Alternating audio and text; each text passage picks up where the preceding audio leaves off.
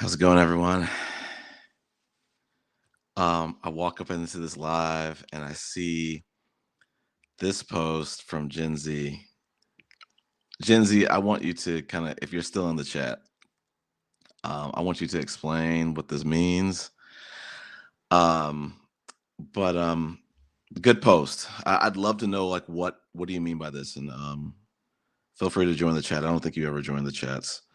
Um, I made this live about um one of the recent lives. I think OB was telling me about this last time we went live, and he mentioned, um, "Hey everyone, for anyone that just joined."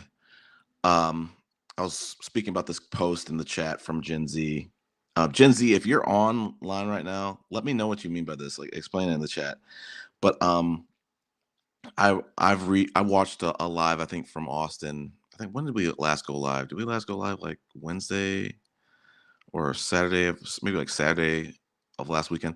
But the last, whatever we did the last live, I Obi was telling me about, hey, you need to go to Austin's latest live. Everybody's kind of flaming him in the comments. So I went to that. I watched that. I watched a little bit. I didn't watch all of it. I definitely went to the comments. I definitely could confirm he was getting flamed in the comments. He wasn't really deleting the comments. That was interesting to see. But from what I watched, and maybe I watched like 20, 30 minutes of it, I'm just kind of flipping through my notes. Um, what I noticed was that there was a heavy emphasis on P.U.As, and I'm going to kind of get into this. Shout out to Poppy Rico, not for the reasons you'd think. I did come with notes this time. Let me start this comment. So he had this live. I don't know if they were overseas, if they were in the United States, but what I could tell is that what I could pick up on was that this white, it was Austin Hallman and a white guy on a live. Um, and what I could tell was that the white guy was like, he was clearly like a pickup artist, aspiring or current pickup artist, and it got me thinking, why do Floyd and Austin Hallman, reinforce this notion of, I gotta do a code approach. I'm a code approacher. Give me $100 and I'll code approach. And I was like, I always thought that was so weird. And I think we've talked on lives that um these guys really they're wannabe pickup artists. Um, or they're influenced by pickup artist culture. So I want to say that instead of what I first said. Um, and what it got me thinking when I heard the white guy speak, and I need to get my, I think maybe by next week I'm gonna have, or maybe by the weekend I'm gonna be set up. I want to start showing some videos in these lives, not just me chatting. Um, Unfortunately, Macs don't play nice with Lenovo desktops, or the other way around. But without rambling too much, the white guy, when he was giving a lot of vibes and saying things that are explicitly pickup culture esque. So it got me thinking, and I was like, oh, I had an epiphany. I was like, oh, Floyd and Austin, they see themselves as pickup artists, because like there was, as I've gotten, hold on, I wouldn't be able to hear you. Can y'all hear me? Zed, if you're online, let me know if you can hear me. Because I had this issue last time. I had to get my mic wasn't working at first.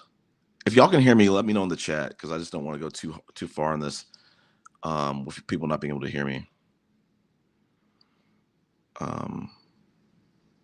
Just let me know in the chat, someone. And while we're at it, hit the like button, so we can get the likes up for this live stream. Because I got the mic, Zed, pointing it right at my face. Try to turn my headphones up.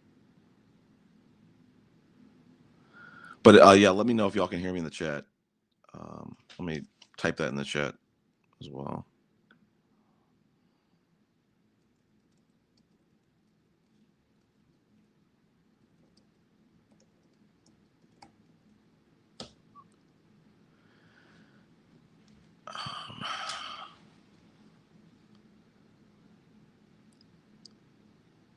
Yeah, let me know if y'all can hear me. When I'm talking, my avatar is going off, so it seems like it can.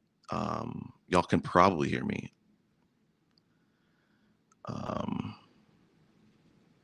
But let me know in the chat if y'all can hear me, and I'll keep going while we're at it and while we're waiting for people to let me know.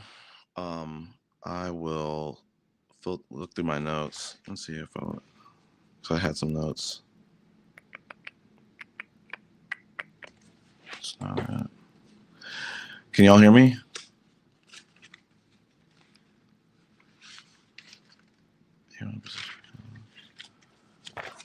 Man, I really gotta get to my Mac Mini because like my new mic setup sounds incredible. I loved the way it sounded on the last live. But let me know if someone can hear me. Let me know in the chat. I'm gonna give it like a minute or two, and then I'm gonna start disconnecting and reconnecting my equipment. But I think y'all can hear me.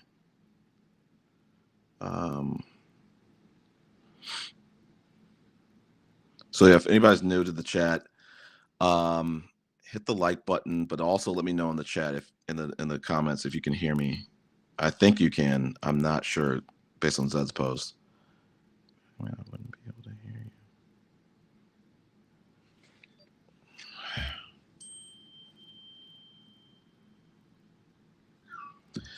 you.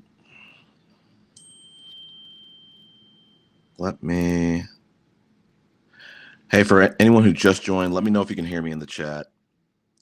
Sorry that we're having like technical difficulties again.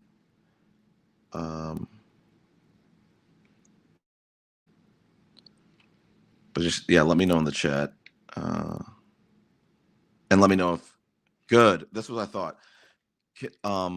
Gen Z, can you let me know if you can hear me loud or is it like very faint? Let me know because I think you can hear me very clearly. Probably. Just let me know one more time in the chat, and then I'll keep going.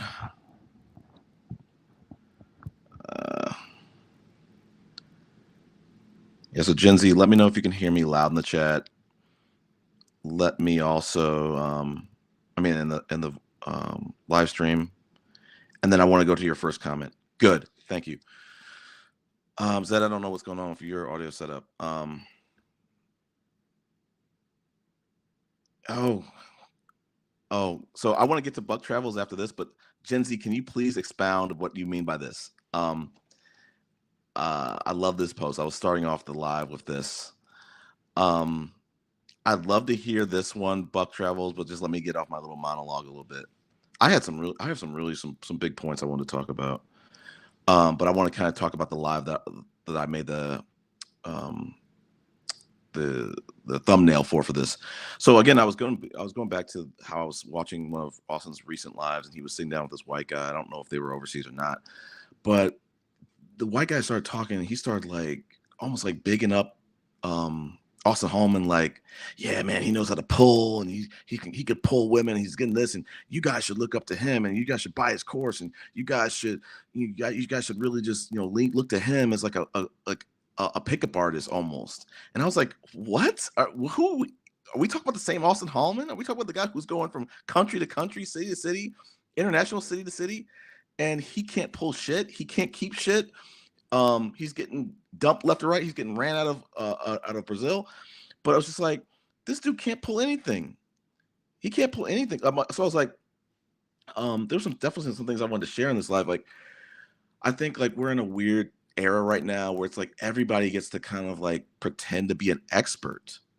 Let me just see what Gen Z is saying. Austin, for the past few days, has been telling his audience that Black men are not wanted by every race of woman, and him and his audience. Oh man, I'm hollering after that. That's funny. You love to see it. I definitely want us to focus on that. I want to kind of get off some points though, but like I was hollering when I was watching the recent live with him and the white guy, and the white guy was kind of like, I really swear I put down comments. But he was just bigging Austin Holman up, saying like, yo, this guy's he's a pickup artist. He's got all these tools. He can show you how to date. And I was like, no, he can't. This dude can't show us shit. What I wrote down like a comment. I said, Pass Pro Bros are only concerned about the ratchet subculture of America slash Black culture. They want to stand themselves up like they are. Oh, we care about the culture. The culture has just gone so bad, and it's just terrible. The women are terrible. The whole culture is terrible. But we gotta fixate on some things. They don't give a fuck about fixing the culture. They don't give a damn at all. And it's like, what I wrote down too is, not only are they only concerned about the ratchet subculture of Black women slash Western women slash culture in general, ironically, they're only concerned about the ratchet men. I'm so sorry. I said ironically, they're not concerned about the ratchet men. And these dudes specifically, if you look at like the Anton Daniels, if you look at like the Austin Hallmans, if you look at the Floyds, they know that they are garnering and seeking out through algorithm and shenanigans like Austin Hallman going on lives and disparaging Black women. They know that their audience base are incels. They know that their audience base are losers. They know that their audience base are pookies. They are basically encouraging pookies to be pookies, and they're kind of like encouraging them to feel emboldened. And when they do this, they're going to spread their toxic messages to generate more incels and more pookies, which will then in turn in my opinion, create more ratchet women or ratchet people. So it's like, I wrote down, I said, to make matters worse, people like Austin Hallman, people like Floyd, people like Anton Daniels, they recruit. I'm going to basically say the same thing. They recruit, they misinform, they gaslight, and they discourage young to moderately young men from wanting women of great pedigree. They're encouraging them to want women of poor pedigree, women of low intelligence. They want to discourage them from dating, marriage, and family. They want to discourage them from their own women. They want to encourage toxic dating, mating, and beliefs about women. We're gonna get back to that. They want to encourage men to be sexually defensive, extremely defensive in their interactions with women. And I wrote / erosion of trust. We're gonna talk about this money travels. We're gonna talk about this. Let me cook for a second. They want to guide men to expect a nature of promiscuity about women, which I think is crazy. We'll get back to that too. They want to reinforce / introduce white supremacist or white Christian conservative evangelical beliefs. That's the funny thing about this, is like all these Manosphere dudes are basically they're kind of like Christian and Christianity evangelicals. They just don't know it. But they also want to encourage men to be promiscuous, but detest it in women. That's kind of weird. I thought that I was driving home, and I want to kind of reinforce it, like the next bullet point that I wrote. They're encouraging blatant and egregious disrespect towards Black women and women in general. They encourage men to chastise women's low standards, but also chastise and neg women for having high standards, which is, I think, super weird. They want to completely dehumanize mothers, Black women, adult women. They want to discourage chivalry. They want to discourage men to be gentlemen. They want to discourage education, especially in women. There was a couple points I wanted to kind of like fixate. I think there's some meat on the bone with this, with some of these. And it got me thinking about I want to go back to the pickup artist stuff. With the white guy talking and Austin Hallman kind of like, soaking it all in, accepting like, oh yeah, you guys should buy my course, and you guys should see me as a pickup artist, and I can show you how to date. And I'm like, no, this dude he can't date for shit. This is the same dude who says when he's in Dallas, "Okay, guys, I can't find a date. I got to go overseas to be a Don Juan." Women are women wherever you're at, man. They're not really that different. That's shout out to Buck Travels for saying that. But it got me thinking. I've said on a lot of different lives that, like, I think that we're in a war against low effort men, which might be an understatement. Against like women who are raising their standards, women that are like not taking it anymore. And it got me thinking, like, why are these dudes so adamantly against simps? And we're going to talk about that in the women's panel. I want to get that set up for next week. But like, why are they against simps? And it got me thinking, like, throughout the weekend and since our last live. And I'm like, the problem with simps, which really aren't simps, the problem with guys who are gentlemen to women, who believe in chivalry, who treat women with respect, who revere women, who love women, who date them and seek to give them an equitable experience. People like Austin Hallman, Manosphere, Anton Daniels, all those people who are grifters, or just low effort men, they hate simps. You know why? Because it's almost like an anti-venom for them, because they want to kind of try to nag women down. And once we start going over the history of like this thing called the pickup artistry, I need to do a lot more homework into it. It's like they are trying to preach their science that they believe is pickup artistry, and it's only going to work on people with low self-esteem, with people who have low self-esteem, low self-worth. And I guess if enough men do it and set that as the standard, there's going to be a portion of women who are just going to accept that as the standard of like, oh well, this is who men are. Men are going to be men. You know that.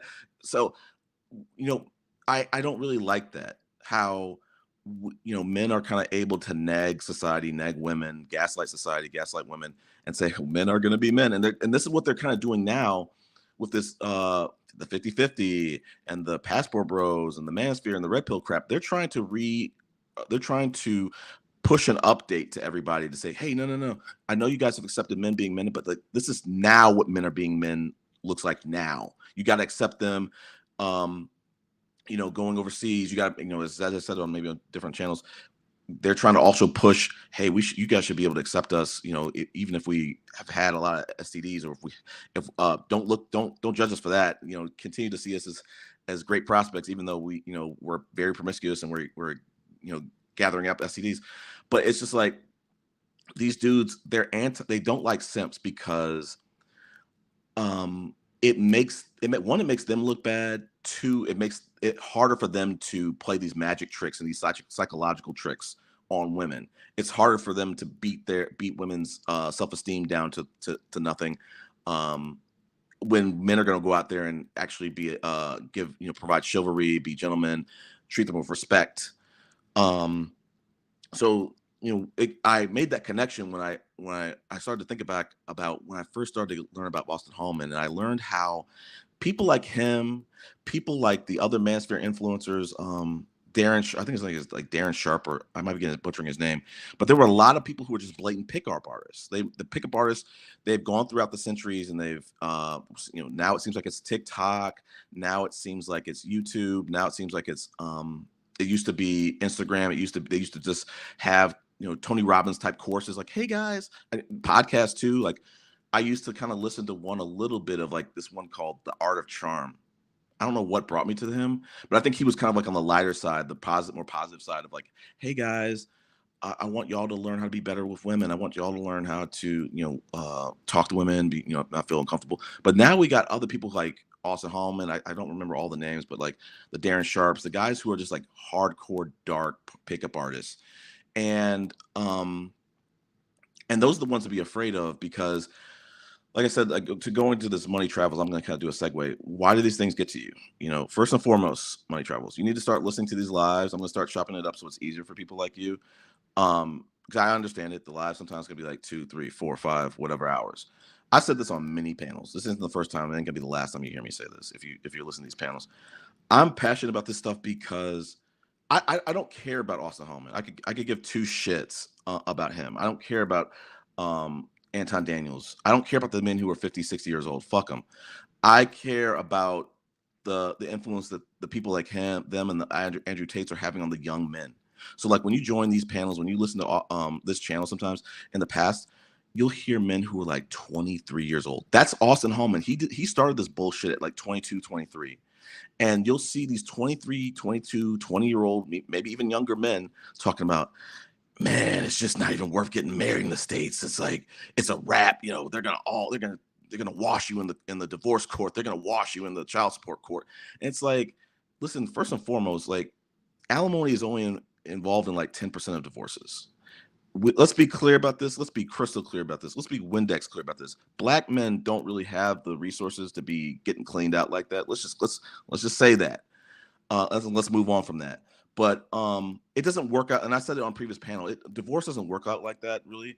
I'm divorced, and I'll say it for the second time or maybe the third time. What they're trying to really do is they're trying to make people whole. They're not looking and saying, "Oh my God, it's a woman. Just give her the house, give her the kids. You can go fuck off and stay in a Motel 6." They're not doing that. That's not how it happens. But that's what male culture tries to sell it as, is that don't get married because you're gonna be giving up half of your assets. You're gonna be giving 90% of your assets. You know what, buddy? That's gonna happen when you subscribe to this bullshit ass narrative of marrying these barefoot and pregnant women who never worked, who don't have any skills, who you want to be traditional wives. You're setting yourself up for that shit. But if you and again, the Manosphere, they're telling you, don't get with a boss babe, don't get with a woman who has a career, don't get with a woman who makes more than you.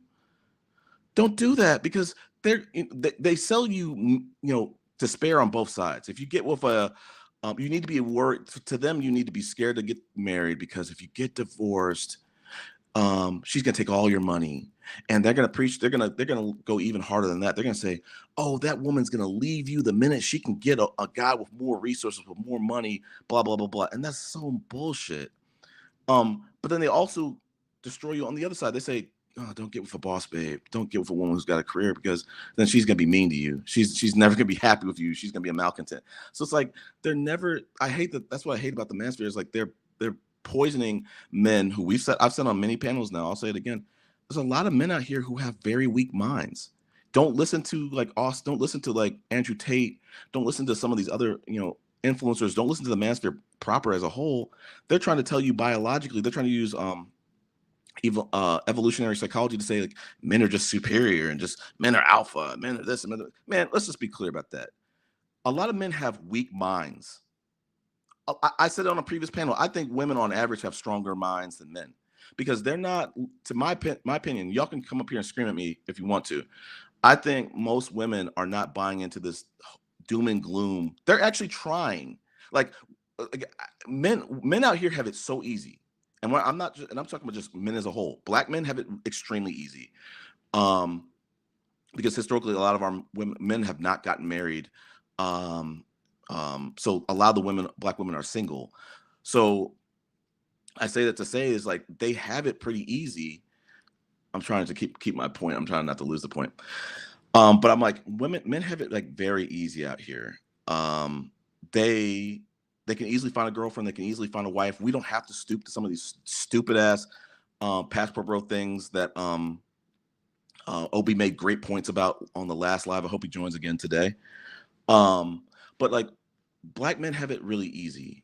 And I think I got the point back. Men have it very easy in the sense that, like, women out here, the Manosphere will try to tell you, they're trying to like slice the women who are like the IG honeys, the video vixens, the OnlyFans girls, the women, as someone said on a previous panel, you gotta cash app them if you even want to go on a date. What? Wow. Who are y'all dating? I haven't had any such experiences, and I never will. I actually have good taste in women. I don't reach out to women like that. I'm not attracted. They're unattractive to me. But what I'm trying to say is, like, women, I think they have stronger minds, because they're not discouraging each other, even though they know that a lot of men are trash out here. They're still out here trying. They're not flying overseas. They're not creating fake ass movements to try to really recruit people to be Republican, just so they can say, hey, you can go find a mate overseas. Now, some women are probably doing that, but whoa. Hold on, let's talk about this. What? No, Matic. No, this is not true. I think there might be some truth to this, because I've said on some of these panels, like, every man does not have the same work to do in life. Every man does not have the same journey. Every person does not have the same journey. But I think that it also depends on like where you are mentally. I think that a lot of men that we said on these panels, okay, hold on. What are you saying here? They're going for other women or just staying single. Let me get back to the point. A lot of these men who I discussed on the last panel, I think a lot of men are being brainwashed through misogyny to not really appreciate a whole woman and have a woman in your life and keep a woman in your life. They're turning things into a pissing contest and trying to say, I gotta one up Poppy Rico, I gotta one up Fearless, I gotta have the hottest girl in the pack. Who gives a fuck? We're gonna get to it too. Let me go back to it. So if you're a man who has a weak mind, if you're a man who can't really see what's in front of you and appreciate what's in front of you, absolutely it's hard to get a girlfriend or a wife. Let me go back to your previous point. If you're one of these men who's brainwashed into thinking that marriage is not a beautiful thing or something to be really scared about, I'm sure, listen, life is hard. You can go through a lot of things. You can get a job and go through terrible things. Should you not try to get a job? No. I mean, you should definitely try to get a job. I'm not saying everybody should get married, but I'm saying if that's what you truly want to do, you shouldn't allow other men and other people, in most cases who've never been and never will be married, to brainwash you into not getting married. I'm never, for the life of me, going to allow another man to tell me how I should view women, because my opportunities with women are not his. Everybody on this panel, there's probably no other person who's like me on this panel. So I don't need to, and even if there was, I live in Atlanta. I'm not having any trouble dating in Atlanta. So I'm not going to be taking lessons or advice and tutelage from anybody in terms of how I need to see women. You need to be scared about this. This is how they're going to screw you. You got to make sure that you get them before they get you. You got to make sure you get them in bed before the third date. Like, this is crazy. And I want to talk about that. These pickup artists. And again, I really was hoping my Mac Mini was working. It's not really, the Lenovo is not really playing, display is not really playing nice with it. So I'm going to try to get that set up for later this week.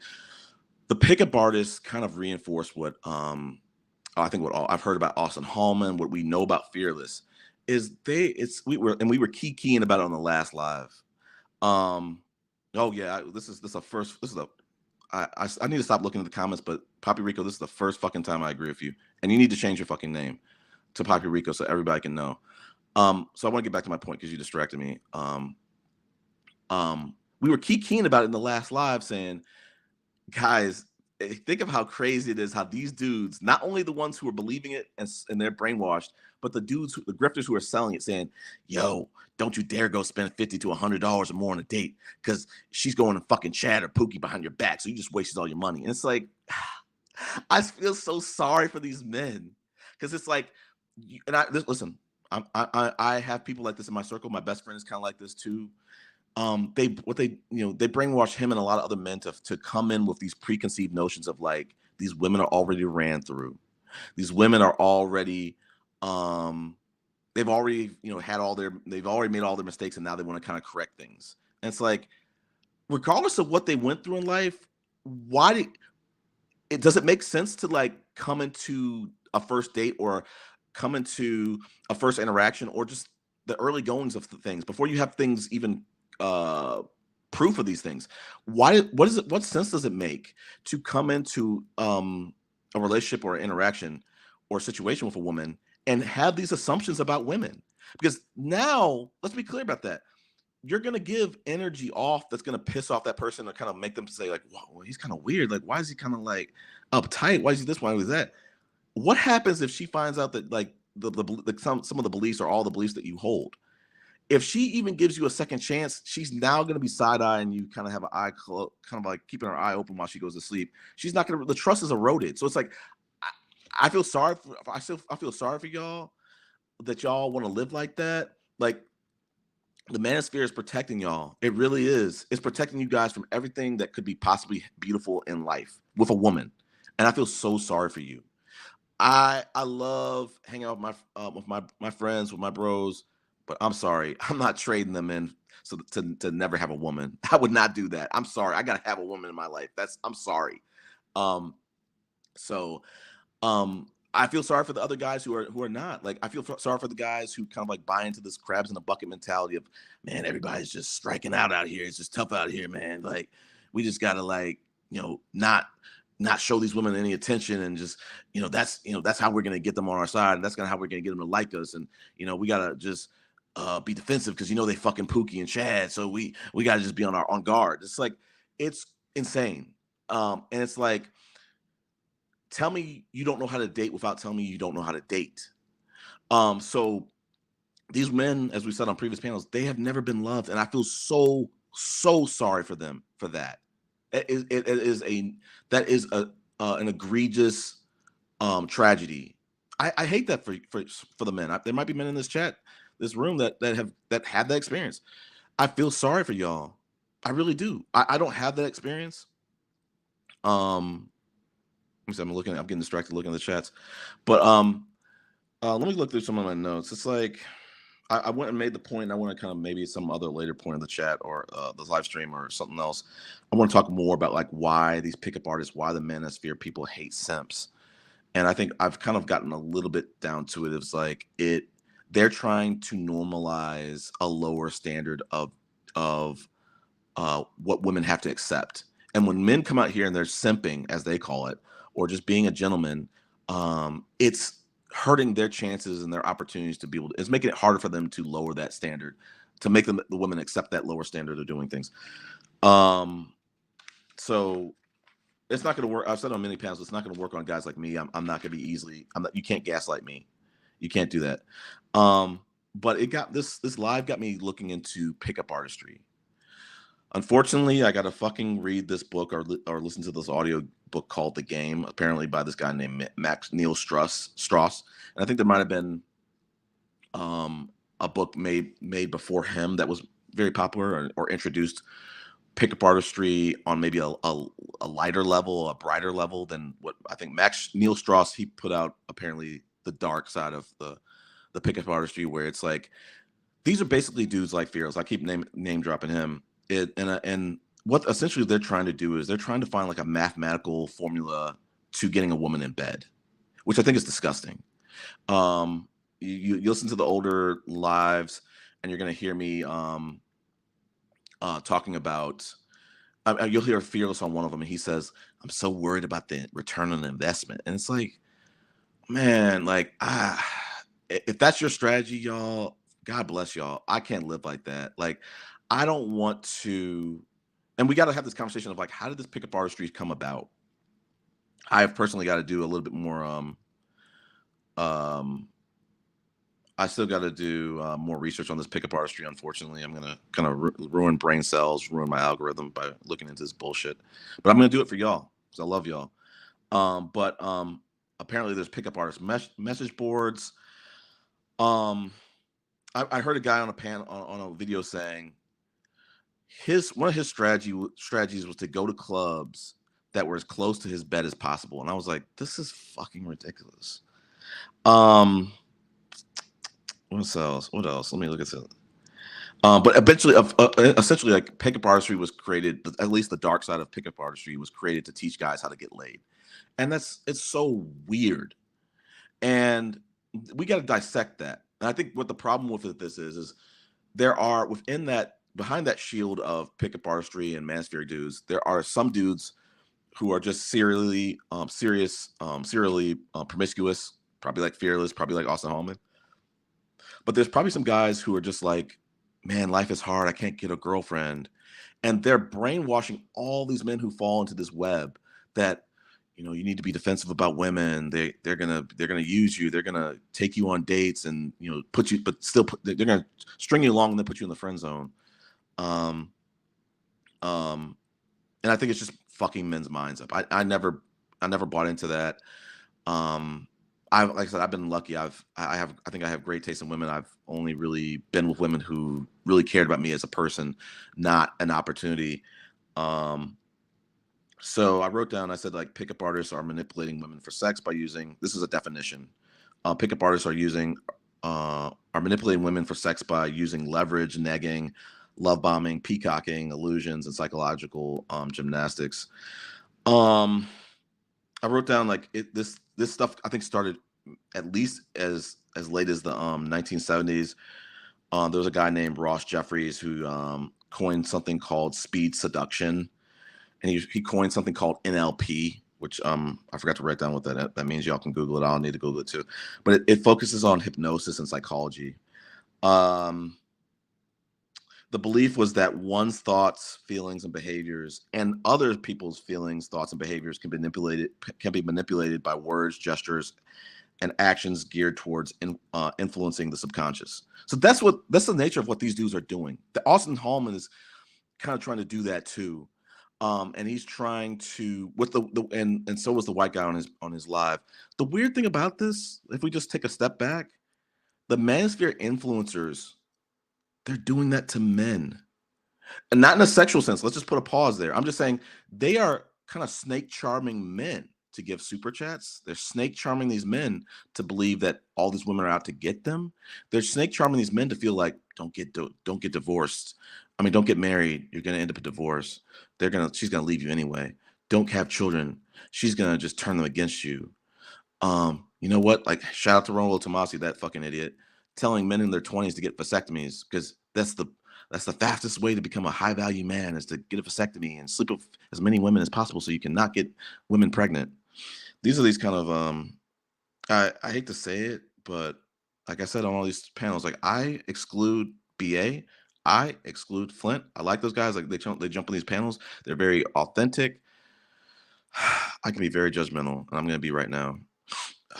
It's not to say that they can't. I'm not going to sit here and say that there's no hope to change or improve. But these guys really behave like lower life forms and just like low lives. Like I was listening to a Sexy Red panel this morning, and man, she's like really consistent and really active in this YouTube space. And she was kind of talking about how Jay Rello, and he went over internationally, and this woman was trying to fleece him for, I guess, what was it, $200? And he thought the going rate was like 150, and he didn't even have. He was not even intimate with this woman, but this pro or this I forget what B.A. calls it, but this sex worker, a chapiadora, that's what he calls it. This chapiadora was basically shaking him down. Not only did he have to give $200 to the woman that he wasn't even intimate with, but he had to give the cop $100. And what he was trying to do is he was trying to have like an all-nighter with the woman and then also make content. And apparently, like some of these, a lot of these women internationally are getting pissed off at these passport bros for trying to like film this stuff and make content, rightfully so. But at some point, and I think every man growing up absorbed some or all of the male culture, the toxic, the hopeful, the traditional, the patriarchal, the whatever, the chivalrous. You know, we all absorb different portions of that. Some of us didn't absorb any of those. Some of us were raised by wolves, apparently. But what I'm trying to say is that a lot of these men who are traveling overseas, like, or I'm getting back to the point. A lot of these men, this pickup culture, I think, stems from. I hate that, like, there's things that men are, hold on. It's Poppy Rico. Hey, what's up, Poppy Rico? Poppy Rico don't look this good. Oh, this isn't Poppy Rico. This is old crusty Rico. Sorry, my bad. There you go. Let me put Poppy Rico wish he looked this good. Yeah, let me put some respect in your name. Sorry. So I wanted to say it's like, because I'm gonna let you run with it too. Growing up, we were always, they were always saying that, hey, men are hunters, they pursue, they do this, they do that. And I think that male culture has kind of like corrupted some of these maybe, what some of these natural things that we are taught to be strong at or desire. And that's where I think this pickup artistry started, is like this, it's part of his promiscuity being preached within male culture, saying, hey, you know what, you need to sow your wild oats or royal oats or whatever. You need to go out there and sleep with as many women as you can. You need to try to get them in the bed as quick as possible. I've had my friend tell me that it's possible, like, as well. Like, you're dating this woman for several months, you haven't got her in bed yet. What's the point? Why are you trying to take them on these dates. By at a certain point, you should. After a certain point, you should be screwing them. Blah blah blah. And it's like at some point, men lost the desire to generate true intimacy with a woman. And Well, where'd that come from? I well, mean, yeah. Now, as much as I hate the passport bro ideology, yeah, when it comes to young men sowing their wild oats, that's been yeah, around for a long time. exactly.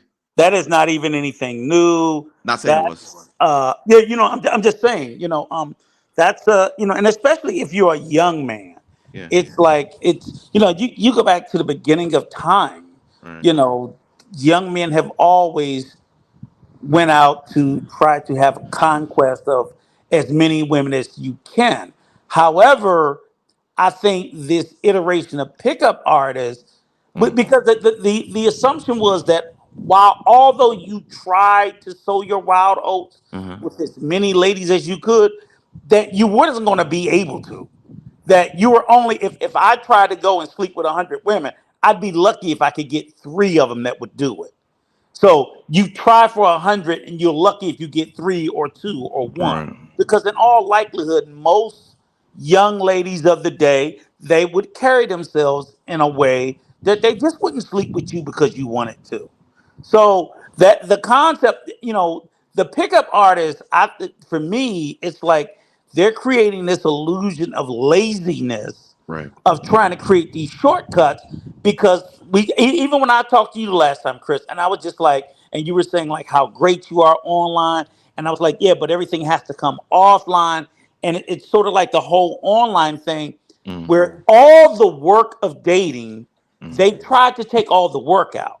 It used to be a lot of fucking work to date. And it was designed to be that way. It wasn't supposed to be easy. Mhm. Courting was a process. So if you saw a young lady that you liked, and of course, they'd be like, ain't nobody doing that shit now. I'm like, okay, I get that. But then that's what created this industry of pickup artists. So now you've told young men that they don't have to go out there and they don't have to court and date and talk to women, and they don't have to invest in their mouth game, because they Mm. got their, like you say, your typing game, or Yeah. you chat GPT some shit you saw somebody else say. I couldn't do that when I talked to a But girl. here's Eh, I hate to interrupt you Go because ahead. Mhm. like I said on one of the previous panel that we were on, I said like I'm great online. Listen. I'm a chatty patty in person and Right. online. I get the gab, but it's just I think when you said like the pickup artists are teaching these men to be lazy, I think to an extent, I think that what they're trying to do and what they're accomplishing is, let me add nomadic to the panel. Mhm. Um, these pickup artists are putting in a lot of work. They're putting in more work than I am. Trying to Nah, no, let no. me let me let me, let me finish. Go Let me ahead. Go finish. ahead. Go ahead. Go ahead. They're Okay. putting in a lot more work than I am because like I'm taking my time to get to know a woman. I'm taking her on dates. Mhm. I'm not thirsty to get her in bed. I'm just like, hey, let me get to know you. If intimacy is going to build naturally. But these dudes, they're trying to rush it. They're trying to say, yo, by third date, I gotta get in the bed. Hell, I want to get her in bed by the first night. That's what they're saying. So they're putting in a Yes. whole lot, in my opinion. In the short term, they're putting in a whole lot more work than me. Long term, no. I agree with you on long term. They're gonna be out of there by long term. They're not But looking into long term. but there's a couple of things that come into play, and I would sit there and say that. And I would tell you this, even when I was dating, like I said, dating is work, Yeah. and it is expensive if you're dating multiple women. So I agree with you there. If you're just dating one person at a time, okay, you only, and before I met my wife, yeah, I was going out 3, 4, 5 dates a week, because I was hitting somebody up online, meeting somebody. I just wanted to see who I was going to like. And that shit got to be expensive. I can tell you, it's a lot. Even if I'm just meeting somebody for drinks, coffee, whatever the case may be. But if I don't, my thing was, I'm not going to wait a long time, because I got to see if I vibe with you or you vibe with me. And if not, then we can go our separate ways. Right. I think with the pickup artists, I don't think most of them are as wildly successful, especially like Lucario. I Mm. don't think that guy is killing it like he says he is. I think it's a hustle. They're projecting an image, like all of these fake it till you make it YouTube personalities. Because I can tell you, it's fucking hard. It's a lot of work. I don't see them doing it and being wildly successful. I think if at best they you if I when I was out there in the club and I was going every weekend, Mm, I'm lucky if I hooked up with maybe say 3 or 4 different women that I could put say in a rotation. Now I would talk to a lot. I would get a lot of phone numbers. But just getting a woman's phone number doesn't actually start the dating process unless they're returning your calls, right, you're returning theirs. So it is a large expense of time. It's a lot of fucking time. right, You guys do it now. It's I like she likes me. A wink. She sent a message. I sent a message. Maybe by text. It was more footwork. I think it was more real.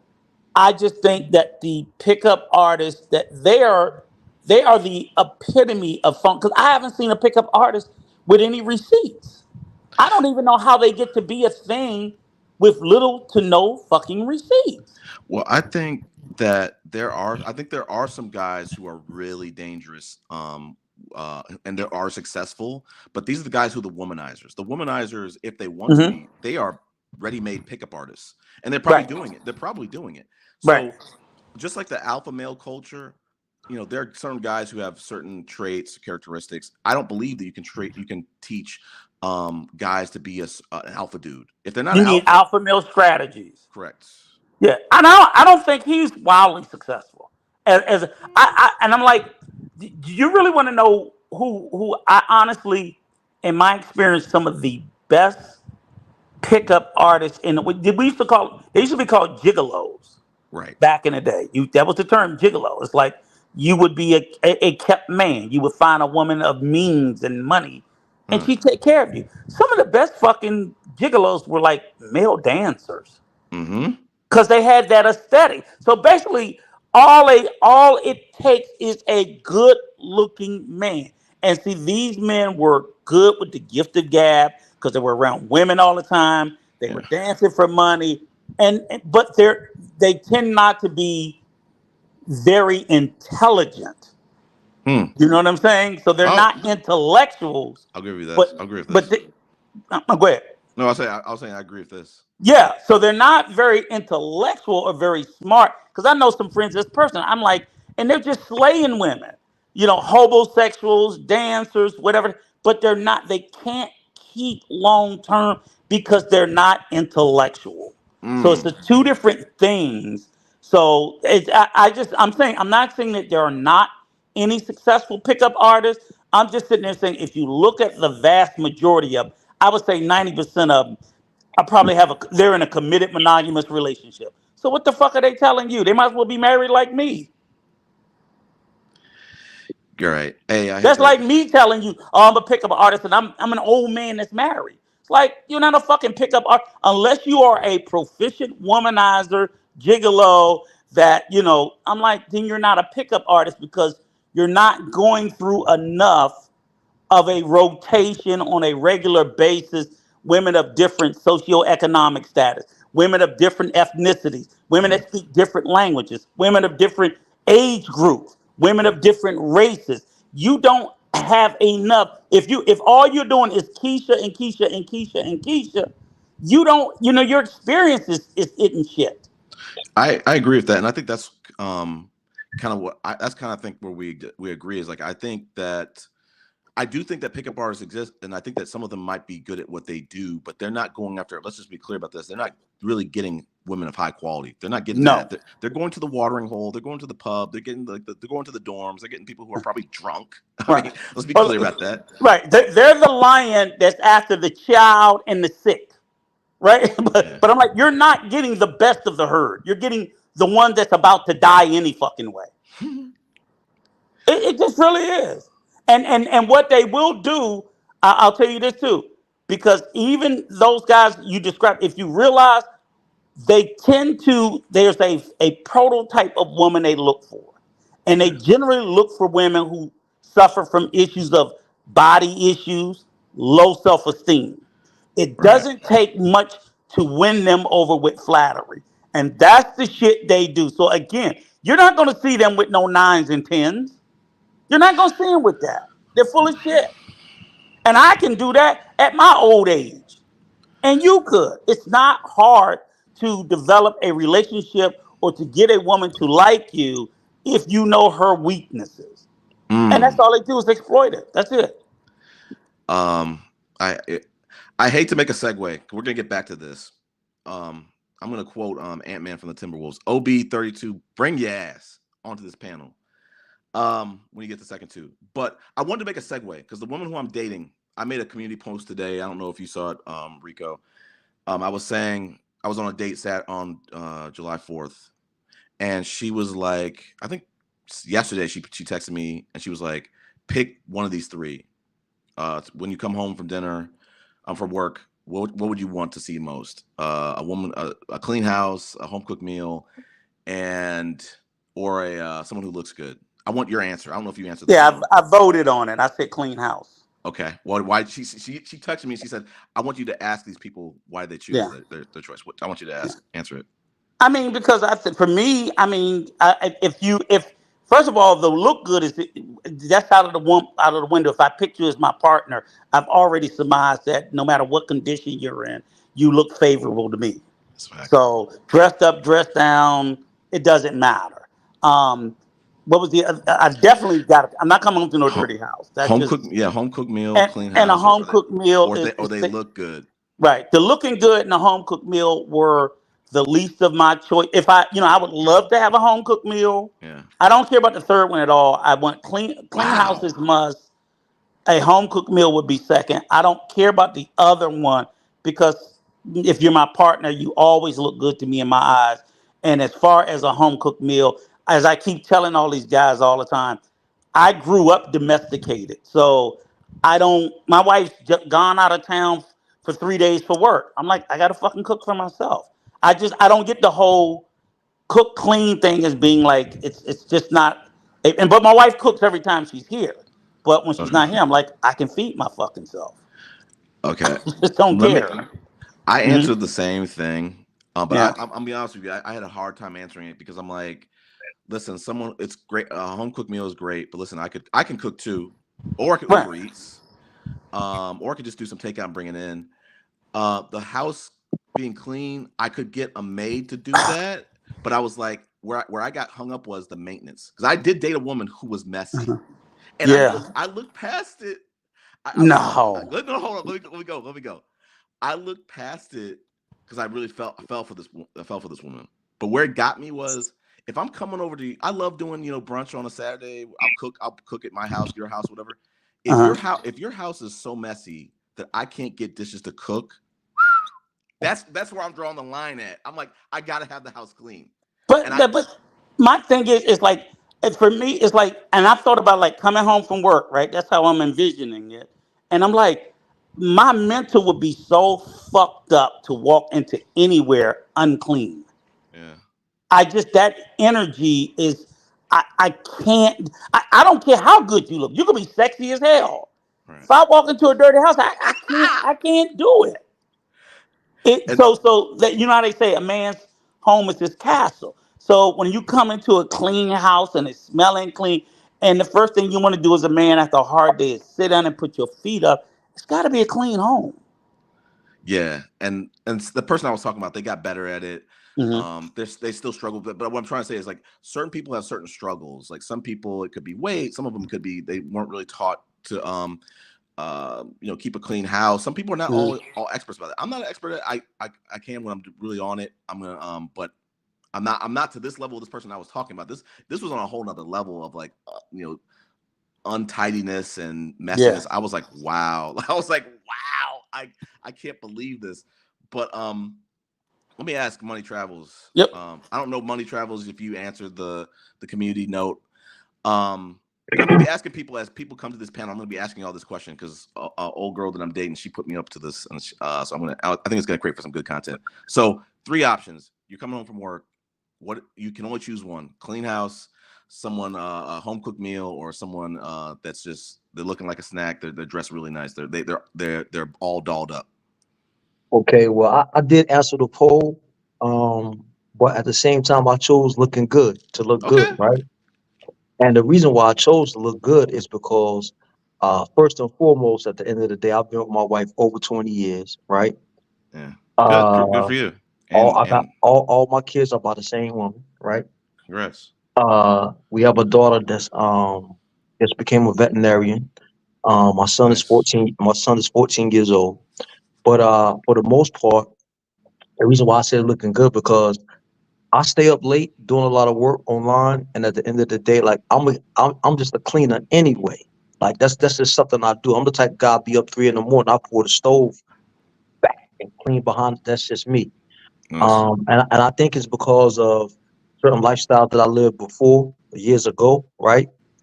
Everybody know I've been on certain panels, and I was incarcerated for trafficking cocaine back in the days in the early '90s. And for the most part, I picked up that in prison, in federal prison. I picked up that as far as being well, my mother taught me that as well. But when you in certain circumstances, you kind of grip towards it because of your living conditions, right? All right. So it's just a trait I picked up, and my career. Like, listen, at the end of the day, for the most part, and my thing is this: my wife is a busy woman. She's a nurse practitioner, so she's always, what I'm saying, at the hospital or whatever. Um, so for the most part, I always got the house clean anyway. That's just one thing I do. Like at the end of the day, no matter what, the house is gonna be spotless clean. So and then the food, I cook. So if I'm gonna come home, I want you to be looking sexy and be looking good walking around the house. That's just me. Hmm. I get Um, it.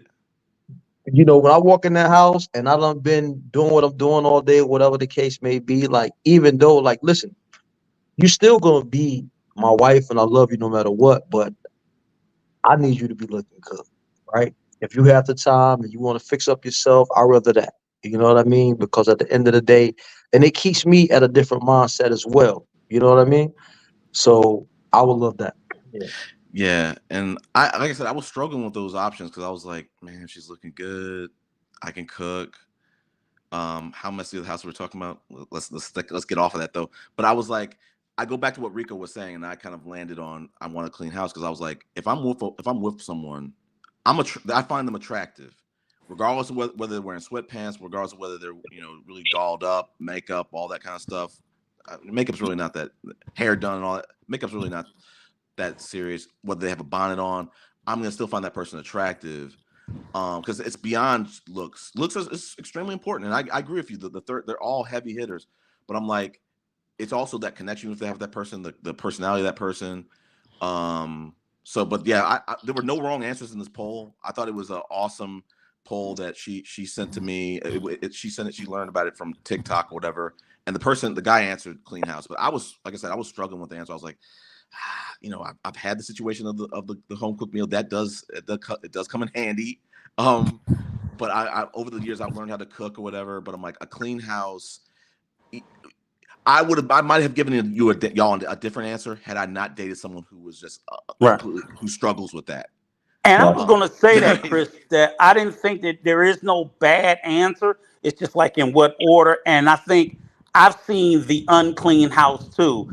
And that shit just don't leave you. yeah. Where, if you've lived in, like, man, this shit is nasty. I'll tell you I where it don't hit. want to sit I'll tell down. you where it really hits you is if your parents are in town and they're like, "Hey, I want to go see so and so's place. Can we just stop by for 4th of July?" No, you can't because it's gonna take like a week to get that place in order. So, the woman I'm dating now, she has this term. Her house has got to be outside ready, go outside ready, or she's not going. She's not going outside to hang out with the friends. She's not going outside. Mhm. She's gonna be kind of putting more energy just to kind of get her house in order. And I'm like, my ex-wife was like that. My ex-wife, our house looked like a model home. I Yeah. mean, it was crazy. But that's a good feeling, though, when Yeah, you know yeah, what I'm saying? You like, I live here? Damn.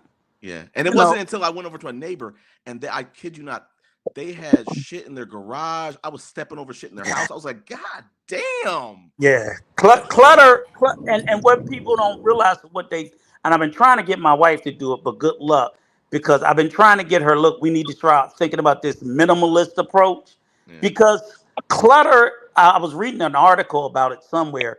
Clutter's not good for your mental. So right. when you just have, so even if the house isn't dirty, if it's just like shit everywhere, books and just like collectibles, it's just like sometimes when I see a lot of clutter, it sort of almost gives me a headache because it's just too much shit in the space, and there's nothing as beautiful to me as a big open space, Right. with a little bit of stuff, and I love that. And your guys, your friends and her friends are gonna be kind of like side eyeing you, like, yo, y'all living like this? Y'all, a bug kind of runs around. We don't have to get into the bug conversation, but I want to say that I want to kind of give some feedback of what the woman I'm dating said. She said, "I thought most men would want food. I'm not surprised at the looking good. She was surprised at the clean house, and results because it led the results. But I want to pivot to Buck Travels. What did you answer for the poll if you answered it? I haven't had an opportunity to look Oh, at that's the cool. poll. We'll put you on the spot right now. But go ahead. Go ask the two questions. If you're coming home from work and you can only choose one of these things, would you want to have a what's your must have? A clean house, a home cooked meal, or a woman who's dolled up, looking just on 10, looking her greatest? Clean house, man. Okay. Clean house. I mean, I don't. The thing is, like, it's the house got to be on clean, bro. It's otherwise it's very unattractive, man. When you walk into the house and it's all dirty, and you got a chick in the house and she hasn't done anything to it. Like matter of fact, the girl I'm dating right now, she does like deep cleaning every 2 days. You know, Mm. so it's like I like. First of all, I like women who take care of themselves. I'd rather have a 6 on the looks department, take cares of herself, does deep clean or whatever, than a 10 who's a lazy bum, like that doesn't do anything but relies on other folks. Okay. Fair enough. Yeah, like I said, there's no wrong answers to this panel. To that question, I just want to get I want to get some feedback. I think it would create some good content. So everybody who joins the panel, I'm gonna be breaking the topic and kind of asking y'all quick and coming back. So let's go back. Let's talk about the pickup artistry. Where do you stand on that, Buck? Man, I always say this, man. If you're a guy and you present yourself well, I mean, you clean cut, you're in shape, your personality is there, and all that. I feel like you shouldn't be having problems with it.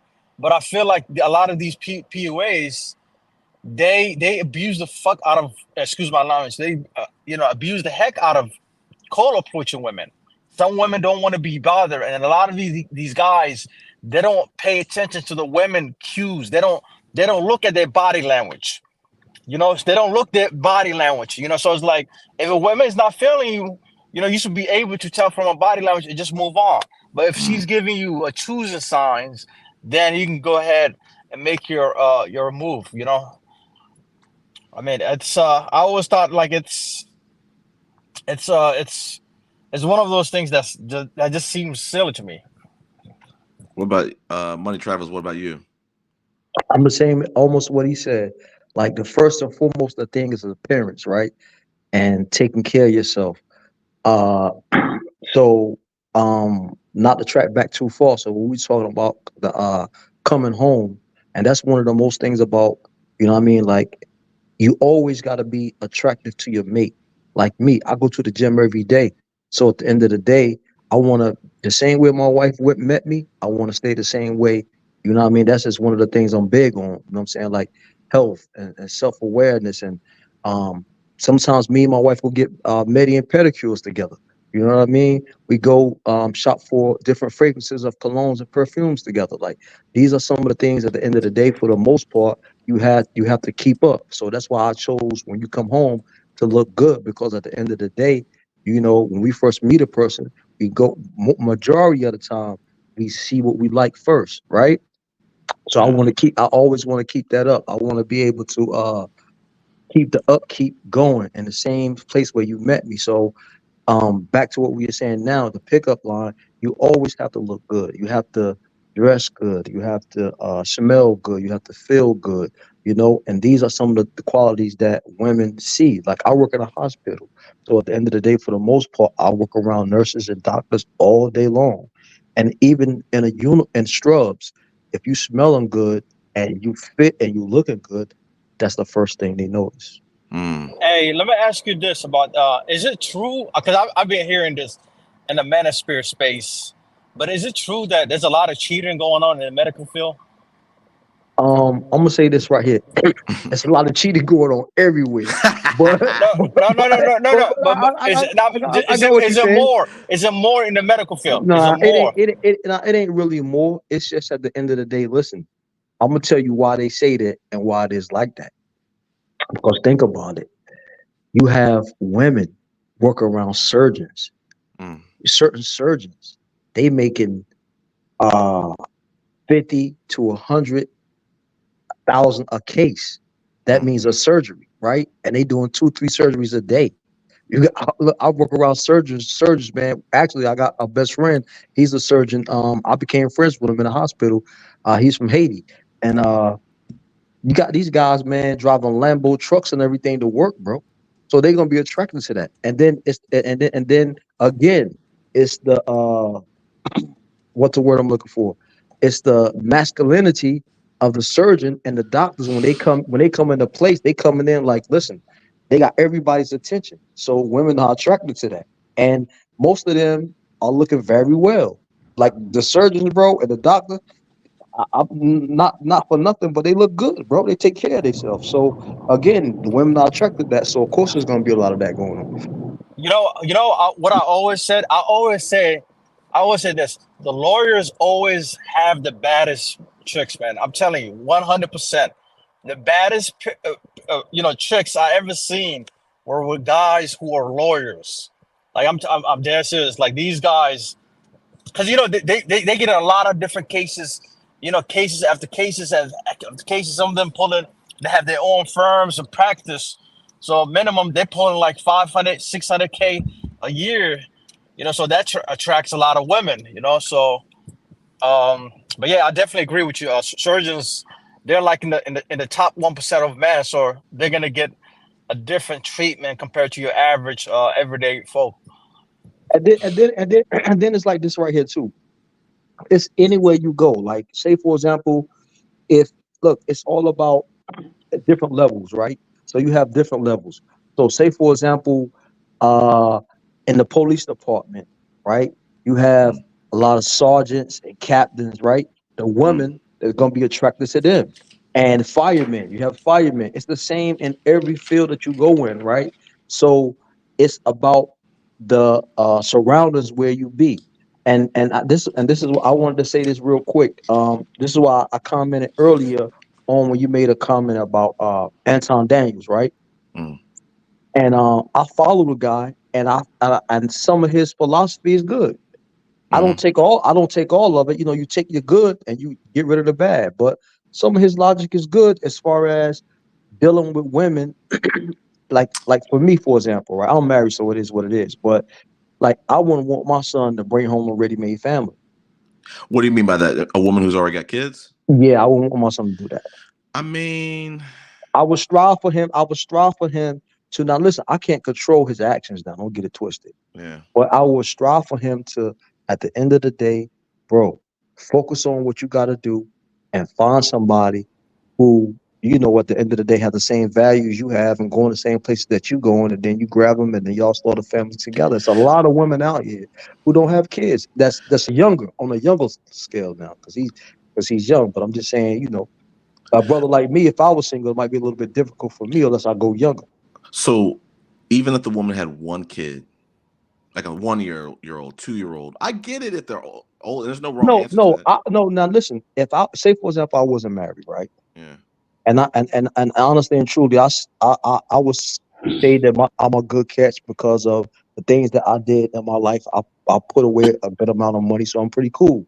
So Mm. I would say at the end of the day, for the most part, I would date a woman with kids, but she would be my age and her kids would be growing and out the house already. To be a different ballgame. How old are you, if you don't I'm mind 50, saying? 50. You might want to say Okay. 50, That makes 49, 50. sense. Yeah, But That makes yeah. sense.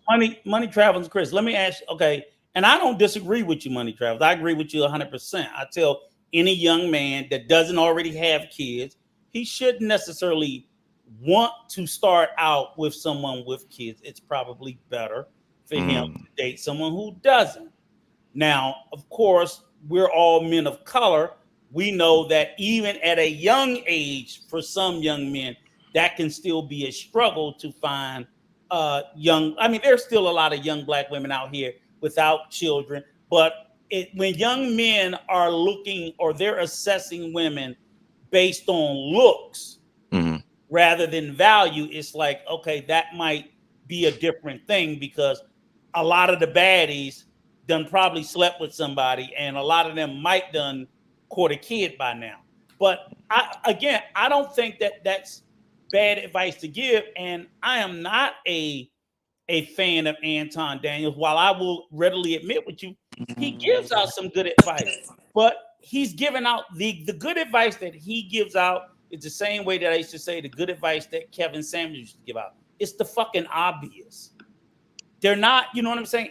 It's hard for me to give either of them credit when they're giving out information that's been here since the beginning of time. I'm 59. I'll be 60 next month.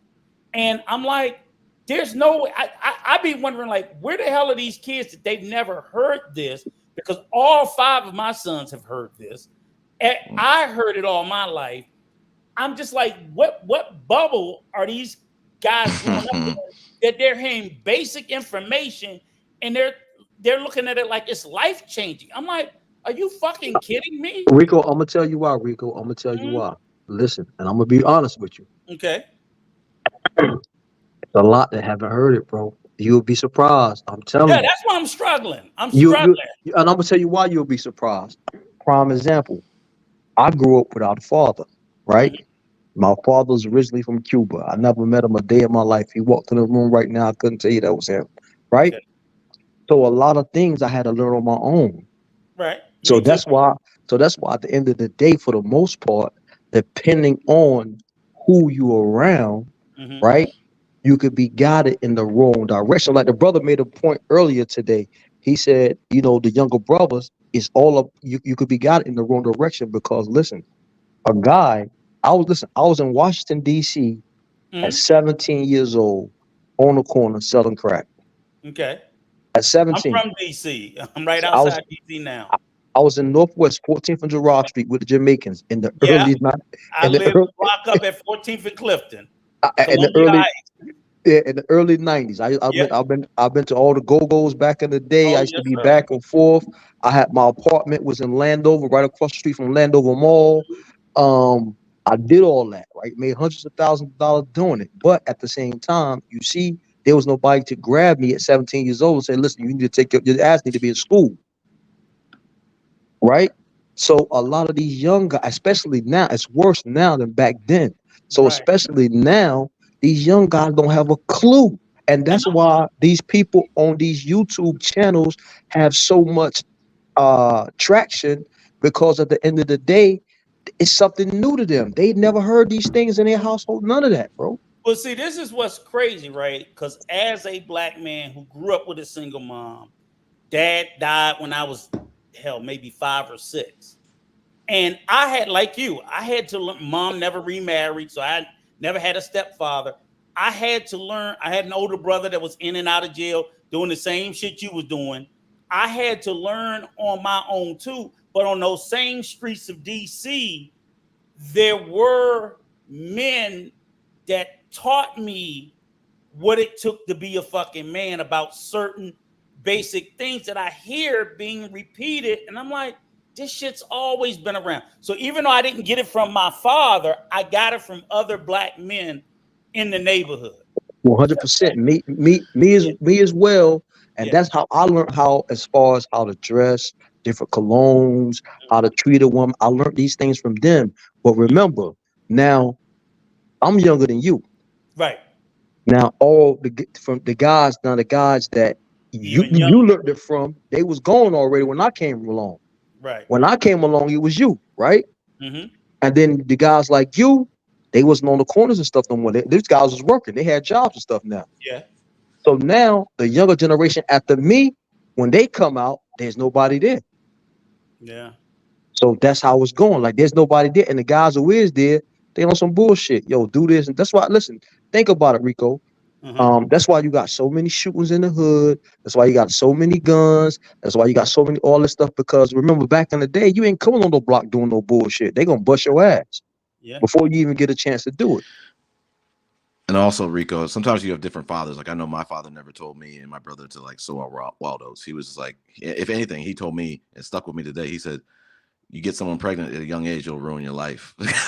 so I'm 42, about to be 42 with no children. Thanks, Dad. But here's the thing, though, Chris. You get good info. I mean, like the way I looked at it like this, I say for all the information that my mother told me what to do, not to do. Still, once you grow into a young man, you're gonna go out there and you're gonna try. You're gonna like, I need to find out. The same way I was there as a father for all 5 of my sons. And I mean, even when I got divorced from my first wife, my sons lived with me. And I tell my father, I was a single father. And I don't mean a baby daddy. No, when we got divorced, them motherfuckers came with me. They didn't go with the mama, and so on and so forth. But still, for everything that I taught my kids, they still got to a certain age, and they went out and they did hard-headed, did shit on their own. But they knew if you bring that bullshit back to me, motherfucker, you ain't gonna say I wasn't there. You not gonna, you know what I'm saying? I'm like, hey, you got to go through the crucible because I told you not to do it. You did it. You better hope that shit work out. So I can tell you. Hey, but listen, let me say this real quick before I leave. I'm about to get up out of here, but let me say this. Listen, right now, you see how the conversation is going, right? Mm-hmm.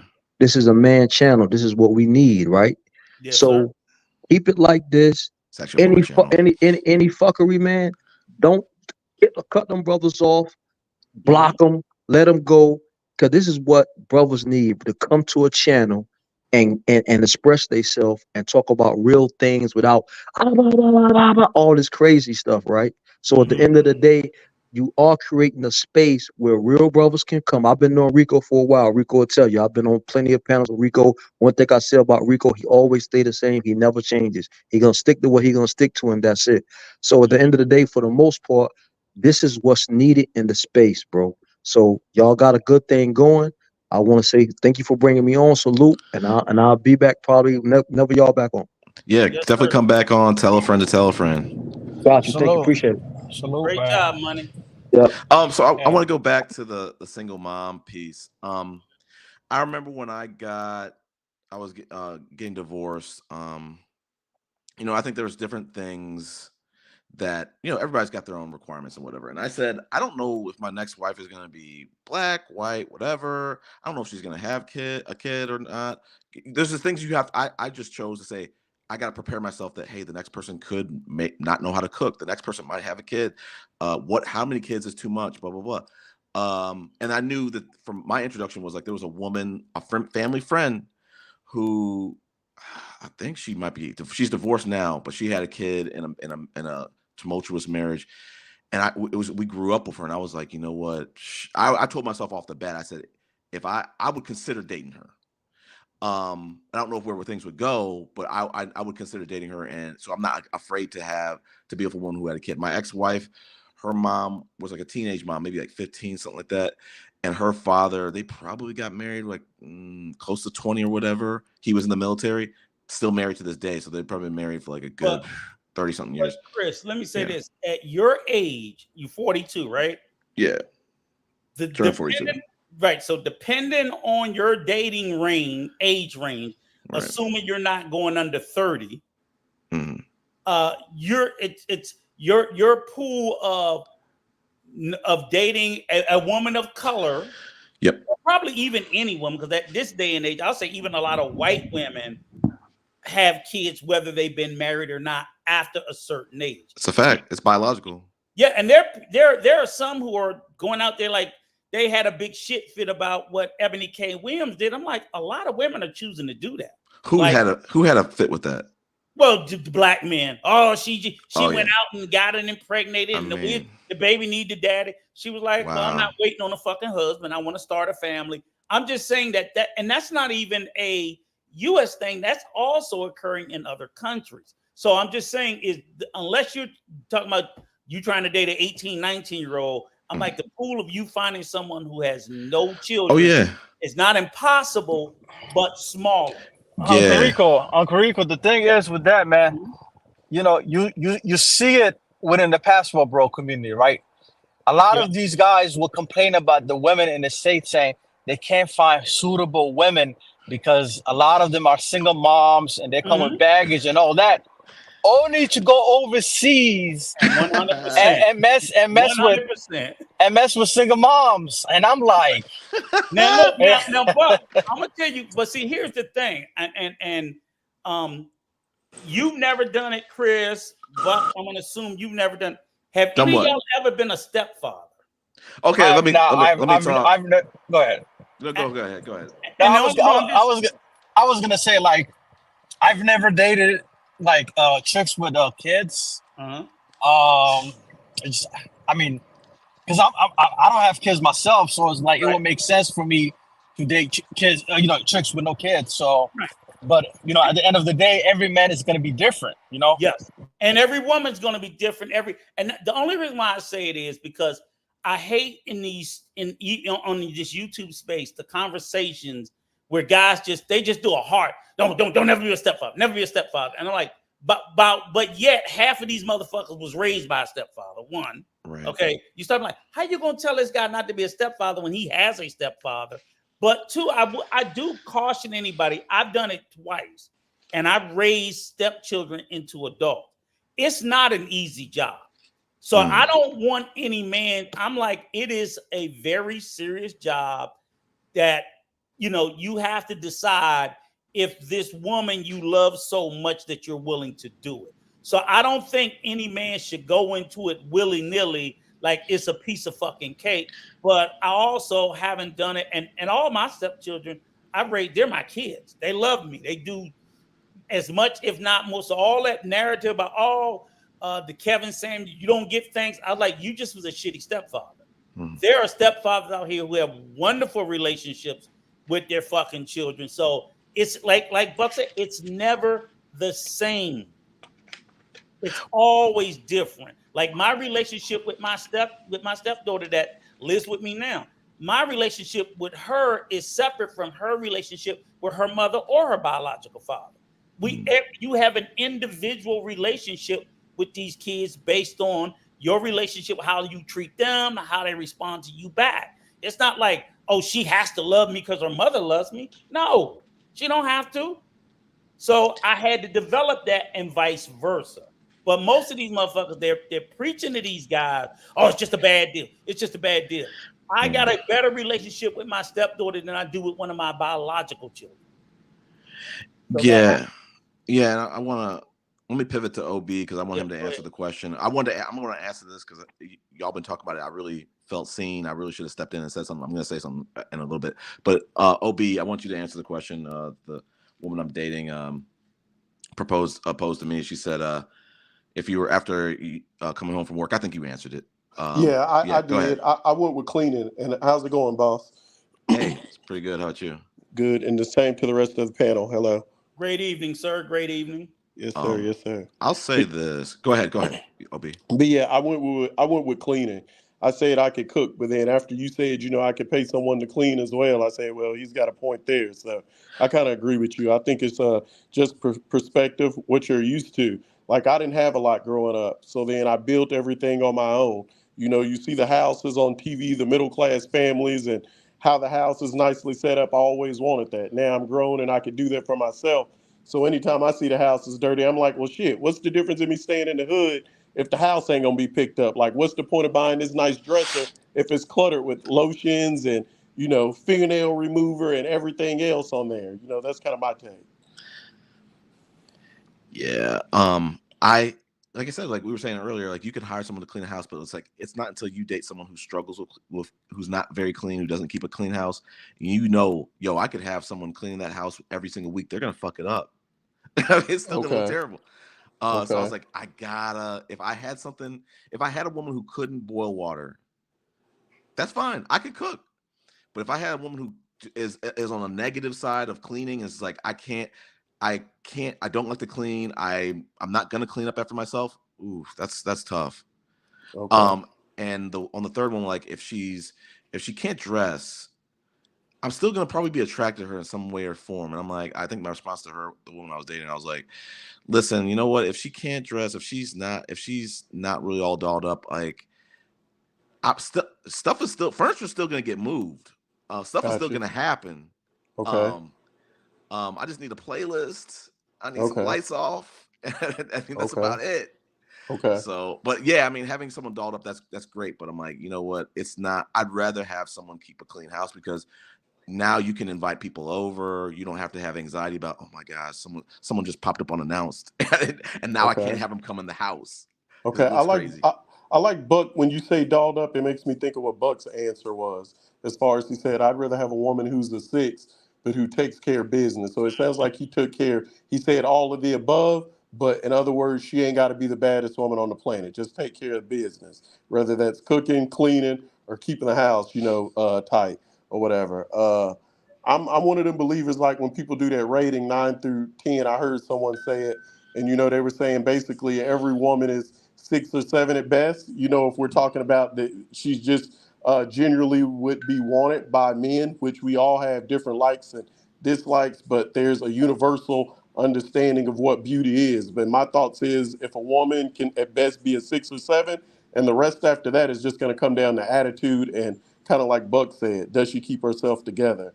Because I done had some bad women and they attitude shit and they quickly stop looking so bad. And I've even heard like pastors say that. Like I don't know if it's spiritual. I don't know what it is, but like literally, like man, this is the baddest woman ever. And then her attitude shit, and then by day 3, I'm just tired of her. So I'm definitely one of those. I lean more on, is your head in the right place?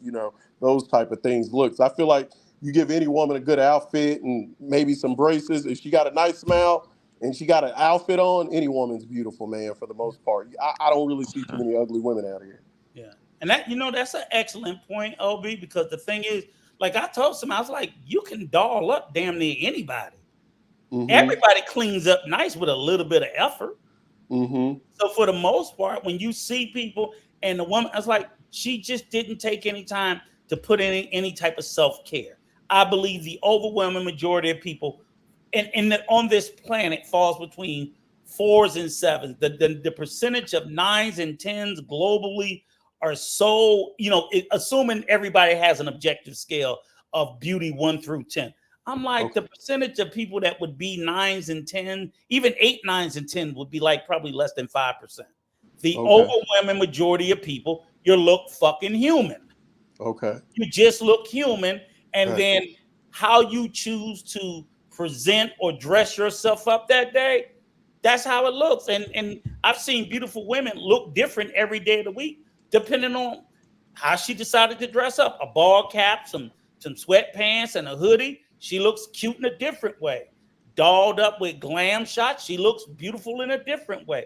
But it's the same woman that was a 7, but she can present and look like an 8, 9, or 10, even though, as Kevin Sam used to say, fresh face, fresh out of the shower, we wouldn't have given her an 8, 9, or a 10. But I'm like, it's still her. Right. Right. Still her. You know? I feel like even with this panel being what it is, I kind of want to touch on. I feel like that's where a lot of the stereotype even comes from with black boys not liking black girls. And I think the same can be said for us. Just because of the way our hair texture is, just realistically, we don't look as good as the white guy who can go a month or two without getting a haircut. Now, maybe if you got a good, your hair is thick or something like that, and you get to that point where the afro looks good, and then maybe you can get away with not getting the edge up for a month, just because the fro is on point. But I feel like just the way our hair texture is what kind of make us at a younger age go to the white girl or the Latin girl. But then for most black men, by the time they hit 8th grade, I feel like that universal starts to come out where they like, I don't even like white girls like that. I'm talking to black girls, but that's also at the point where women learn to kind of do their hair. White girls, Latin girls, they don't have to learn how to do that stuff. You know what I mean? Just because of the way their hair naturally is, the natural state. But I think that's why by 8th, 9th grade, by that point, a lot of black men start to go back and say, I want to talk to this girl, their own people. When I say this girl, what is your thoughts on that? Anybody? Go for it, Rico. I definitely got some opinions. I'm gonna grab up. I definitely think you're spot on about that too. Again, like you said, it's all about, like you said, at a young age, it's difficult because and I'm glad you brought boys up into it too, because I'm like I said, I think it's difficult for young black boys and young black girls that to be taught. I think back to my son. Now I can't think. I I can't think on myself, but when I think of my young boys, like you said, up until they got like late in the high school, they weren't big on self-care. I remember telling them all the time, you need a haircut or damn, just especially boys. So I didn't raise a daughter, so I can't say specifically, and I don't know anything about the hair for, I have a black daughter, but she was raised by her mom. But I know if I just put it in the way you said about the young black boys, that stands very true. And then all of a sudden I remember funny thing, like the oldest one, all of a sudden I couldn't get him out the fucking mirror. It was sort of like you said, a light bulb went on. I was like, you were like the dirtiest, most grimiest, unkept person. And all of a sudden, maybe he saw a girl or saw something, and all of a sudden he's using all his skincare product, all his hair care product. And then that's when I knew, oh, he done found a fucking girl. Because he just completely changed. So I think there's a lot of truth to what he said about that. I didn't think of it. And I'm glad you touched back on the guys, because what hit me with it, my lady was doing hair. I cut my own hair down, and how I did that because she was watching like how to braid your hair or something like that on your own. I was like, that would be dope if like some guys did that. She said there are some guys up on there, and this was about like college years. And it was like the summer. So I was like, well, they do. Let me go look at the video. So I watched. I told her, well, if I mess up, worst come to worst, I can just cut it all off and go bald. I'm in college now. Now, if I was at corporate America at this point, I wouldn't want to do it. But a college campus, I don't care if anyone sees me with a bald head or whatnot. And I tried it. And to this point, to this day, I cut my own hair. And I just think about, I talked to her about that a lot. Like how big of a difference it would make if just young black boys knew how to cut their own hair, especially just knowing that so many come from single mothers. And now, when I was getting a haircut, I paid $8 as a kid. By the time high school days, it was like 12, 13, throw them a $2 tip. You got a 20, so you can still go get you something to eat after you get that haircut. Now haircuts are $30. Yeah, You know what I mean? That's $120 a month yeah. for I a kid to mean, go get a haircut. Yeah, Like that's $30, crazy. $40 now. Yeah. Some haircuts in Atlanta, like they are, I think the going rate is probably like at least 50, and that's See? before tip. Nuts. I get mine for 40. I tell him he keep raising prices, I will go bald. I'm close. I say I can do that shit. But to OB's point, in the pandemic, OB, I learned how to cut my own hair. Like, I got my clippers. I wish the bevels could learn how to not break. I was breaking them like crazy. So now I got like a I forgot the brand of it, but I cut my own hair. And the key of it is I don't gotta pay $50 every single clip. I don't have to wait in lines. I can cut my hair whenever I want to. When there's a shindig going on, my hair is cut. I don't have to try to schedule a haircut in. Mm-hmm. So I can bring And my how does that make your confidence feel? Because I know I feel 10 times different when I got a haircut. It's like my outfit changed. The outfit really didn't change. I just got a haircut, and I feel fresher.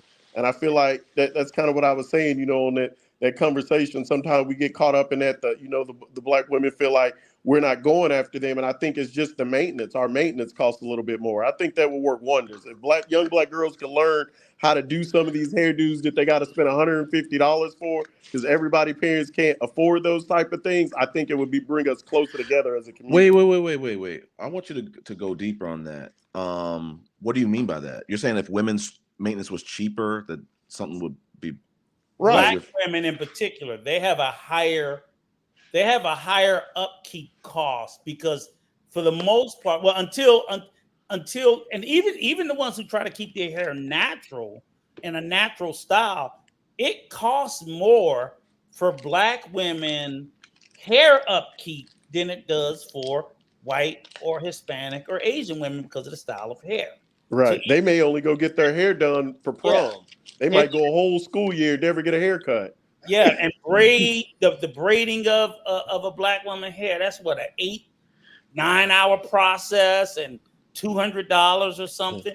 White women ain't paying that shit. They just So just imagine if that black girl in school with that $200 that her mom's spending to get her hair braided that lasts a month, she could have got some shoes with that, or a backpack with that, or a couple of outfits with that, because women clothes aren't as expensive as male clothes. You know what I mean? Like, what would that do to her confidence in the classroom? Little things like that. That's why I say I think just us knowing how to do that would make kind of a world of difference. Well, And sorry, I want to go ahead. let me say that I would say this: it doesn't help in these spaces.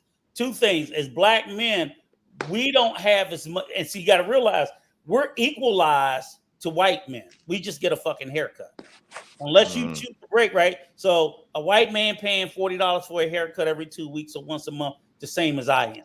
So my upkeep for my male black hair is no more than the white man's upkeep for his hair. But for black women, it's a big difference. Now, what I think does it, which makes it even worse, is then at least in this space, you have black men what is the one Achilles heel that we go at about black women? Their fucking hair. Okay.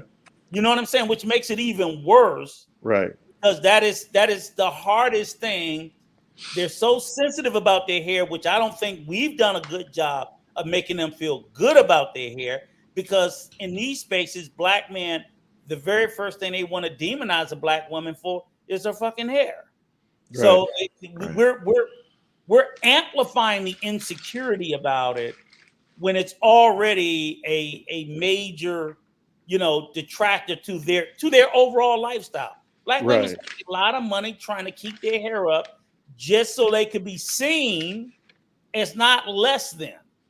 So that's why Right. when I hear black men demon, now I'm not a fan of all that color shit. I don't critique black women on their hair. Okay. There are things that I see that I'm not a fan of. It ain't my business. I Okay. don't critique black women on their appearance, but I know black men in these spaces do it, and they do it ad nauseum. So you really gave me something to think about even more. Where I need to do a better job of getting in niggas' asses when they are critiquing black women about their hair, because it's none of our fucking business. Leave them alone. Well, I wanted to pivot and ask y'all this: do you think black men, on average, accept black women's hair in its natural state? No, Okay.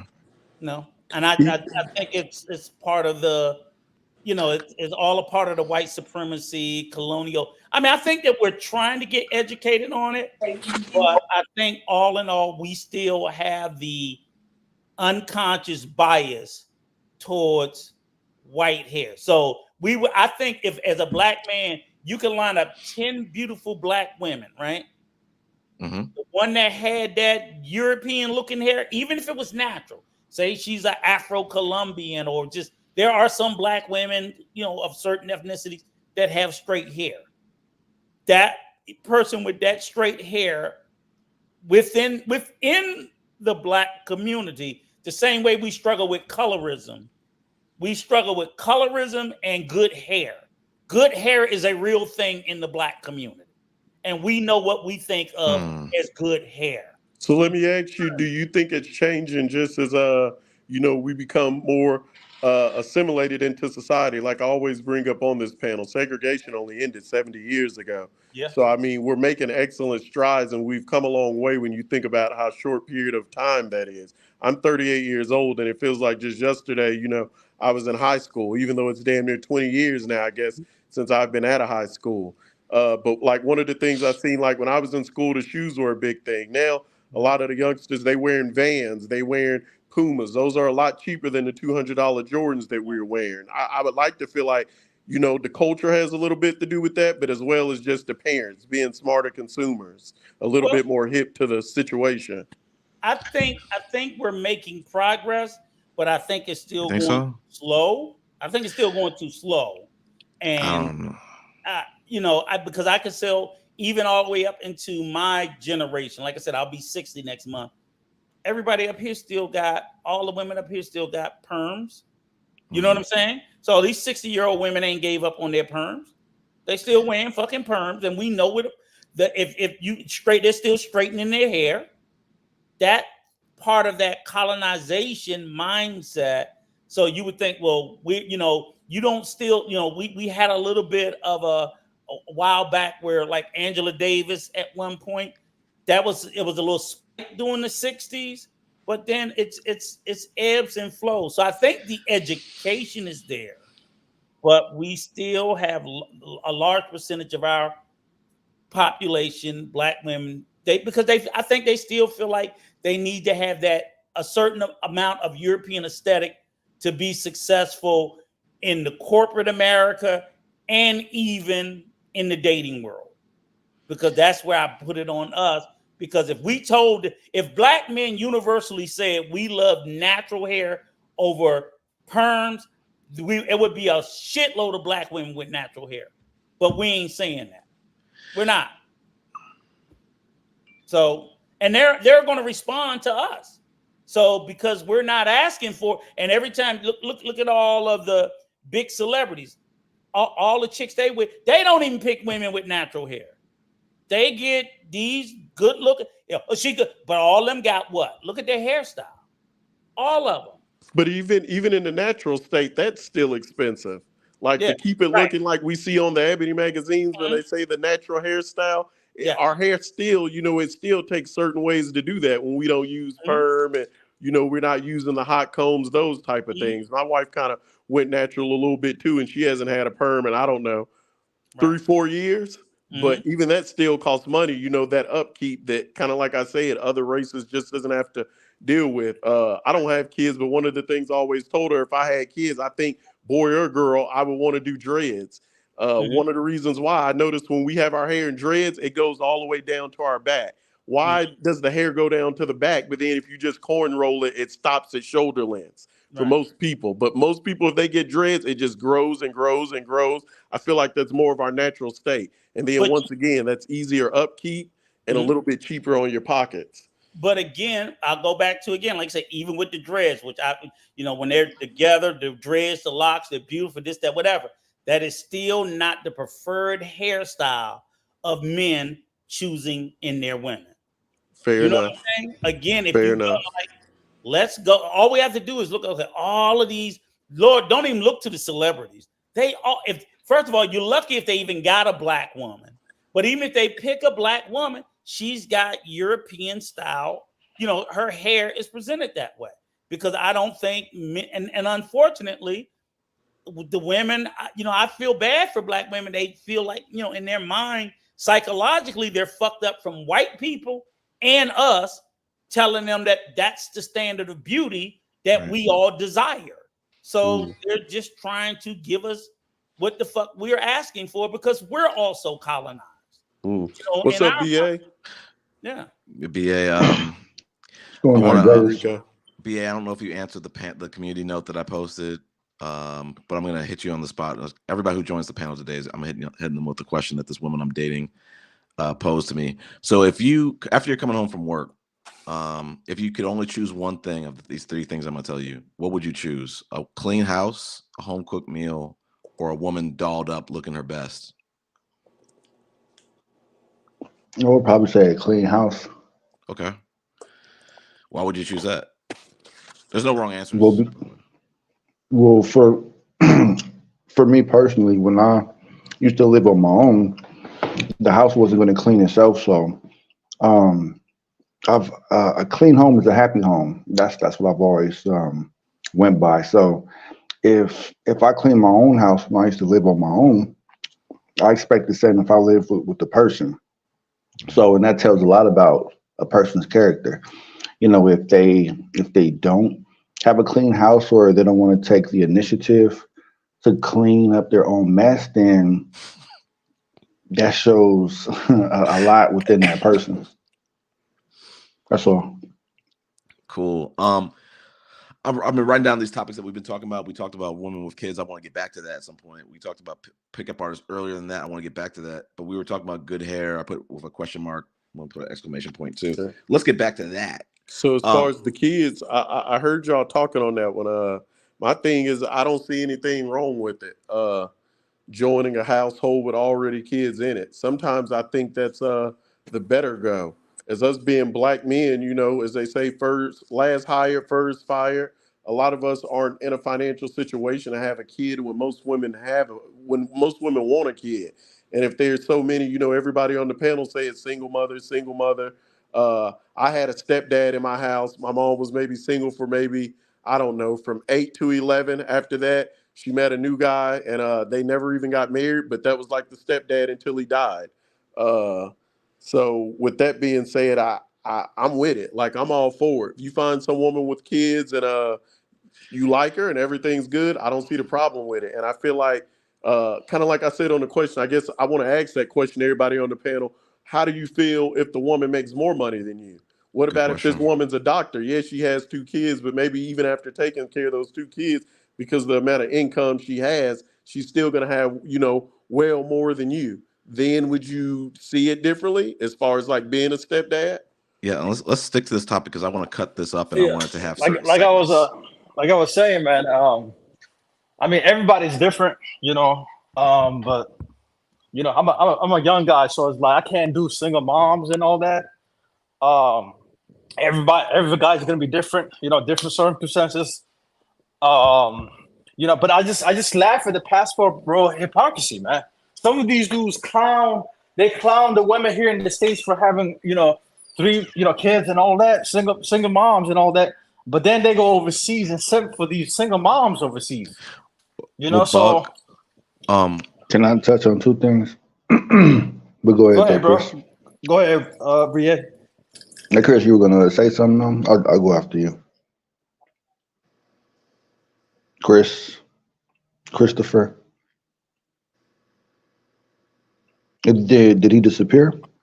Yeah, or he's just waiting for Okay. you to go, boss man. I'll just say, well, I lost. Oh, okay. Let me get back to that to my train of thought.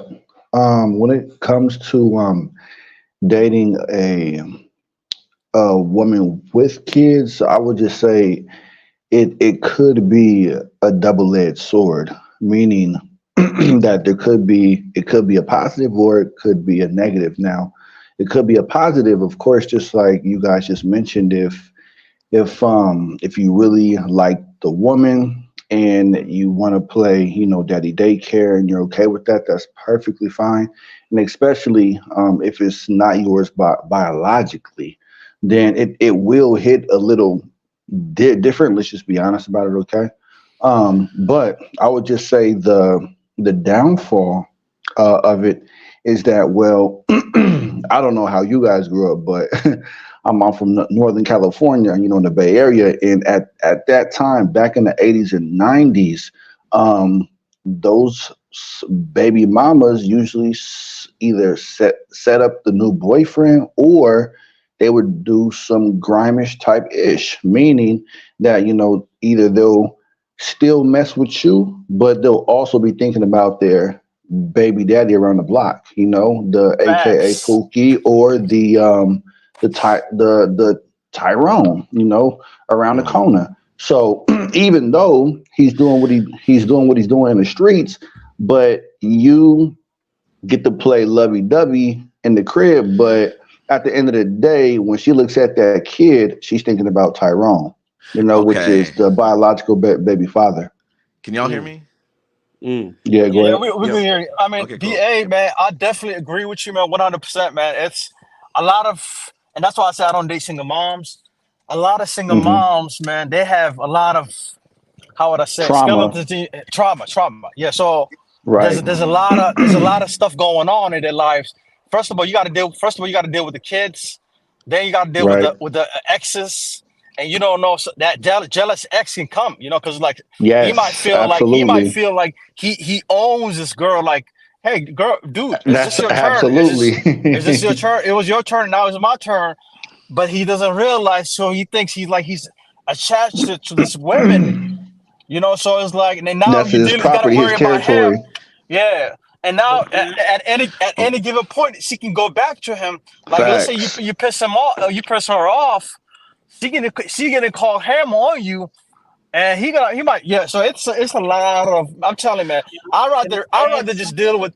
with a single chick, man, because it's like you ain't gotta worry about too much. A lot of external factors, unless that single girl is on a whole different level.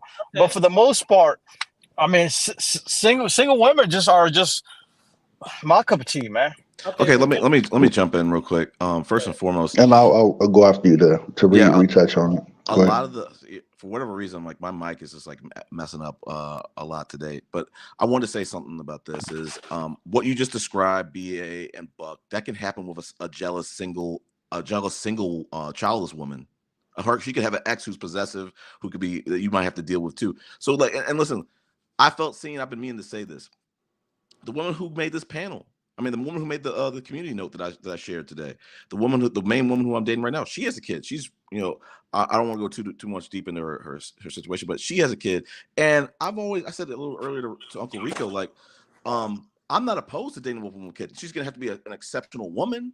Just like as I've said, I think there were certain standards that I set for myself. I said, like, listen, I really don't want to date a woman who doesn't have a college education. Would I date one? She has to be an exceptional woman.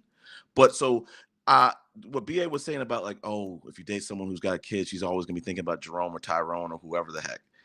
I mean, to a degree, BA, you're talking about a certain pedigree of woman. Because I'm telling you, I've dated several women who have kids, and they have moved on. Those men, they've evolved past that man. They're not attracted to that man in a lot of cases, or it's when it's done, it's done. But yeah, you're right. To some women, and I'm talking. Let's be clear about here. I'm talking about women who have careers. I'm not talking Okay. about the Pukishas. You're probably talking about the Pukishas. All right, Yeah. just let me know when you're Yeah. done, Chris. Yeah, go ahead. Respectfully, so I can chime in. So I Yeah, don't go want ahead. to cut Go you off. ahead. All right. So, and I'll try to be a little bit more articulate when I say this. So, Chris, I'm not making a comparison when it comes to education versus emotional ties to another person that you had created new life with. So I really want to I get it. make a key note that what you just described, the situation is completely different from what I described. I was speaking in the context of the emotional connection of that new life with that person versus a career women. I No. almost Sorry. hold I on, want. Yeah, go ahead. wait. And that's why I told you I'll Okay. wait for you to respectfully continue. But I know that you speak from the context of how high her education is, and okay, I'll just let's play that game that I'm a passport bro, right? So we can all come to a sense that when it comes to passport bros and their dating of women, I think it's pretty safe to agree that we don't care about her career path or how high of a degree that she has. So I was only speaking into the context of the emotional connection to the baby daddy. Now, he can even be a terrible person, but she can also have, well, there are women with AA degrees and master degrees that still had a child, even not with a pookie, but just a guy that's not around for a relationship, but he's still around the block. So regardless of what type of educational status that she has, she may still have that emotional connection and bond through her child, through the child's father. And that's what's very spooky about it. And I know everybody may be different, but me, I'm just not really gonna take that type of risk unless there's a lot of factors that play against it. Go ahead. can I jump Well, in for a second, just Chris? one. Yeah, Yeah. just Go want to ahead, make Rico. one quick statement. I'm gonna go after Rico. Go ahead. One quick statement. BA, I get it. We were saying kind of different things, but what I said is I don't want us to paint the narrative. This isn't gonna be Kevin Samuels' channel. This ain't Antown Daniels. This ain't eight at the table shit. I don't want us painting the single moms as, man, they always going back to Tyrone. They always going back to Pookie. They always going back to Jerome. No. We might be different. The problem with this some of these spaces is we're dating different women. The woman who I'm dating right now, who has a child, and other women who I dated who had children before her, they were all incredible. This one I'm dating right now is incredible on different levels and stuff like that. So, and there's no threat. So you have to have those conversations, and you also have to kind of like lean in. You have to kind of trust women. If you're coming in saying, "Man, a woman's gonna be lying to me," then yeah, you're gonna always think she's going back to Tyrone no matter what she does. But if you have those conversations with her, and she says, "No, I leave exes in the past. The baby father is this, that, and it's over." You got to have those conversations. I'll kick Yeah. it to Rico. Okay. And I'm gonna say what I'm saying because I'm not speaking from a hypothesis. I'm speaking from lived experience, actual lived experience. Like there's not a single study or any evidence. I don't subscribe to this women emotional connection to their baby daddy for life shit. There's no evidence of that. That is just purely just made up shit. Like a lot of shit that does come out of our community, you know. And I used to subscribe to a lot of the shit myself until I got older, better, more educated, started reading up on the literature, and I just realized we just say a lot of shit in the hood because it makes us feel good. There is no empirical, there's no evidence anywhere that stipulates that if a woman has a child with a partner, that she has some sort of lifelong connection with that partner. That is fundamentally untrue. So again, she can have kids with the guy around the corner and may not give two fucks about him after she have that kid. You know, Ebony K. Williams has a child. She has no connection to the baby daddy. She don't even know who the fuck he is. My first wife, like I told y'all, I got divorced from her. She left me and the fucking children. This is lived experience. So the concept or the belief, I think now are there instances where a woman has had kids with somebody and she's still thinking about the baby daddy? Yes, absolutely. But I think that can be avoided, as you said, Chris. I think a lot of these guys, which and it happens even in the state, men and women get involved with people and we do it for lust. We don't vet the person. So a lot of times, if you know you messing with a chick and she's still fucking with her baby daddy, you know it when you chasing her. But she had green eyes and pretty hair and a big old ass. So you look past all that bullshit. So it was like she cared more about the dude than she did about the goddamn kids.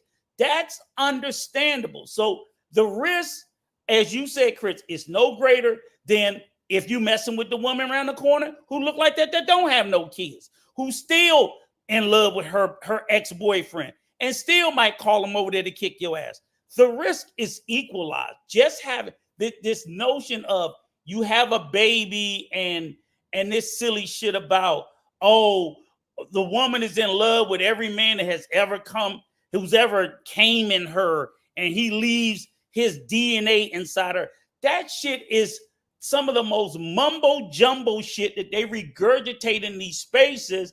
So unfortunately, people are going forward making decisions on pseudoscience or no science at all. There's no science to support these ideas.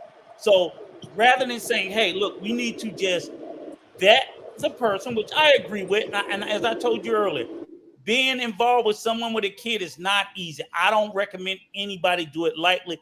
I applaud both of these gentlemen for saying, hey, I'm gonna put a pause on it. And if you're under 25 with no kids, I would absolutely tell you not to. If you're under 30 with no kids, I would say try to find somebody with no kids.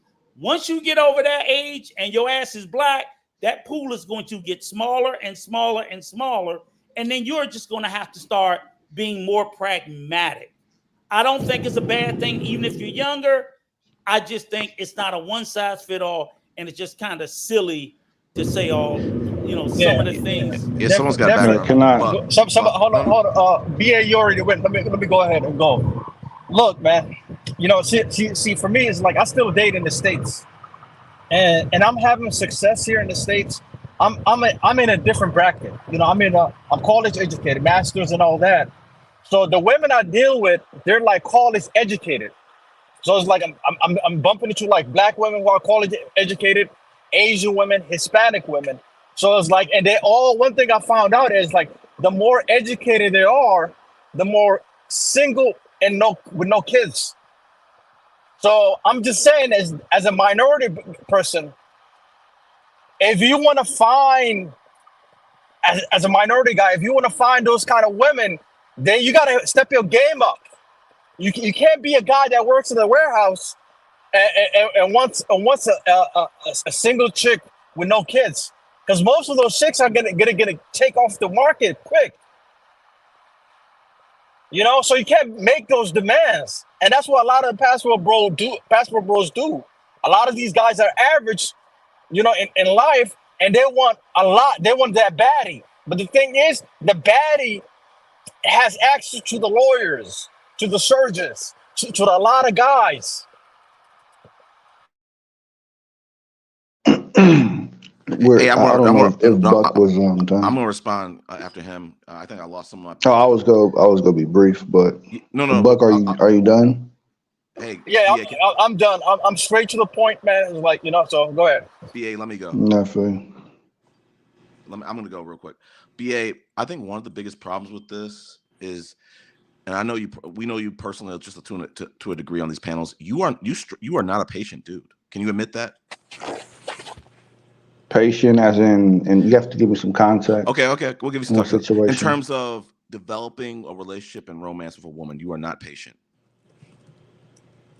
Romance and developing a relationship. I've been in like a 5-year relationship, and it's okay. But I'm saying I'm in the present. Okay, I was trying to do my BA questioning. Let me try to get a different spin. You have said there's only one BA. You have said no. We can emulate you now that we know you a little bit. You have said on these panels that you're tired of the small talk. You want to get straight to the action. You do not really want to spend, forever and a day getting to know a woman and developing the intimacy and all that kind of stuff. Can you admit that? Yeah, absolutely. Okay, so that's part of your problem, BA. The women who are going to be down with that and say, hey, I want to get straight to it. I'm tired of small talk too. You're gonna run into women like that you talked about. But if you get into the women who are expressing and demanding patience, now you're in a different class and different pedigree of woman. They ain't going to be going back to exes. I talked about on the previous panel, I dated a woman who was a female black data scientist. She had a kid. She was in the military, had a kid, like a oopsie daisy or whatever. It wasn't planned or whatever. But she's now become, since then, she's become a female black data scientist. She's not going back to that dude at all. Like her standards have risen. So a lot of these women, we're dating different women. So when you're dating women, kind of like Buck Travels was saying, educated women and whatnot, you're not going to be dealing with that stuff. My sister, going through a divorce right now, 2 daughters. She's not going to, well, I got to throw her out. The jury's still out on her, whether her standards have gone down or not. So let me not talk about her. But I want to talk about what Rico said about how the shaming of the single moms, specifically in the black community. I think this is a way to normalize men not having their nature of not really getting married in the first place. They're now saying, hey, this is a new reason not to get married because look, she already had a kid. Now I don't got to get married. There's nothing stopping you from being a stepfather.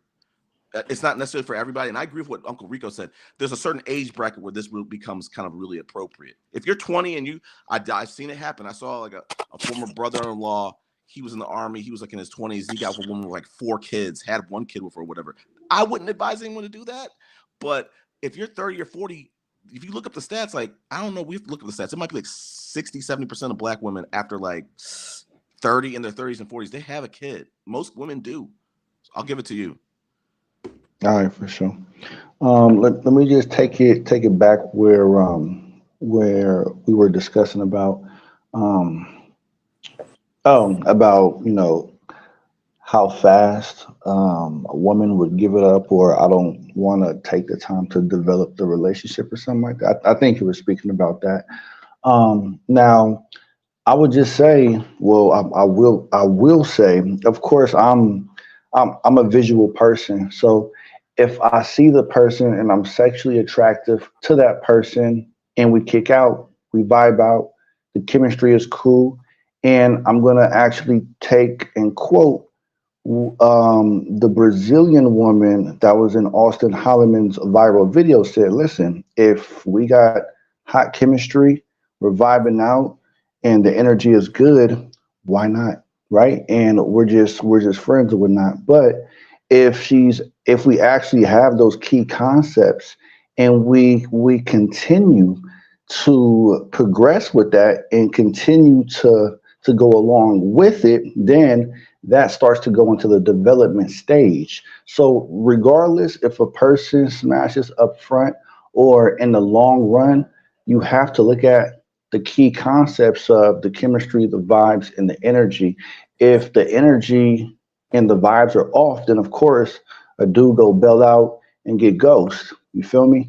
But why wouldn't and I it's funny that I actually had one of these conversations with a Brazilian chick, and I told them that it's stupid for a guy to not only just smash, but if he got dope vibes and chemistry with that chick, why wouldn't you want to stick around? You go end up smashing again and vibe out with good energy and actually be in that person's presence. So I'm no expert on women, and I'm not gonna say, well, well, this is how women are, and this is how it's with real men. Like, I don't get bogged up into being Negrodamus about what a real man is, and this is what a real woman should get from a real man. Like, I can just only speak from either my personal experiences or from personal experiences from a third person perspective, meaning from the brothers that I've been around that express their personal experiences. So I don't know if that gave you a little bit of clarity when it comes to the development of a relation. And sometimes you may not even want that type of relation, because what I've learned here in Brazil is that in their culture, they have many different kinds of relations, not relationships as boyfriend, girlfriend, but different kinds of relations in general. It's not just black and white like it is in the States. Either you're boyfriend and girlfriend, or amigos picantes, also known as friends with benefits, or you guys are, a married couple. So actually, that's like three different types in the States, but it's not so black and white. There's a broad spectrum of different kinds of relations that you can have in Brazil between the man and the woman. Can I, BA, can That's I ask you a question? uh Have you ever dated a single mother overseas? overseas. No, Yeah. because she's been. Let me. No, actually, I have. Yeah, in Mexico. Hmm. Okay. So and now so you didn't you wasn't worried about her emotional still with her baby father. So I'm asking you because respectfully, you said you gave us the reasons why you wouldn't do it in the States, but yet it goes Hmm. back to what Buck said, guys. So it and I hear guys repeat what you said. They believe, oh, the baby daddy. And like Buck said, but then Hmm. they literally go overseas, whether it's the DR, Brazil, Colombia, Mexico, wherever, and 99% of them are dating and wifing up and have deep, meaningful relationships with women that have 2 and 3 kids. So I Damn, Hmm. that's don't true. understand how they have this logic that they can't do it with women in America, but they can do it with women overseas. Because I'm like, if the American women are still gonna run and get the baby daddy to come and beat the ass, then won't that Filipino or that Brazilian or Colombian do it? Mm. It's the treat. It's the treatment that people really So don't okay, talk so about. all Hmm. right, so it's nothing. So, but then that means that narrative about them being emotionally still in love with the former baby daddy, there is no evidence of that. Well, it's That's personal different from experiences. That's so. saying that they treat me better is different than talking about the baby daddy. Those are two separate things. It's the emotional connection, which is a personal thing. And you don't need stats for that. Like, you don't need to So go if online so, and look. It's a personal Rico, situation. I'll say one thing, Rico. I think part of the element that you're not bringing up is when they're going overseas. These are women that they are fetishizing. These men right, they don't right. fetishize black women. That's So first of all. Um, So what I'm and, saying is then they look past, so they have all this science that tells them why they shouldn't date a black single mother. But then because they fetishize another group of women, they just run right through that science be damned. You see what I'm saying? That's what's kind of funny to me. I'm like, wait a minute, you have all these rules here, but then when you go to Colombia, them rules don't mean shit. It's Can some. I let me know when you're let me know when you're done so I one can second. just Uncle respond. Rico, as they Yep. say, a big butt and a smile, it goes a long way for them. Yeah. And some That's all I'm just and trying some to understand. complexion, it goes a long way for them. Okay. Can I Yes, just Sure. sir. chime in? It's those dynamics of what you guys just brought up is extremely interesting, and it's extremely interesting Uh-oh. because it kind of contradicts you guys complete whole entire argument Wow. of this conversation. And let me back it up with some context. Okay, I love examples. So in the beginning, right, we even myself, when you guys said that, hey, listen, if if a dude is dating, and let's keep it in the context of the U.S., okay, not Hmm. abroad, but in the U.S. specifically. So if a dude, it could be a Tyrone, it could be a Jerome, it can be a Zach, whatever the case may be, right? But the woman is a doctor or a lawyer making a lot of money, but she has two kids, right? This is what I'm using Chris's example. Hmm. So she can make all this money, but this guy that doesn't really make anything, he's at home with the children, this and that, but she's still thinking about, Tyrone around the block, and he's still smacking the cakes because she has that emotional connection. So here's my thing. When it comes to this situation, you guys just now said, well, how come those guys are complaining and not actually dating these black women with kids, even if they are lawyers and X, Y, and Z? So my question to you guys is, which one is it? Is it they are, or are they not? Say that again. They are. They aren't. What? Well, Dating or being in the household with these women with Oh, I see what you're children, saying. no. Oh, no, or no, no, are no. they Listen. not? Let me answer, Chris, Go Before I ahead. move Go ahead. on to because the next Go thing. ahead. you said that if the guy's dating the lawyer or doctor in America and her baby daddy is still smacking the cakes, right? Right. So you saying she's still fucking the baby daddy, but and we're telling the guy that he should date her, but you're assuming that in America that lawyer is still sleeping with her baby daddy, but the woman in Mexico isn't still sleeping with her baby daddy. So It if depends on that. It depends on that person. Not all of them though. but see, that's just it. You didn't say it was a person thing. You paint all single mothers in America as still fucking their baby daddies, correct, Chris? So you're saying Yeah. once they have a kid, they just can't stop thinking about fucking him. Well, Well, and I yeah. want to jump in front of that real quick, So Rico. all I'm saying is, then that Mexican girl that you were dating that had a kid, she must have been every day thinking about that Mexican baby daddy. That's my point. I want to Go say ahead, this Chris. real quick, Rico. What BA, unfortunately, maybe I'm biased. I think what you're talking about with the woman who's high value or not, who still goes back to the Jerome. These are women who don't have options. Date women who have options. You ain't gonna have that reality, buddy. Whether they got a child or not. I don't even think it's that because for one, again, there's no science that BA has that supports that most women are still fucking their baby daddy. Now, do I I believe that there's a percentage of them that still does it? Absolutely. I'm with him. Absolutely. But I'm with BA on the women who don't have options. The right. sexy reds But that they want to talk about. Oh, they doing but that but here's shit. the thing, Chris. I can't even put it on all of them because I can't say that even if we take all the sexy red, all the Keisha, I don't think all of them is continuously sleeping with their baby daddy, just because some of them have moved on with another Pookie That's true. and another Tyrone.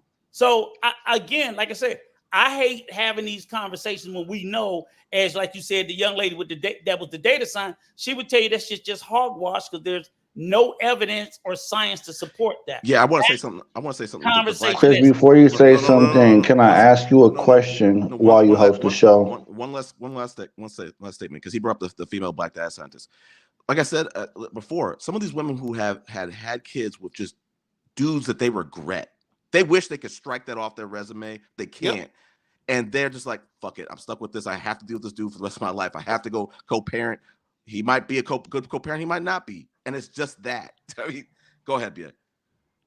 Um, I just I just want you guys to do me a possible favor when you guys make your statements. Always just say all people, always use that all statement because I almost can verbatimly say that I never said all, but I want to just say this also because this shit it annoys the fuck out of me. I'm not trying to use vulgar language No, do it. to offend people, No, but do it.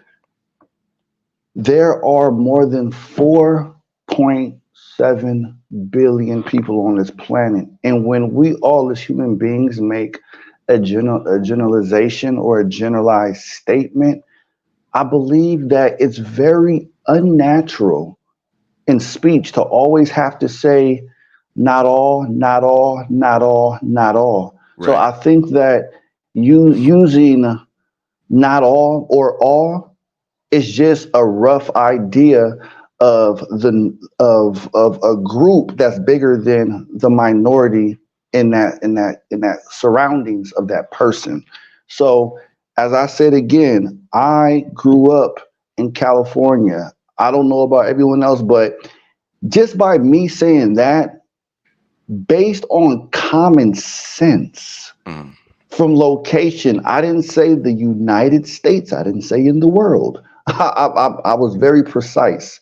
In California, and there's 50 states in the U.S. plus a territory, Puerto Rico, I think, or Hawaii. One of those motherfuckers. But anyways, so and I'm really just trying to like aim this at Rico, respectfully, because at this point in these conversations, we don't need to continuously, consistently, always use the prefix not all or AKA a disclaimer or all or not all. We can just say our statement and we can get a general Well, no, no. generalization that he's not Uncle, talking about everyone on this planet. When did I Uncle, even ask you that? here he goes. No, no, I just want to know No, no, because I'm not talking about. But I'm just I'm saying I BA. don't even recall He's trapping getting us in into a the circular argument. all or not all discussion. Chris, That's I'm why. really not, bro. BA. And just to help you, you could say some women go back and sleep with their baby daddy, and Right. that There would you just. go again. We don't have to even I didn't identify the say key men. word I know. some. Uncle Rico, BA. let me say this real quick Go to ahead. BA. The problem, BA, that you're trying to have is we're not talking about a subset of women Nope. that are actually lifted up and treated with respect. We're talking about a subset of women who are trash in this manosphere that are being slandered in this manosphere. So we're not going to sit here and stand for any of this stuff that sounds, oh well, he said this, but is he not saying this? We need you to come out and say with your chest what you actually saying, because what you said did not say, hey, there are a lot of educated women, black women, who are not sleeping Mm-hmm. with their baby father. So you didn't say that in that statement. You said a lot, but you didn't say a lot too. I didn't hear that either, BA. Me neither. Because common sense again will No, go right no, back to the no, initial no, no, no, initiative no. of I shouldn't Fix it, have to Chris. say, well, not See, all, no, not you're just being some. lazy and you're Like asking us to do the work. But what you're we're saying, BA, is human, bro. Like what you're it's saying. logical sense. But If BA, you choose to make an affirmative statement, no, no, no, you can't make an affirmative statement and then tell me what I should know that's in your head. No, that's on the speaker, not the yeah, listener. If BA, it you was don't. intended in your mind that it was only some, you should have used the word some. BA, you don't have to not all us to death, but when you do make a statement, we're gonna say you hold on.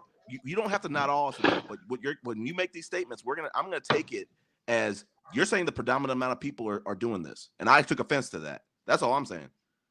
Where I grew up. So let me ask you this thing, Chris. Did you grow up in California? No, Did you ever go to California? yeah, Have you ever stayed out there more than a year or plus? I've not. Okay. Let me ask you a Go ahead, question, BA. continue. Mhm. Why do you make the comment? It seems like you're almost wearing it like I don't know, or saying it with your chest out that I don't care what a woman does career wise or educational wise. Right. And that seems to be like a passport bro talking point. So I'm literally curious as to why. I can explain why I feel like that matters, but Well, what's your however you want to question? do it. Say it with your chest. Yeah, why do you What say it was your question? like it's a bad thing for someone to care what their partner is doing career wise or educational wise? I don't. Well, the reason why I care because this has always been a plantation bro talking point about Mm. career, high value, high value, high value, high value, high value. Like, and it turn it always goes in a circle where you're gonna get the same answer. Okay, so it's just like I hate redundantly repeating my same answer, and I'm pretty sure you guys already. I don't know if you guys I haven't heard it, liked to boss. I haven't hear me heard it. repeat the answer, but Yeah, I'll clearly No, say it no, it's again. When please. it Okay, no, let me answer this question. Okay, so the reason why I already said it, but I'll say it for the second time. It irritates me, and it's a problem to me because we've already had this. We've already answered this question about how come you guys don't care about a woman with a career, a high value degree? We don't give a shit about it. That is the answer. So Why? OB, can why? I answer Because it? Can I answer it's not our prerogative. Like, we don't put focus on you have to be this or you have to get a No, hold degree on. in I that. didn't Like, ask we you. don't Hold give on. a shit.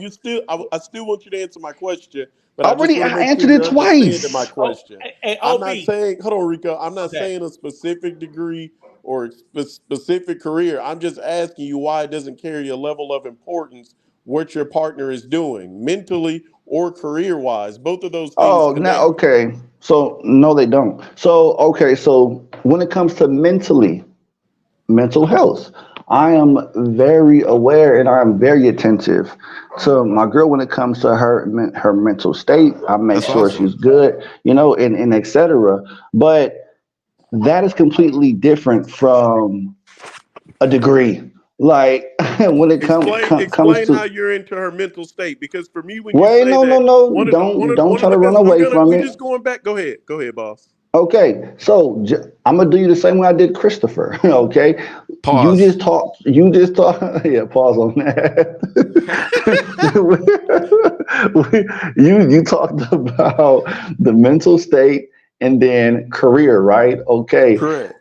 being in a healthy mental state of mind has nothing. Okay, I'll even simplify it a little bit more for you. Okay, a person that is, let's say, a janitor, a street cleaner, or just um, an assistant lunch lady, that she's very happy with her job and she is in an extremely good state of mind health wise. Okay. So, what you try to harp on is career and high value, right? So, just because you have a lower tier or a different type of career, meaning, in the food business, doesn't mean that you're in a horrible state of mind. So let I me want. I Does reset. want. that No, make sense? hold on. Hold Ob. on, Ob. Clint. Hold on, I want to Clint. say one Let me thing. answer. Go ahead. Go Go. ahead. No, you go ahead. I'll go after you. I was just gonna simply say. So he's saying why I say career because he said those two things don't go together, and I'm saying I beg to differ. One of the biggest things that lead to mental issues is a lack of income. That's what I was just about to say. From the woman I'm dating, And just texted me what I'm that. reading right now, poverty causes stressors such as insecurity and uncertainty about food, housing, and income. Low income communities tend to have a specific characterization such as limited resources, poor houses, high crime and violence rates, and inadequate school systems, which are all associated with poor mental health outcomes. So to say that education and mental health don't go together makes zero sense. Well, you just said career. You're talking about I did education say or a career. job. It doesn't matter. I'll even say I It didn't really does say matter. that, but I did. Actually, now you're confusing OB, yourself because a education. career and So and education and OB, education is career. different. said, OB, you said Yes, sir. career and education. I heard you say it Okay. 3 different times. And if Okay. anybody watch this on replay, they're going to hear you say it 3 different times. But I can give you the short answer as to why they don't care. Because over 90% of passport brothers have no form of higher education.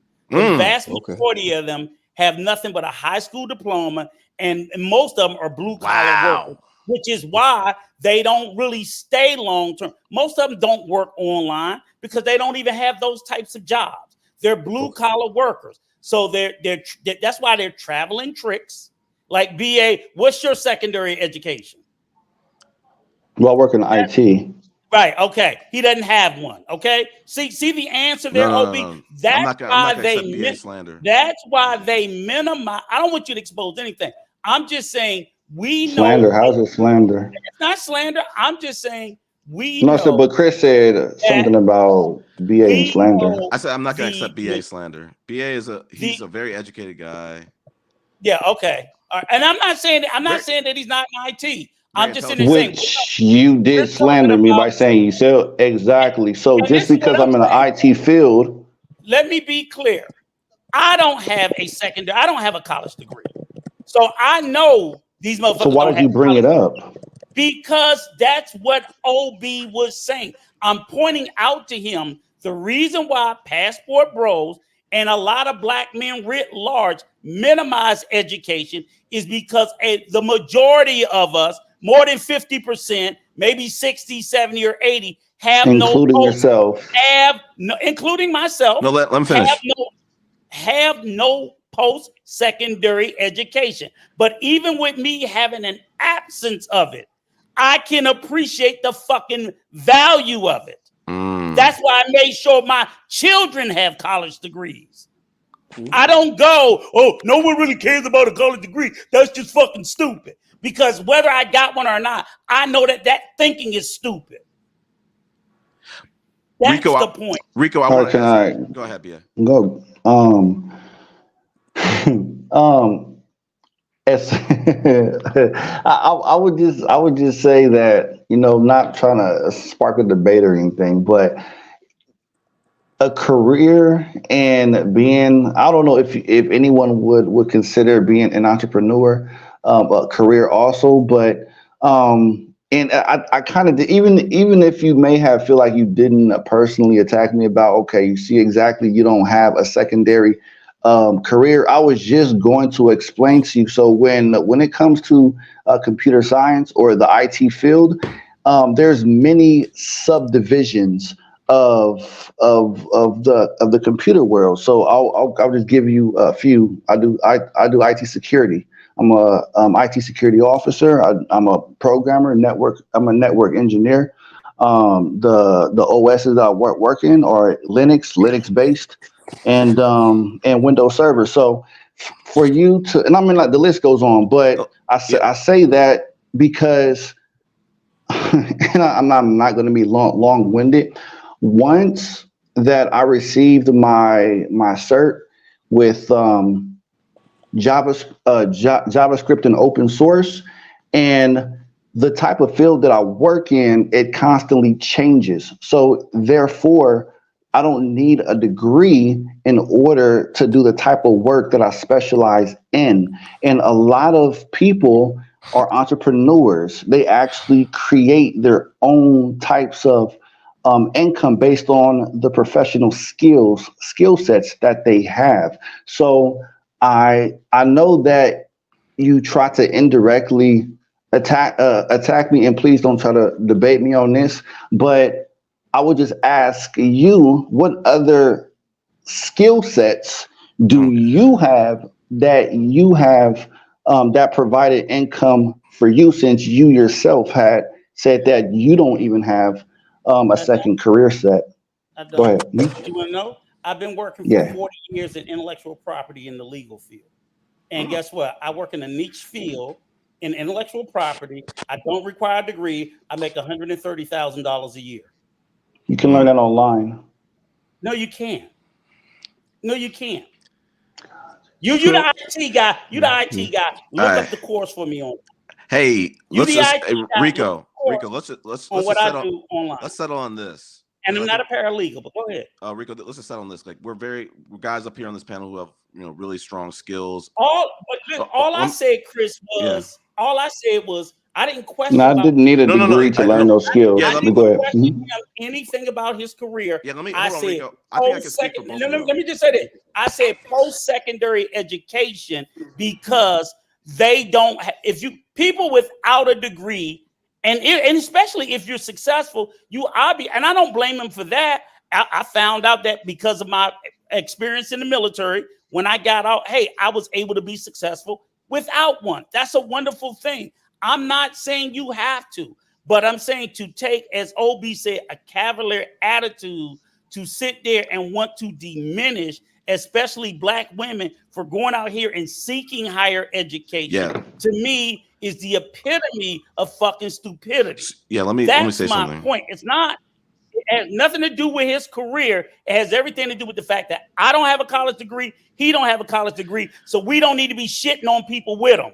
Yeah, let me just say this. I think I can speak to both worlds. On the BA side, I'm IT. My background is IT too. And when he started speaking about IT, and I knew his background was kind of IT, I was like, yeah, you don't really need a degree. It's really about what you can do and you can do what you say you can do. You get an AWS certification, you crack an easy $150, $100. I know that. So what I'm trying to say for yours, I think everybody on this panel has some really strong skills. I think, but what you're saying brings up two things, and I wanted to pivot to it, and I'm going to pivot to it in a second. One, what you're speaking to, most of the passport bros are not BAs. They do not have IT skills. They don't have skills that are going to transfer over to those countries or make a lot of money over those countries. But what I wanted to speak to, and I wrote it down, is why do black men? What happened to black men where they're not valuing education? Black women are. And why are they taking it to the level where they're discouraging black women? If you don't want to have a woman who's educated, that's fine. But we in the Manosphere, we can all agree here on this panel, they are discouraging women, specifically black women, from being educated. Why? And let me just say this, Chris. You don't want those women. Let me say this, Chris. I think that's cap, the leader respectfully. of the passport bro is a fucking barber. He's a fucking barber. The leader of the passport bro. You see what I'm saying? And that's who they all look up to. And that's because that's what most of them say. I can be that. I can have that low skill set, and I can do this. That's why they feel the way they do. Hey, Chris. Go ahead. Go for Can it. you do me a favor, boss? Riri 2.0. Can you pin that one to the thing? I feel like she or he said a lot. With the Which Uncle one? Rico is 60 and BA is in his 30s, he's trying to compare himself to a man who had environmental factors against him growing up. And I think that's a powerful point that I want to say. Appreciate the guys, everyone who's kicked the door down before me. That kind of was what I was saying. You know, once again, segregation only ended 70 years ago. So what Rico them had to go through is nowhere near what I had to go through, and I'm going through a lot at this point. So it's still bad. So I can only imagine what they had to go through. So I think that's a real powerful statement that we kind of don't talk about enough. And are we doing enough as the next generation to pave the way so it's a little bit easier for the next one coming up? Kind of like when I talked to BA, I told him I worked in supply chain. One of the things I like about working in supply chain, growing up, as I said, I didn't come from a privileged household. I was the first to obtain secondary education in my house. One of the jobs that always hired people was a warehouse. So being in a management and supervisor position where I got my hands on probably the first job that most black boys ever get, you know what I mean? And being able to mold them and just be there for them as that guidance if they have questions. I don't push it on someone. Most of the time they'll come up and ask me that. Why they make you a manager? Why they make you a supervisor? As they say, black don't crack. So I look young as it is. And then as we have those conversations, I can pass on to them advice. You know that there are other opportunities. So I thought that was a real powerful statement that I don't think we touch on enough. Yeah, I think that's a great point. But I want to go back to it. Okay. Why are black men in the States or internationally that travel and for passport world point activities, why are they taking the standpoint of education is overrated for women? Why are they not getting educated as much as they used to anymore? This is something I want to ask the women's panel, but I want to kind of ask everybody on this panel. And BA, are you flipping your standpoint on this one now that I ask, or are you sticking to your same thing that education just doesn't matter? I've never said education doesn't matter, and please don't be disingenuous. But I did want to respond to Chris though. When it comes to that specifically, maybe I've just been in outer space or on planet Mars, but I don't hear too many conversations about um, passport bros or brothers overseas in general, telling specifically Black American women to not get a higher education, But and your it's exact it's thing when I not. talked Wait, to hold you on, wait a said, minute, wait a minute. but I Oh feel my like we're God, just Jesus talking and we're just talking, but we're not talking on the points. All right, I've right, been sitting right. back So, just so kind of am I just am I honing able in. to speak uninterruptedly, and then you can make your point? Because I have a short. Yes, sir. Go ahead, boss. Go ahead. Go ahead. Thank you, appreciate it. Yeah. So Chris, me personally, I've haven't heard enough, or it hasn't become the norm of brothers overseas talking about black women should just not take higher education or engage into higher education and degrading education in general. But I think that a lot of plantation bros they like to take the sprinkles on top of the conversations, but not really look at the ingredients of within that conversation. And as an example, when they talk about careers, right, they're talking about the salary. Okay, Hmm. the salary is the main ingredient. Okay, so like let's keep it 1,000, man. Let's keep it solid. Okay, back in the days, right, we highly understand when Neo, independent women, that whole shebang, that whole Hmm. song came out, right? It was about the high value black woman in reference of a high education, making all the money that she wants. She doesn't need a man because she can financially cover her own bills and X, Y, and Z, right? So we have to keep it within that context: salary, finances, okay, independency. Not, oh, so what type of degree does she have? Is she a You still owner haven't of answered the Oh question my though. God! Listen, come on, man. Please let me just get it out, please. For I can try to give you guys a key point to actually look at and focus on. Okay, so very blunt: salary, Yeah. finances. Okay, so look at it from that perspective, that context. So when we say we don't care too much about her career equals how much money her salary is going to be, typically, um all the way around. So if we're going overseas and if we get a doctor, I mean, that's cool, but we all know that the currency, and even if she is a doctor in Cuba and Belize, whatever Latin American country, we know that the currency is not this does not hold the same weight, the same value as the American dollar. So we don't care how much money she makes, regardless of the type of industry or occupation that she's in. Why? Damn, was that Right. I articulate still ain't enough? got an answer, and that's Why? all I was saying. Why? Yeah. Because we just don't care. That's not that important to us, because when we go overseas, we know that we bring So American that's dollar. Wait a literally minute. what Wait, I wait. I'm so. explaining to you. I'm But explaining. you So just let explained me for finish. 45 seconds. So I'm just trying to No, figure out when you're going to give us a chance to answer back to what you're saying, because you talked for like 2 minutes and you haven't answered one because thing, and you now you're because saying you always explain switch it up. again, So boss. so so let me so let Go let ahead. me say, Go ahead. okay. We don't care because we know we bring the American dollar, and the American dollar has a lot of value to survive. Point blank. Period. I'm done. So what you're saying is for a wham bam, thank you, ma'am, and you got an American dollar that goes far for the wham bam, thank you, ma'am.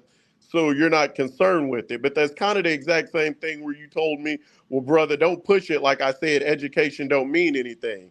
But now I get what you're saying. Now so you're not looking for a real relationship. You're just looking What for a the wham fuck bam are thank you you man. talking So about, you come Bubba? off disingenuous. When you say here it goes, the same stereotypical answer talking about education. But then really you're saying I do care about education, but at this standpoint, I'm just looking for some ass. So I'm not worried I about don't know why. education. I don't know why you get So so you're a contradiction. emotional over career and degrees. Like, Okay, let's have Well, a it honestly, is. I'm let's asking you because I why? can Like, why are explain you it. so overly Education, I can emotional explain about it, it when PA. we even I can talk explain about it. this? I can explain it. So, Go as we ahead, just said, explain. segregation just ended 70 years ago. Black people are at the very bottom of the totem pole when it comes to overall wealth, owning shit, not being in debt, having education. We're at the very bottom. These are things that Rico's generation fought for so we could exercise it, so we can vote. Things that they're still trying to strip away from us today.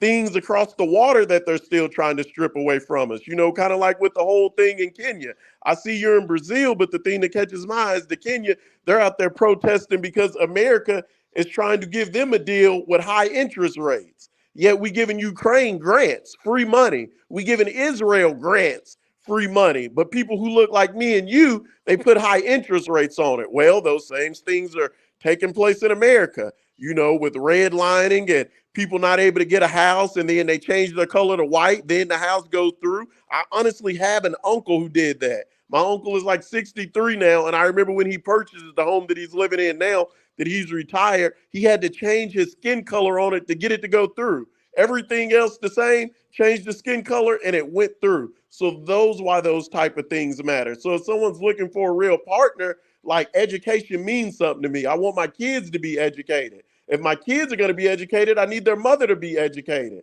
What about if I die? What about if I get married and I have kids and I die? And that woman has to hold down the whole household and she no longer has my income and the insurance money runs out. I want to know she can hold her own until she finds some help. Those things, why don't they matter to you at your age? That's the better question. Boom. Right. Like I said before brothers or any other group of people have been coming to these countries. I don't know how long any of these countries have been surviving for locally, but before any other foreigners had came to their local countries, they survived. They made it through. They still did good and made it without any other external people. So when we, or I'll just say when I come here, I am a benefactor to this situation. I'm adding as an additional. So when we come here, we're benefactoring these people in their situations. So Black people are hurting in Brazil, sir. I'm Hurting. You can look at oh Global CZ, your people, okay. Passport Bros, Austin Let's Holloman is talking focus. about Let's that. focus Go on Black to one Africa point, has not documented that and not a reported on it. global Black issue. people are Okay. hurting there, sir. Black people are at the very Okay, bottom of the so totem pole, sir. you talked Black people about are the not in whole Sao Paulo, sir. education and the et cetera, right? Okay. The women that I've been around, they are very aware of a lot of things. They're aware of the system. They're aware of how the system works. They know how to incorporate and use the system, and they know So how to get everything that themselves you're out of saying is a true. situations. God, Black people in Jesus Brazil Christ, learned through bro, protests from listen. black people in America. So for you to sit up here and say that you went to a country that they fought for freedom and used no outside help to do it, and they're so benefiting on it is a crock of shit. Most black people living in favelas there, or whatever y'all call it, and that's documented. We can That's all go correct. look at this. And That's they correct. learned the whole movement and the style of protesting from Americans protesting. So what are you Okay, talking about? so Bubba, what give me three things that Brazilians specifically learn from Black Americans? I'll wait. Basically, I can Google you some things, but I feel No, like no, this is no, just no, a no, common no, no, no, knowledge no, no, thing. no, no. Okay, give me a couple of minutes. Give it a couple of What? minutes, and I'll No. have Oh, some you see documentation for now you. Go ahead. I'll let them chop it everything up with you you. just said Okay. is you have no Okay. credibility. Let me tell you another thing, right? And I'll talk about BA specifically as well. But another thing that I see with these gentlemen that's going overseas, the overwhelming majority of them, to include in the DR, they're over there in these countries illegally.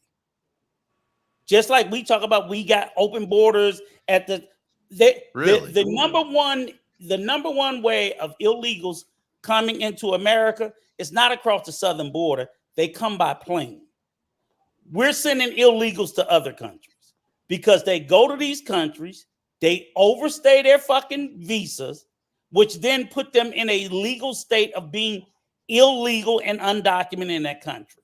They have no legal protections in those countries. How are they undocumented when they have to go Because through a process of getting a temporary visa? if you are not a citizen of a country and you've overstayed your visa time, that effectively makes you illegal. The same fucking way it happens in America. You have no right to go and be in another country without fucking immigration status.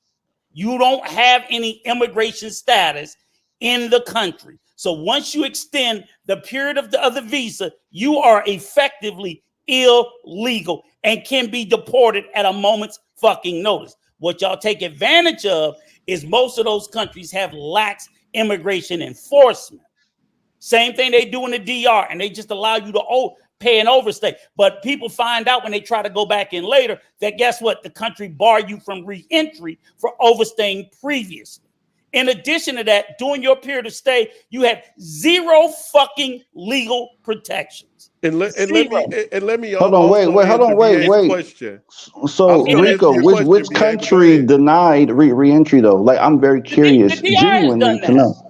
The Dominican Republic has done that, where people, not vastly, but people have sat there and overstayed their visa, paid their exit fee, was allowed to leave, and then when they tried to come back, they were flagged for re-entry. That's cap. Any country can do it. Any country. That's cap. Brazil, bullshit. Brazil can do it. That's cap. You gotta prove that. All I'm saying is this. Right. Thank you, Bubba. Yeah, Rico, he says a lot of things, but he never like shows any receipts. So you kind of have to take him with a grain of salt. Okay, you gonna let me finish? I didn't interrupt you, sir. Go ahead. They're promoting an illegal lifestyle.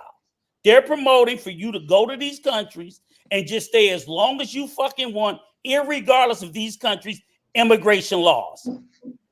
Period. They all violate them. They stay as long as they fucking want, and every country has a limit, typically up to 90 days, that you can stay. They go on a tourist visa. You generally can stay 30, 60, or 90 days, and your motherfucking ass is supposed to leave the country. Some countries are very strict about it. Most are pretty lax, especially if you're American. That's where they play that I got the blue passport book bullshit. But guess what? In most of those countries, motherfuckers are sick. They don't have no repatriation insurance to get back home. They like I said, if they fall afoul of the law, they have no legal protection. Most of them it's illegal for you. Just like we say it's illegal for illegal immigrants to work. They have no work visas in these countries. And yes, working online in these countries is a violation of the fucking law. All of these things. See, they ain't gonna tell you that because they're over there looking for cheap pussy. Nothing more. I'm gonna look that up too, Rico, because that sounds about right. Hey, BA. So I just typed in exactly what I said. You know, Brazilians learn protests from Black Americans. First thing that comes up, BBC News. 14-year-old Pedro Pinto was killed while playing with friends during a botched police operation in a favela in Rio de Janeiro. The two deaths happened thousands of kilometers apart. Yet millions of people were united in grief and anger. Black Lives Matters here too, Brazilians chanted, and weeks following the deaths. That's the point. That's the first three sentences of the point. That's what I'm trying to tell you. All that protesting, everyone follows America because Black Americans are the most well-off Black people in the world. We all know that. That's factual. Is that enough for you, or do you want me to keep digging and I can find out how many people are in poverty and Black and the racial discrimination that Black people face in Brazil? I can keep digging if that's not enough for you. Sir, before you make a point, you should already have the knowledge prior.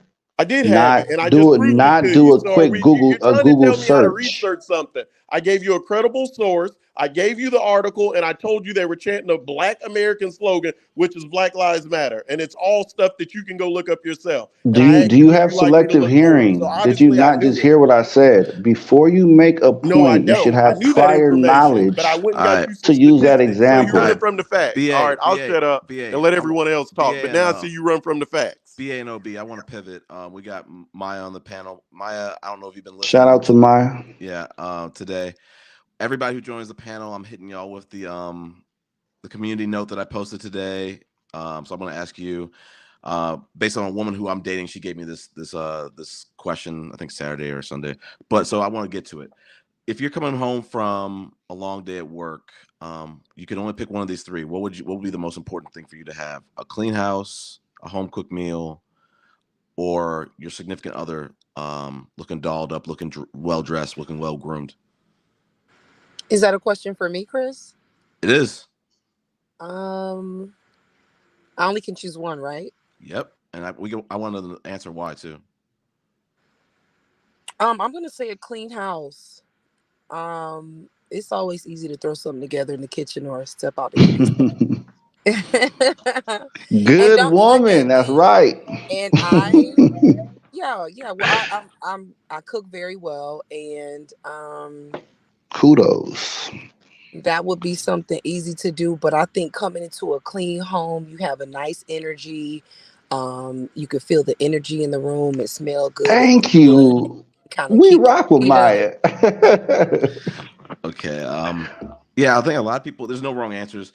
Maya, I'm gonna definitely be reaching out to you. I'm gonna try to see if we can get this women's only panel scheduled for next week because I really want to kind of get some impact, some insights and topics from other people. I got some topics lined up, but I'm gonna try to start reaching out to y'all.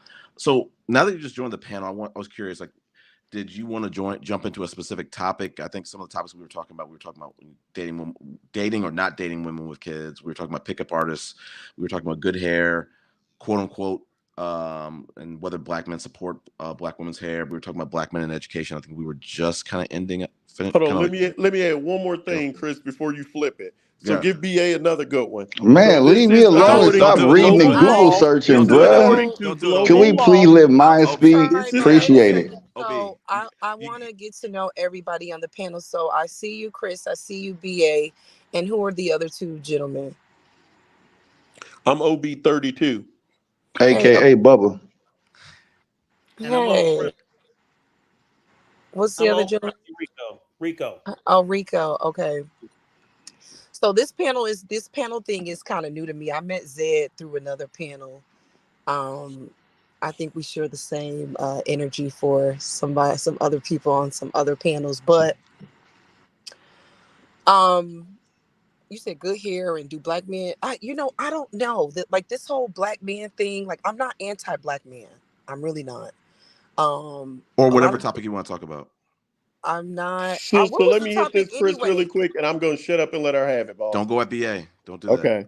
This is Thank what you. no, this ain't a BA thing. This is, like I said, this is an open thing. I don't even have to put his name. As I said, Brazil black people is disingenuous to say Brazilian people have created this utopia that he's living well off of. The majority of Afro Brazilians, 78% live below the poverty line compared to 40% of whites. And the life expectancy of African descendants is only 66 years compared to 72 years for European descendants. Half of all blacks are illiterate. I repeat, half of all blacks are illiterate, while less than 20% of whites are unable to read. And this comes from Global Law and Policy Debates, UN. So as I said, man, don't tell me it's some utopia over there in Brazil when we got facts that we can Google and look it up. Okay, let's Hey, pivot. Chris. Let's hold on. Chris, We're do me a pivoting. favor. Go ahead. I just So want. Can you just share a screen? I just want to just one point. I'm sharing. Oh, let If me you see if I can just do that. okay, you I'm a should just YouTube yeah. newbie. Let's see. How do I do that? Is It it should be down this? at the bottom. You just click on it. No, that's Oh, wait, hold on. Oh, I click see on it. it. I think I know how to do that. I've done it one time. Hold on. You should just have to click on it, and it should bring it up. Because Yeah. like OB, I like people to see that I ain't talking out the side of my ass. Damn, I wish Zeb was here. Did you do a Google search on something I too? sure did, and it just shows from Brazil. Shit. Basically, it says that your ass can be banned for 6 months How for come? How come? How So what come are brothers y'all? don't Wait a do no, minute. prior because you insist that research? we're lying. No, you like So to say we're what is lying. the what is the argument about here? Thank you. The I argument is that that passport bros have this promotion of going overseas and becoming illegal aliens or illegals in other countries as we demonize them here. So I was just pointing out to them that because they go over there and they fall afoul of the immigration laws, the same as people do here, they're in essence the same thing. BA tried to argue to me as if I'm an idiot that that's not true. okay. Like immigration laws is only in America. I'm like, no, they have them in every country, to include the one that he's currently illegally in. BA, are you illegally in Brazil? No, Maya. He's been there more than 90 days. But does He's he there has a residency illegally. there? You have a residency there, right? No, he's Yeah. lying. No, he doesn't. He's lying. And we all know BA's lying. We Oh all do. gosh. We all know he's lying. Re- Rico, we are All all still waiting for Let's you to let's show us your pivot. deed to your so-called imaginary Wow. I don't deed have one. in the Hey, All right, Dominican but hey, Republic. let's Rico, and hey, We're Obi. still waiting for that. Okay, Rico and Obi. BA. Let's pivot. Sorry, Obi. We're going back to Maya. What would you like to talk about? Is your choice, or you could choose I from was one of just those? trying to catch up with the topic and what was going on. I got off work and I started scrolling YouTube and I saw that the channel was live. So Okay, let's Chris, just can say I make this. an announcement No, really no, quick? no, because we're It's y'all, just an y'all are announcement about Maya. okay. Go for it. You gotta be biased now, right? Yeah, Now because y'all beating a dead horse with this. now as much as I have these discussions now, I would just say that if there were more Mayas in the States, there wouldn't be such a big issue but I'm sorry to about brothers. gay and I don't want to cut you off in the Hmm. process of you saying that, but as a black woman it's very frustrating to hear a lot of men that have decided to travel out of the country saying that there aren't enough me's, and there's a lot of me's everywhere. Mm. Hmm. It is. I have several girlfriends that I'm very close with. I have a very small circle of friends, and we all share like minds. We all share the same activities. We share Perfect. thought process in the same conversations, right? But you know, our personalities are personalities of alpha females. We're not social media driven. We actually have real lives once we log off of Instagram. We have real lives after we leave bars, intoxicated and having random nothingness conversations. Like there's real life Like out here. Zed. Stop it. I mean, it is, and a lot of people. What I've seen, because I don't know if y'all know, just to let y'all know, my profession, I'm a bartender and a brand ambassador for a steakhouse, right? So Shout out to the bartenders. I meet a lot of people, and I go out to a lot of bar and restaurants too. Chris, I know you in Atlanta next Yes. Friday. If you want, we could do Whiskey Mistress, LOA Rooftop, or we can do the St. Regis. The St. Regis be jumping on Friday, okay? Oh, it's St. Regis. St. Regis. Man, I'm telling people that is my go-to when Listen, people. the St. Regis on Friday is so lit. You have I've never no gone on a idea. Friday. I've done Saturday, but I try. That's why I tell people like these people who say, "Oh, I can't find a good woman to say." So I'm like, "Have you gone to the St. Regis Cocktail Lounge? Oh, Please." and then you okay, so you know that little Buckhead circle over there, Buckhead Village. So I'll also have some connects at the St. Regis, and then one of my old managers is a manager at the Garden Room. So even if it's packed or not, he's always going to get us in the cocktail room over there You go there on Fridays? on Fridays. Yeah, Okay, yeah. I mean that'd be cool. yeah. You gotta be So dressed to the Oh, nines. listen, baby, I go so I'm deep not in talking this about you. closet. I'm talking to the people in the back. I'm talking about the people in the back.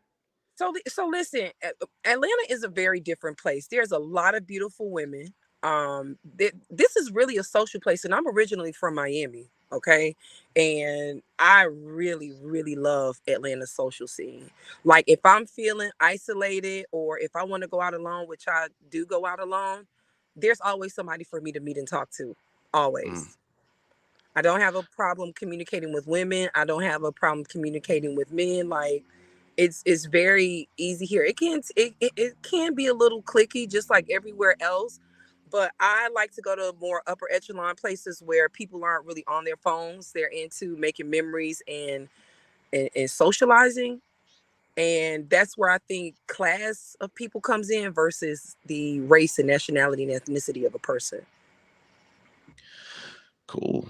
But yeah, So yeah, we should do the St. Regis thing. so this like this passport thing about I know some real past and a lot of those guys on those panels. I know a lot of them personally, like in real life, know their life. It's all lies. It's not what it's cracked up to be. You get what I'm saying? And I'm not anti-black men and I'm not anti-passport, bro. But if that's what you choose to do because you haven't exercised or I don't know why it's hard for black men to meet black women here in America. And the women that they tend to talk Let's about have this conversation. and Mike, somewhere can you tell us some of those ones because we don't know who you're talking about? I can't say that because I know them personally, like in real life. So I don't want to do any name dropping and Are stuff they like are that. I they don't do I big know, that. YouTubers? I know who she's talking about. Are they big I YouTubers? I know she's talking about. Is she Don't talking about the First, one with the nigga app? My, don't out them. first, I'm first of not gonna all, out. let me just say this. I'm not name dropping, Mm-hmm. and it's not what it's cracked up to be. What Yeah, you I mean? know. Right, I And know my most and of them my are liars. personally and my Mm-hmm. personal belief on these people that I've met and I know that come on. First of all, they're not big YouTubers, right?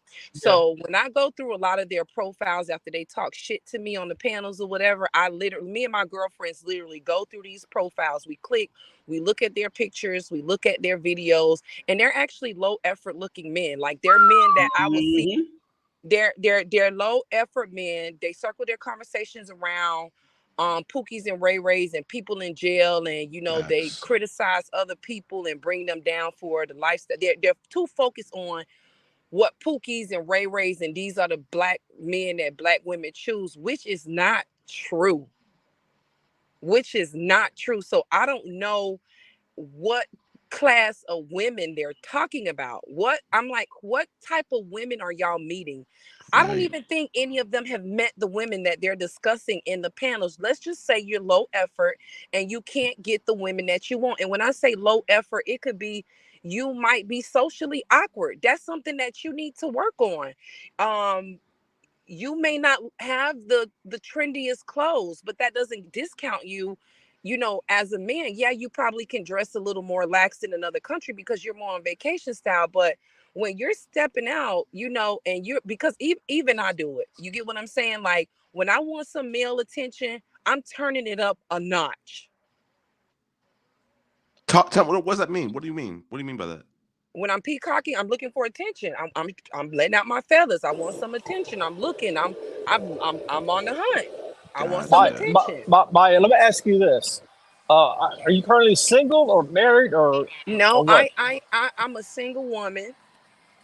I've been single for maybe a year and a half. My last relationship I was in was 7 years. Nice. Okay, so you just taking time off or from relationships or you just chilling or what? What's Um, this? I'm chilling right now. I'm actually looking for a certain type of guy right now. Like I'm at a point in my life where I know exactly what it is that I want. And what is that? What is that? Well, a lot of things. He has to align with where I'm aligned in my life. I definitely want a man who's into fitness. I want somebody who lives holistically, who cares about his health, that likes to travel, that likes to read, that's educated, that's articulate, that's into his Sounds like family. Austin Holloman. Oh, definitely not. Definitely Hold on, not. hold on. Hey, hold on, bro. Does he have to meet certain? Does he have to meet certain height threshold? Yes, because first of all, I'm 5'7". I'm five. I'm actually, to be honest with you, I'm actually 5'6.5" to be exact. I'm right in the middle of 5'6" and 5'7". I'm 165 pounds. I ain't no small girl.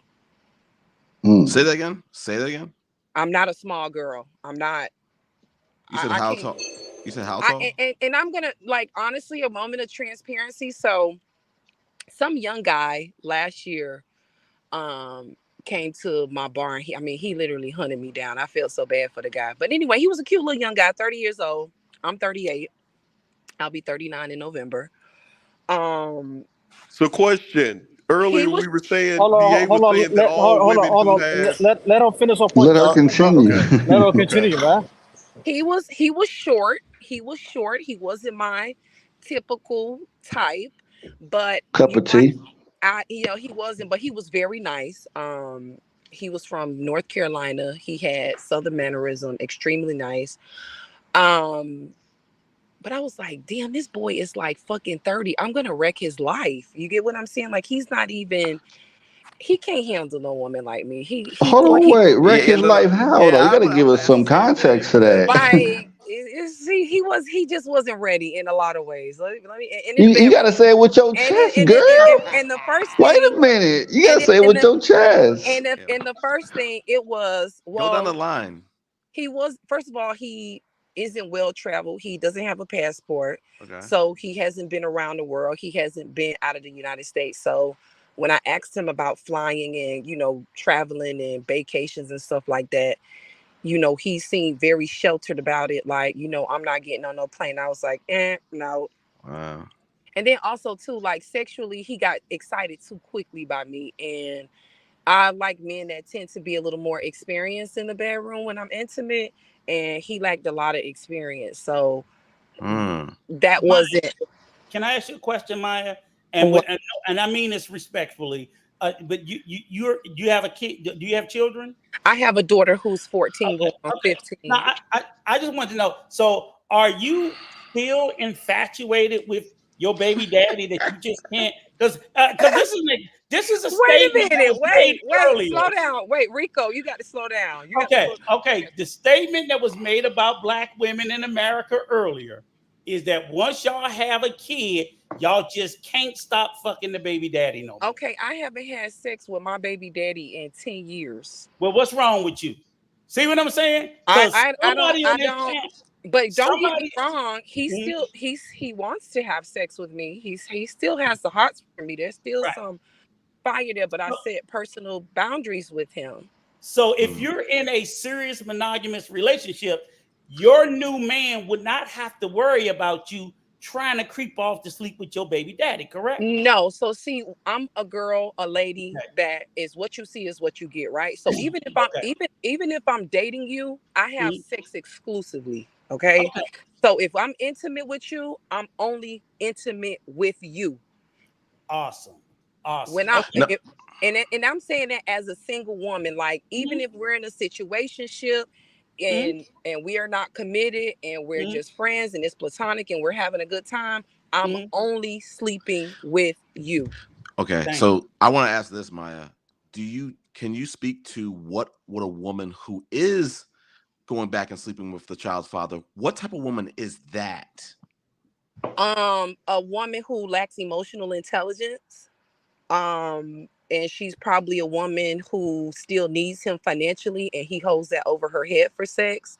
I mean, my Okay. baby daddy tried to do that to me. I'm like, I'm not fucking you to take care of your damn child. Are you crazy? Can I ask you another question, Maya? In that situation, would you also say that that woman obviously has no respect for the new man? You cut out, Rico. Oh, I'm saying, okay. What I'm saying is, if in fact there's this woman who's still sleeping with her baby daddy, would that be indicative that she basically has no respect for this new man? I feel like any woman that sleep with multiple men, whether it's her baby daddy and she in a relationship or a situationship, has no self-respect, period. Right, but I'm saying Mm. she also have no respect for her partner, whoever Right. this new She doesn't, because man. why Okay, would she? What? I mean, right. when you really think about it, right? Mhm. why is she still sleeping with her baby daddy if I mean they already have a child. He's responsible for his child. They're co-parenting or whatever the case may be. Why is he still sleeping with her, or why is she still sleeping with him? I And can mean, you tell Facts. do they have some type of unresolved love or Thank you. thing right? for each Thank you, other? Maya. And to be honest with you, Mhm. Preach. I just had this conversation with one of my girlfriends. She's 28. Um, I just I don't understand the purpose of sleeping around. I really don't. Like you have to have some level of respect for your life and body. And like when I think about sex, sex can bring a life and sex can take your life. You Right. know what I mean? So, And but my question is, do you think of your you have a lot of girlfriends, and I'm assuming some you have plenty of them that are mothers. Do you think that there's this evidence of once you have a child with someone that you are just sexually tied to that person? Shit, I guess till forever. no, I'm not Okay. sexually tied to Or my do you see that I'm not most of your girlfriends running around? Are they all still running around? They're no longer with their baby daddy, no, but they just keep running back. I got to get that dick. I got no, to get that. Okay, thank you. no. I want to ask something Well, too. well, Because you said that young guy, Maya, he wouldn't be able to handle you Right. Give us some intimacy. details on No, that. I want to say I'm so. just telling I y'all, want no, no, no. Hold on. he I want to Say he say it with this. your wasn't chest, he girl. I want to say wasn't this. he was not He wasn't tall enough. He wasn't Yeah, big I mean, enough. okay, You could just say wait, that. Ain't no wait. problem with that. Hold on. Let her talk. Let her BA, talk. you crazy, man. I went, listen, totally not right, okay? I mean, he was a cute boy. He was cute, Yeah, okay? He was cute. yeah. All right. He had a nice little car too. He had a little, what is shit called? The Hellcat, okay? Wow. I was like, this is cute, you know? He was a manager. He's a district manager for Quick Trip. I said, what's the money like? He's Yeah, fucking a checkup for that. he was a man. I mean, come on, y'all. He was coming tipping hundreds and fifties. I was like, well, damn. Oh, okay. Damn. Sound like he had a good career going But on. Like he this is had what this is a what high value degree. this is what I want to get to, Maya. If you really liked him and he was struggling with you intimacy wise, would you work with him? Hell no. No, I Mm-mm. just want her answer. I want her Okay, so I'm answer. gonna say No. no I to want that, the right? answer. So listen, y'all. I'm a Scorpio, and if anybody knows about zodiacs, right? I think Scorpios are the most sexual people in the zodiac sign, right? And I'm sorry to say it may sound a little masculine, but my relationships have to be high powered sex because I have a very high sex drive. So Woo. Not Speak masculine.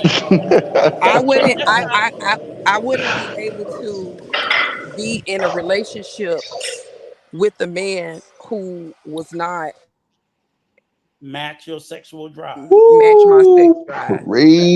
Okay, we Preach. have officially turned this into a Passport After Dark episode, and I love it. No, that's Wow. no. Now that Maya There's speaking that nothing truth, he wrong. gonna turn into something different. I'll say this: there's nothing wrong with that, and I think if more people were serious about, you shouldn't be with someone that doesn't match you sexually. That Right. I think if you talk to any marriage counselor or sex psychologist, they would tell you that. That's just But Rico, do you know it's let me tell you, okay? And I also Mhm. and before I started working at the steakhouse, let me just share this with y'all too. When I first started bartending, I started working at a strip club. So I've been in an adult environment before too. And obviously a lot of the men that frequent there were there for the dancers. And you become a therapist as a bartender, to be honest with you. Mhm. And there's so many people which for the life of me, I would never understand how you can commit to someone that doesn't necessarily align with the things that you want. So I'm a person of transparency, right? I tell you exactly what I like. I tell you exactly what I don't like, right? Mhm. Mm. Mhm. I give you the whole gist. I give you the whole entire gist. I don't hide it. I don't lie about anything. I'll even tell a motherfucker quick. I might have some mental health issues too, okay? So if you're not ready for that, don't come this way. To piggyback on the height threshold. So what is the height threshold you're looking at? Right. I Is Give it, us typically, a number. give us a I number? need my, I need five. You got to be at least 5'8", 5'9" Damn, Okay, that's it? minimum. Because I like platforms. I like heels. So So you gonna I be taller than the dude. I don't want to Wait, be hold towering on. you. What was the answer? My mic cut out. Five, she's eight, At least Five, five, five five nine. nine. 5'8", 5'9". I mean, Okay, that's okay. not bad. But I really I've never really attracted short guys. I mean, that was a first for me. And plus, I had just gotten out of a relationship. I hadn't been with nobody in a year, and I had to test myself to see if I didn't know if I was bitter or not. Mhm. Okay. So my let me ask you a really quick question. Now, I want to say one thing the before you deal ask that. breaker. Yeah. Hold on, I Yeah. want to go back One to the second. dude that got friend Yeah. zoned. Yeah. 1 second before you say something, Maya. The way the passport after dark works, you get to be able to ask questions, and everybody should be sharing stuff, not just her. Now go ahead, But G. okay, that's cool. But I like being interviewed, so y'all can Okay. ask away. That's what's No, they up. don't. You don't. Maya, you don't want them digging in your business. Oh Listen, guess God, what? here come the Nah, dick police, But bruh. that's That wait. not nigga okay. wow, Hell bruh. no. Official But dick Rico, police, bruh. listen, Mm. listen. It's not no business. That's surface level. They don't know me. That's true. Facts. P.A. be trying to use that shit on you on panels lately. But Oh guess what? God. A lot of them have used things that I said and twisted and turned it, which is Yep. cool because that shows me the type of men that they are. And I could see why they gotta go overseas to get a woman because they just cry out with disparity. They just crying out. They're She crying out for talking to Facts. you, attention. P.A. They're crying out for help. They have not Right. resolved any underlying issues that they have in Mm-hmm. their lives.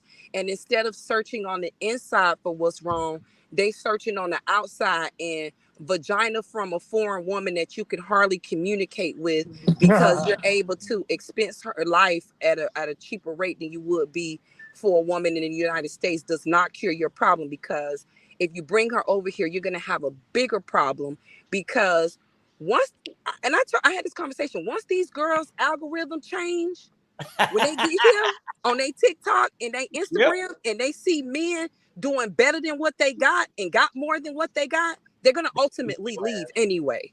Ain't leaving your. Facts. Right. That's So facts, I don't. man. So Well, I got a few questions Maya. for my hold on, but So Kevin, hold go on before I ahead. lose my train of thought. Okay, because I want to go back to the guy that got pretty much friend zoned. Who the young Um, guy? yeah. So what was your deal breaker with him? What Oh, was it? Just pipe he was game? no, he was very combative and very argumentative. And Mm. I don't do well with that. I don't do well with that. let me ask you this, Maya. What's your stance on alpha men?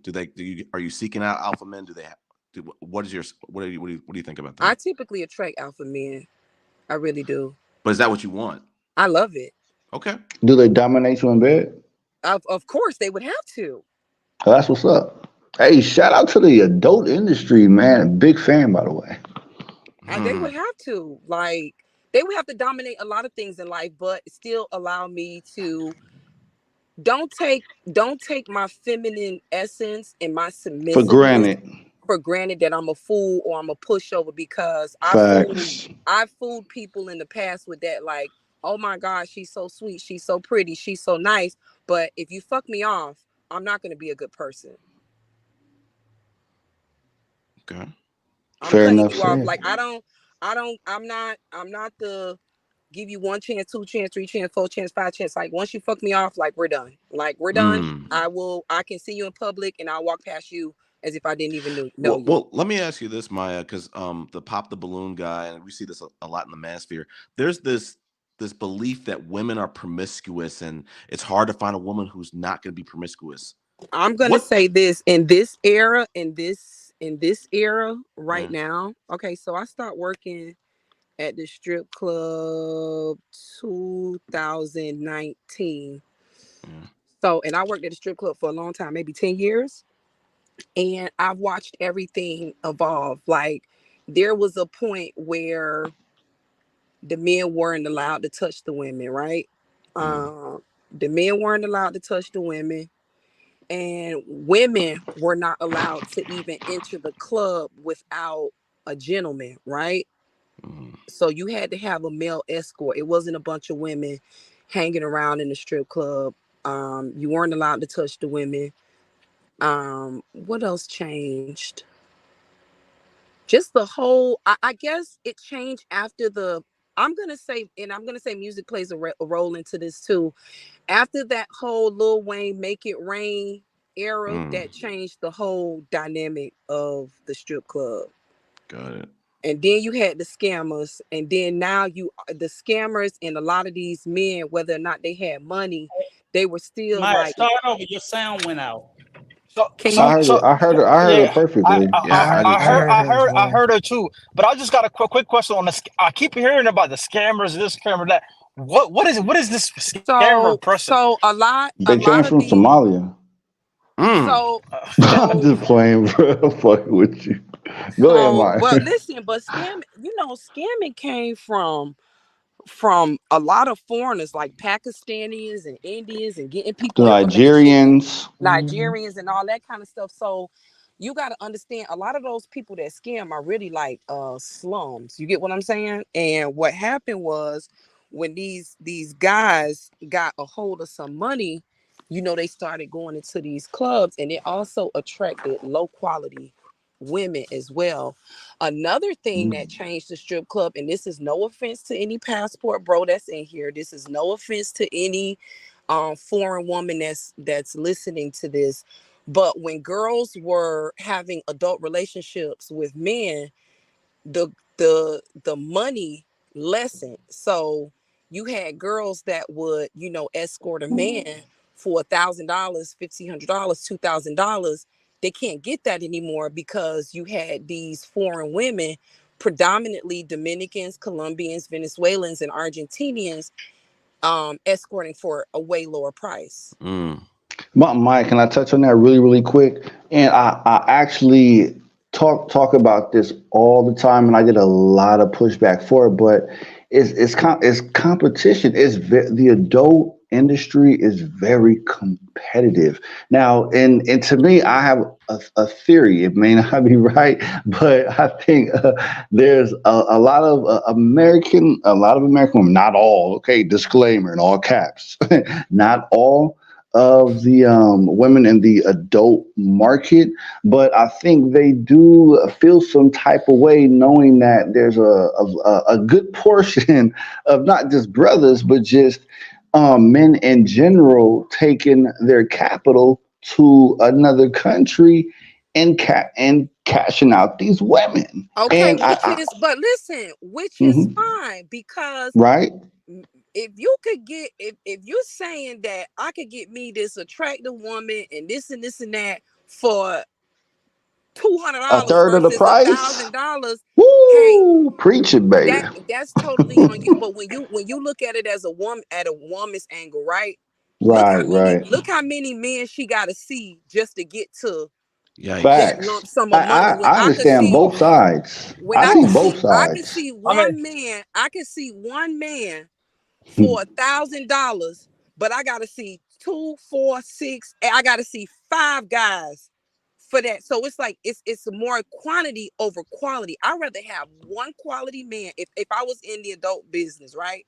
I would Hmm. rather have one quality man, right? And those men typically become regulars to you, especially if they enjoy themselves, right? So I know I Right. could go see this man every week, once a week for $1,000 a pop, Sugar baby. right? So I ain't even Right. got to go see three, four, five guys to get that amount.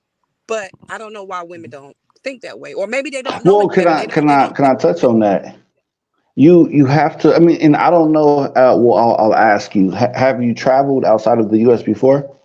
Honey, I had my passport at 20 years old, and I'm finna be Okay, 30. and my that's my So what's my up. my my first, my Hold first, on, wait, hold on, go my, my ahead. my let me first let me trip, ask you No, this. and Buck, wait a minute, Have I you was real gonna quick, bring up a point. real That's have you why I quick, been asked have you. real you, quick, okay, real go ahead. quick. Buck, Let me and just I'm going explain after this Buck. really Yeah. quick. So I come from a well-to-do family. My stepdad, shout out to him, love him to death. He created a very good life for us. And when I was 20, our neighbor moved in, and he happened to be a black guy. Went to University of Florida. He was a international basketball player, and I got my passport at 20 because my first trip was to Zagreb, Croatia, and then after that, I've been to Barcelona. I've been to Moscow. I've been to Ghana. I've been to Frankfurt, Germany, and those were my first trips in Europe. That was way before I started going to the Caribbean or South America.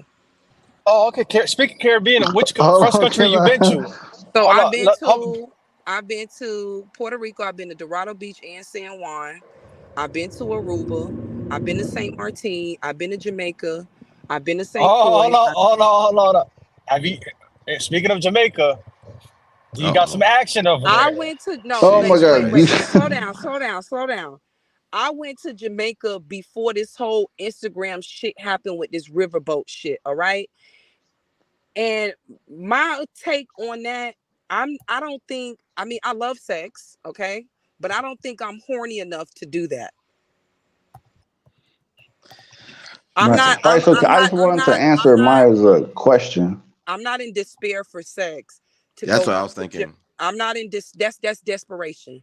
That's Right. desperation. That's, I'm gonna just call it what it is. And if anybody's offended, they can be offended. Low But desirability. no, Maya, let me ask you this, Maya. What Hold on percentage of before you women? ask how BA, nigga you've been Buck is. talking all That boy day. is B, excited, BA, boy. BA, Go you've been ahead, holler talking at all Maya. day. Go ahead, man. God No, damn. go hey, ahead. It's like I'm answering her you got the questions, whole. bruh. It's like, yeah. go Let me ahead. ask you this, But I was Maya. just Go answering ahead. her questions that I she just asked. She asked.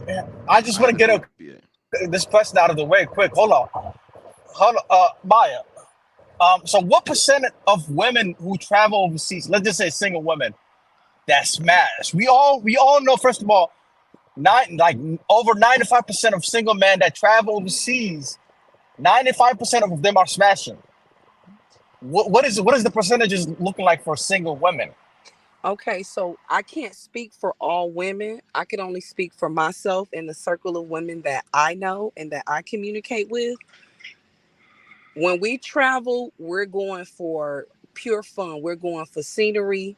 We're going for food. We're going to enjoy the resort and what that particular country has to offer. And that's it, right? And I'm going to tell you, I have been on, maybe in my entire life, I may have been on one or two girl, and I'm two might be too much. And I probably just ended up meeting somebody out there. One or two, because most of my vacations have been with my lover. Mm. Because I don't know what a bunch of, I mean, after y'all get drunk, what y'all finna do with each other? Like, I just don't want to travel with a bunch of women. Yeah, I mean, I'm curious. Like, when I hear Buck ask that question, it's got me thinking, like, where did that question come from? And I really, what I'm fixated right on now is, like, I'm like, these are probably like very non-committal dudes, like dudes who are committed in committed relationships. Why are you worried about your girl being promiscuous? I think that's where it's coming from. Is these are And my whole non-committal thing dudes. is, why would you even commit to a woman who you believe is Facts. capable of being promiscuous? Do you not care about your health? Do you not care about your life? Do you not, like, So that, where is your mind so, and your But so desire? Maya, this leads into my next question. Do you think that the average man, the man in the manosphere, I'm not in it, I'm anti-manosphere. Do you think that their belief that, hey, the average black woman in America, I got to worry about her, entertaining other dudes or sleeping with other dudes or being promiscuous? Do you think that there's any validity to that? There's no validity to that at all. Got That's it. what they that's their thought. And to be honest with you, a lot of the things that are out there in the manosphere is just a crutch for what they're lacking. So they got to put the blame on somebody else instead of taking accountability on why they aren't committed and why they do the things that they do. Okay. Well, Chris, can I offer an observation? And I Yeah. think it's the same thing that goes to this whole Jamaica thing. Like you'll hear them even say it. Nobody said anything when black women were doing it, going to Jamaica, blah, blah, blah, blah. Because while I do believe that there are some women who will go on a trip no matter where they go in the world and they may liaise and have a fling or two. As Maya said, I don't think that that's how women typically genuinely operate. They're not. Well, They don't Rico, lead.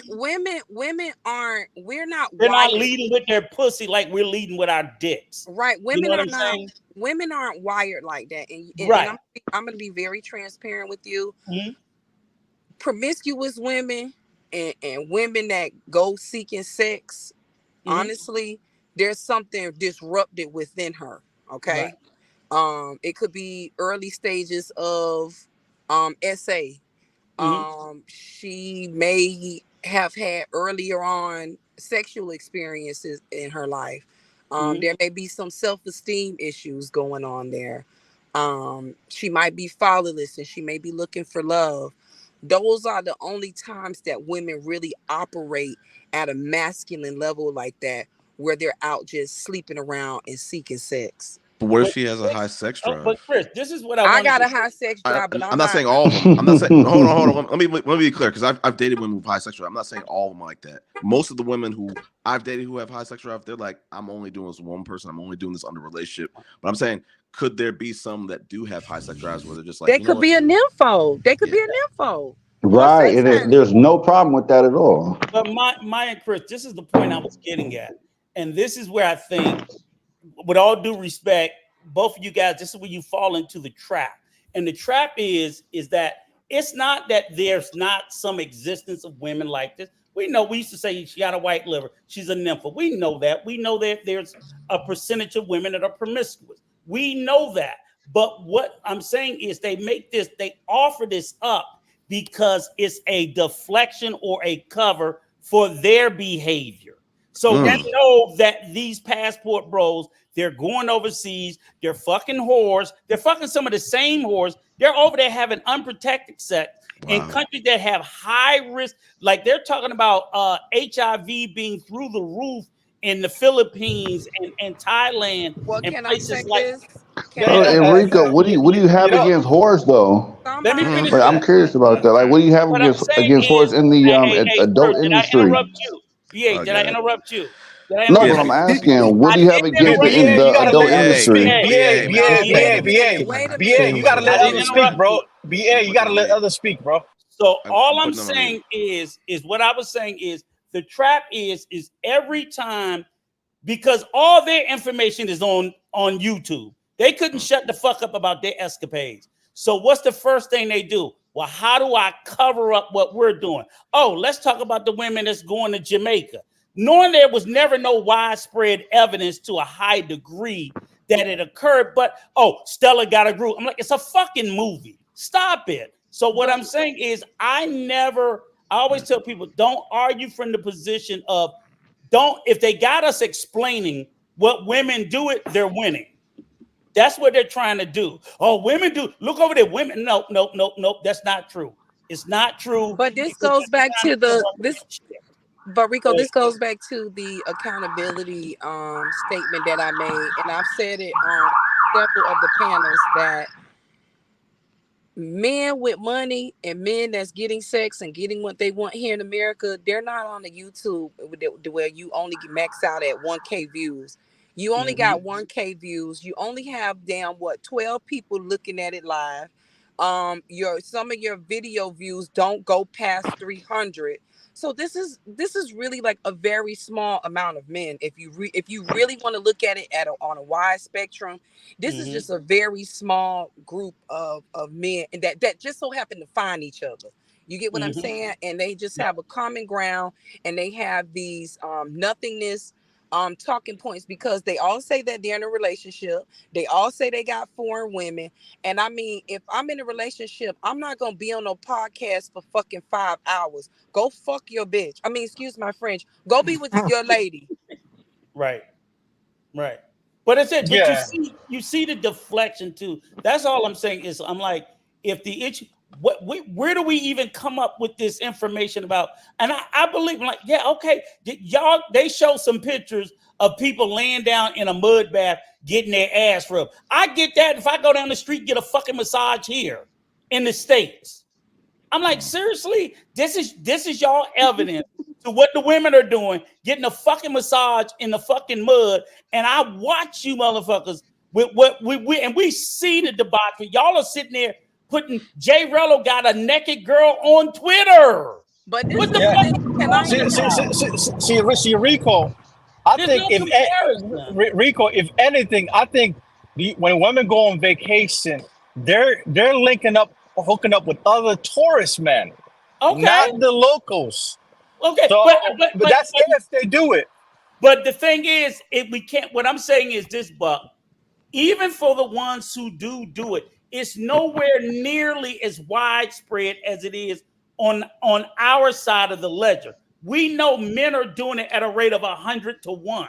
So for every one woman, it's 100 men. So I'm like, so why the fuck are we bringing up the one woman? It's too small to care. We can't use that. Oh, well, that one person did it. Yeah, it's 1,000 of us over here. It's a horrible. It's a. If that was the excuse someone offered me, I would be like, if you don't get away from me with this dumb shit. We Yeah, literally see how poorly men, especially black men, because why? They won't shut the fuck up talking about it. But they're not. But see, Rico, this is what you gotta understand. They're not gonna shut up about it because they finally have a space where they can be heard. These are men that have never been heard. These are men that haven't really had Preach. success in relationships. They don't even really have any success in friendships. And I can Right. guarantee you, and I can bet your bottom dollar, they don't even have friends in real life. True. They don't have a social outlet. So Mhm. so coming to YouTube on a lot of these panels, they jump from panel to panel to panel, from weird to the most weirdest, randomest.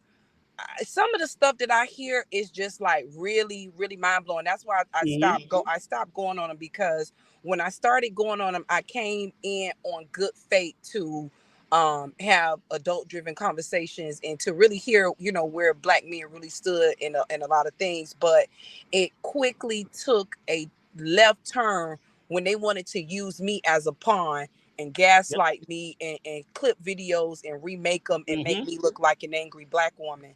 So I just stopped going over on there because I said I'm not gonna let them making a mockery out of me and use my photos and use my conversations and take them and clip them and cut them to And make it seem weaponize like it. I'm having conversations that I'm not. So can I ask you a question, Maya? So now that you've heard these conversations, are you surprised why they've never been listened to before? I'm not surprised. And then Yes. I think one of them, which I think is just like he's just gone too far with it. So Mm-hmm. It's I many guess of them like I that. guess yeah, they've taken it too far. And my whole thing is, if you don't like black women and you don't want to date black women and you found your success in Candyland, I call these foreign countries Candyland because that's what they make it seem like. Mhm. If you found But my success and pleasure in Candyland, why why is your constant focus on continuously degrading black women? And to be honest with you, it's misleading a lot of these people that are watching. But you know what's funny about it, Maya? I'll tell you why.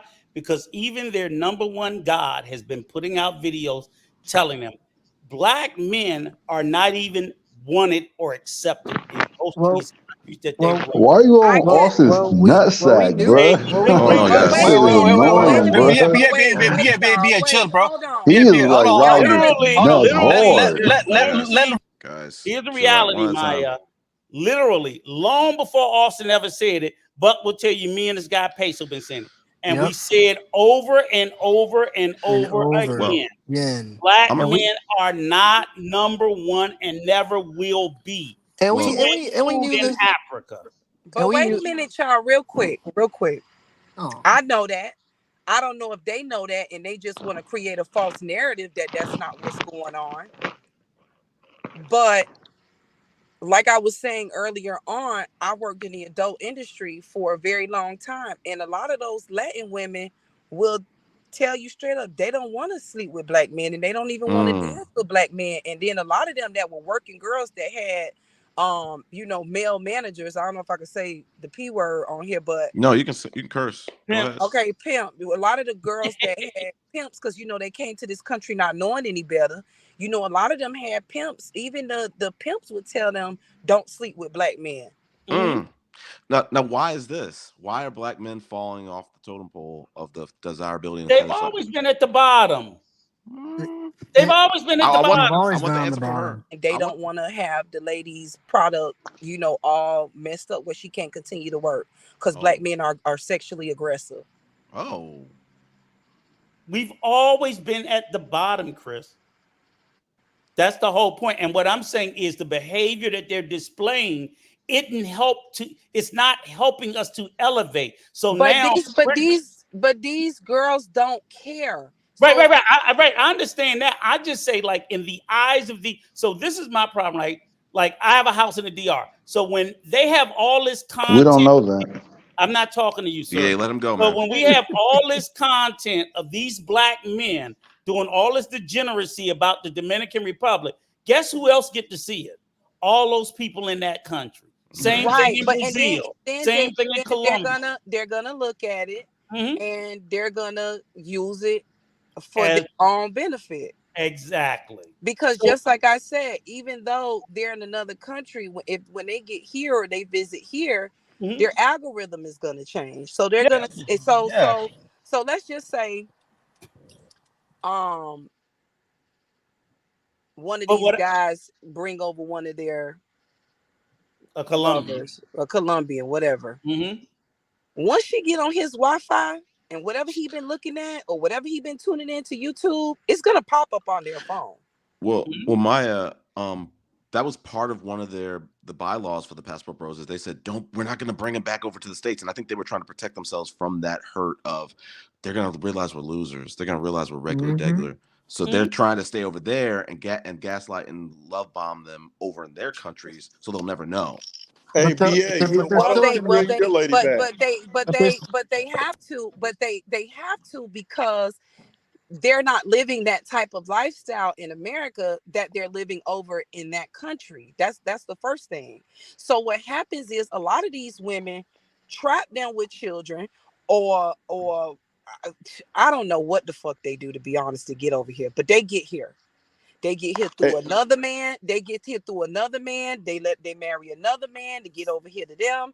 They be having multiple shit going on. hey, BA, so why don't you bring yours back? Or is it just like you said earlier? Wham, bam, thank you, man. Don't answer that question. OB, we don't attack people's wives. We can't. That's off yeah, limits. That's off yeah. limits. I Um, didn't even know. Scary. Hold on. uh, I didn't So even, that's He fair. And didn't I attack him apologize and if he that's so no, bad. married. I'm saying we No, I'm I'm putting the agreeing. rules. I'm saying, yeah, I agree. I'm I'm saying I Okay, didn't you even know got a that. rule. Yeah, We I just didn't even. asked the question. Okay, Nah, so Why all do right, so BA, you cut us off. let me respond. So no, we're not to doing that. no, well, chill. No, I want to willingly talk. So for the idiots that don't have common sense, first and foremost, just like I told Maya in the beginning, when it comes to competition, and especially when it comes to currency, anywhere you go in this Latin world, okay, for example, here in Brazil, the Brazilian real to the dollar is 5+1, meaning that that your dollar is multiplied by 5+ reais. So first and foremost, But the over there, money. you say you're So you're working as hold a on, shut threesome up with right quick, bro. Brazilians, so you have a Let me side chick explain OB, over you, there OB, idiot. working let as him a I go. think model. that's OB, let him disrespectful. go. Okay, y'all Let stop him cutting go. each You other. asked me a fucking question, you dumbass. So I'm trying to fucking Ooh, respond to you. come So on, okay, man! You yeah, don't Okay, well, do all that. how come you didn't y'all bring your don't get wife over all to the United spicy. States? Oh, that's terrible Okay, content. so I'm giving you examples on why I am not. Okay, so don't Remember ask that we questions if you somebody don't want to else's answer it. PA. Okay, so for one, my money quadruples the price here in Brazil. That's first and foremost. I can do a whole lot more financially here. That is a major plus. Now, if I want a better life for me and my girl, why would I want to? It's like you hustling backwards.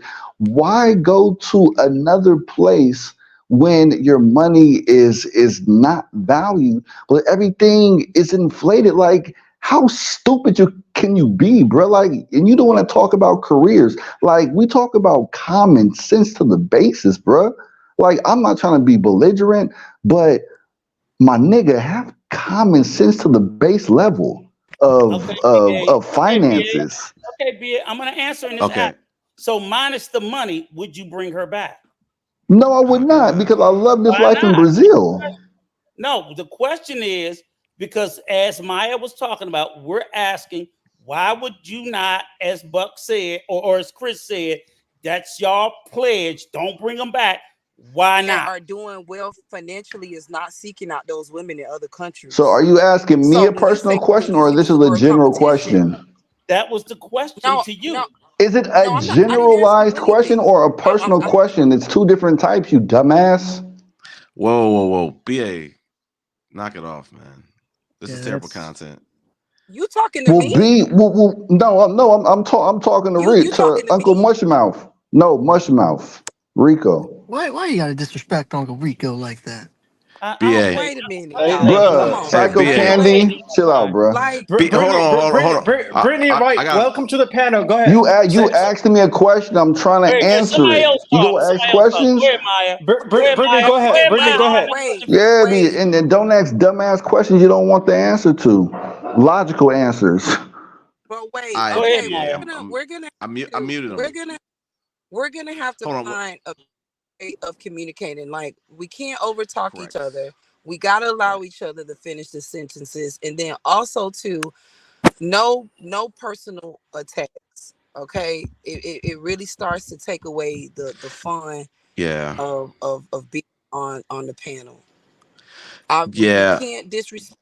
Whether we agree with it or not, we can't disrespect somebody's personal choices, because the reality of life is it's not a cookie cutter life. We're all not living by the same societal rules and the same societal thought processes. So whatever BA chooses to do with his life and his women and what he Right. wants to do, that's solely on him. Right. If we agree with it, we agree with it. If we don't, let it go. Right. We had a nice little And let me conversation go. also Jesus and Christ. let me just say something, and especially please don't mute me if I'm being questioned. But what I wanted to say is No. that I completely agree with Maya just said. But if a question, if a personal question is directed at a person, can people or a person not interrupt them during the duration of being responded to towards that question? That shit is annoying as fuck. All right, BA, we get it. What I'm trying to say is, if anyone's muting you, it's me, and I'm doing it because the content has gone down to deplorable levels. We need to stop. Like I tried to direct us away from the attacks, and we're gonna drop that. We're gonna forget that ever happened.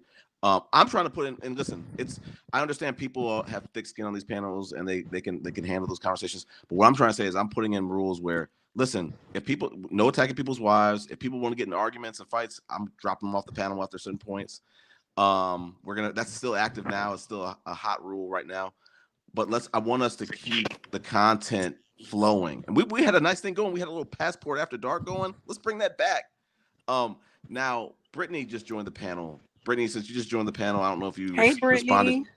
Shout Hey out to Maya. Brittany. We love you, Yeah, girl. yeah, Brittany. I don't know if you saw the community note. I'm asking everybody who joins the panel after a hard day's work, what do you want to come home to? You can only choose one of the three.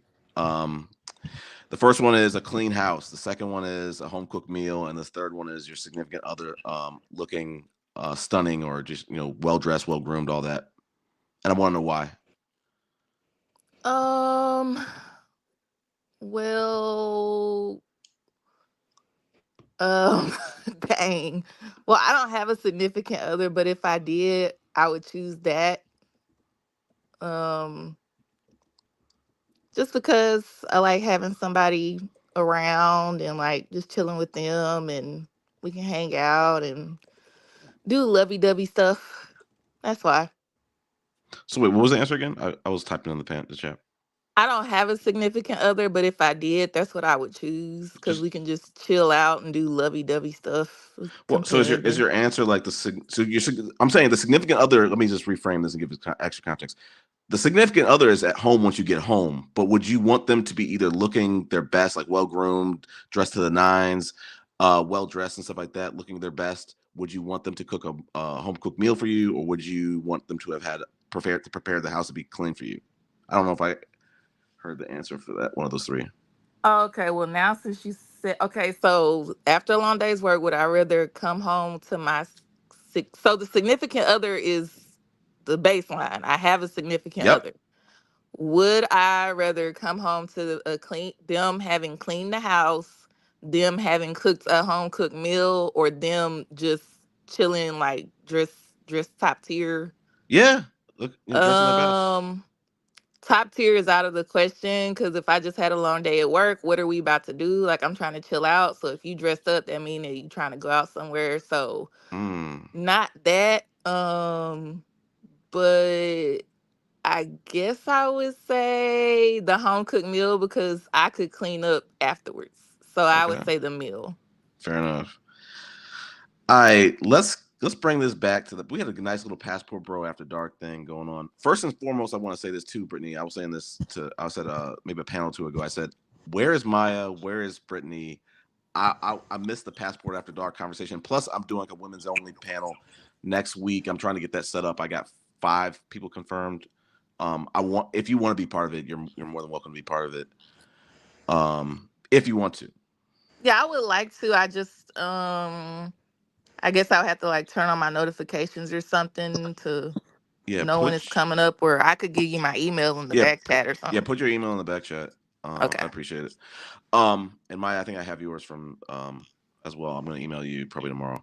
I Yeah, want to I bring got it. to try to get into it because I've actually officially gone from an Android to an iPhone. So, Okay.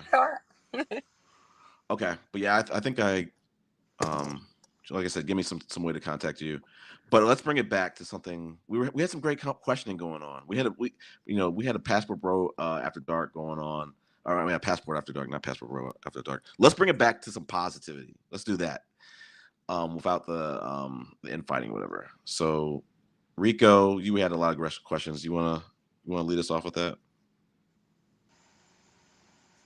Questions around what? When Maya first joined, we were talking. We had some great conversation going. Brittany just joined. I want us to get back to that. We were talking about Well, dating and stuff like that.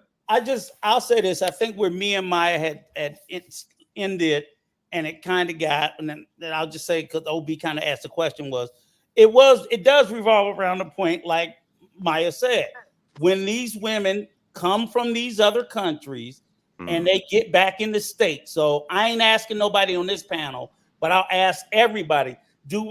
I agree with Maya. I don't give a damn where they come from. Once they get into the US, their entire thought process changed. And that's why these men fear bringing them, because they know they can't keep them. They can only keep them if they keep them in their state of low socioeconomic And where my they whole thing exist. is, if you really had any love for or any care for, because I'm a woman's woman, so I don't You care. want her to have a better life. I would want her to have a better life. Like, Right. so if your intention is just going there for, sex vacations, you could do that here. Mm-hmm. So that's why I say the whole thing speaks of, it's like, again, you're right. So it speaks of, like I said, why wouldn't you want? I mean, and Maya, I know there are passport brothers that are going overseas fathering children. And Well, yeah, yes, there's a lot of them that are doing yes, that. They have multiple yes, families, and their yes. wives here and their girlfriends here don't even know anything about it. You know what? Let me tell you guys about this, man. I was in Panama a few months back, and I was in a club full of Colombian chicks, Panamanian chicks, girls from Guadalajara or whatever. And I lost count how many married American men were in that club, bro. Yeah. Like There's a lot, it was a lot. but I mean, I'm sorry, what's your name? I can't see your But screen. Buck Trevor, Buck. Okay, Buck, listen. There's married men here that cheat. I don't understand. I don't understand how you're married, but I get hit on by more married men than I get hit on by single men. Wow. But what I was And that's in the States. and it's sad because they were in the clubs and there was a lot of pros in there, and I'm like, some of them might be going wrong, these chicks, and they go back home, mess with their wives, and pass it off, and it's they are, and they and that's man. and they are They are doing that, but they're doing it here, so it really doesn't make any difference.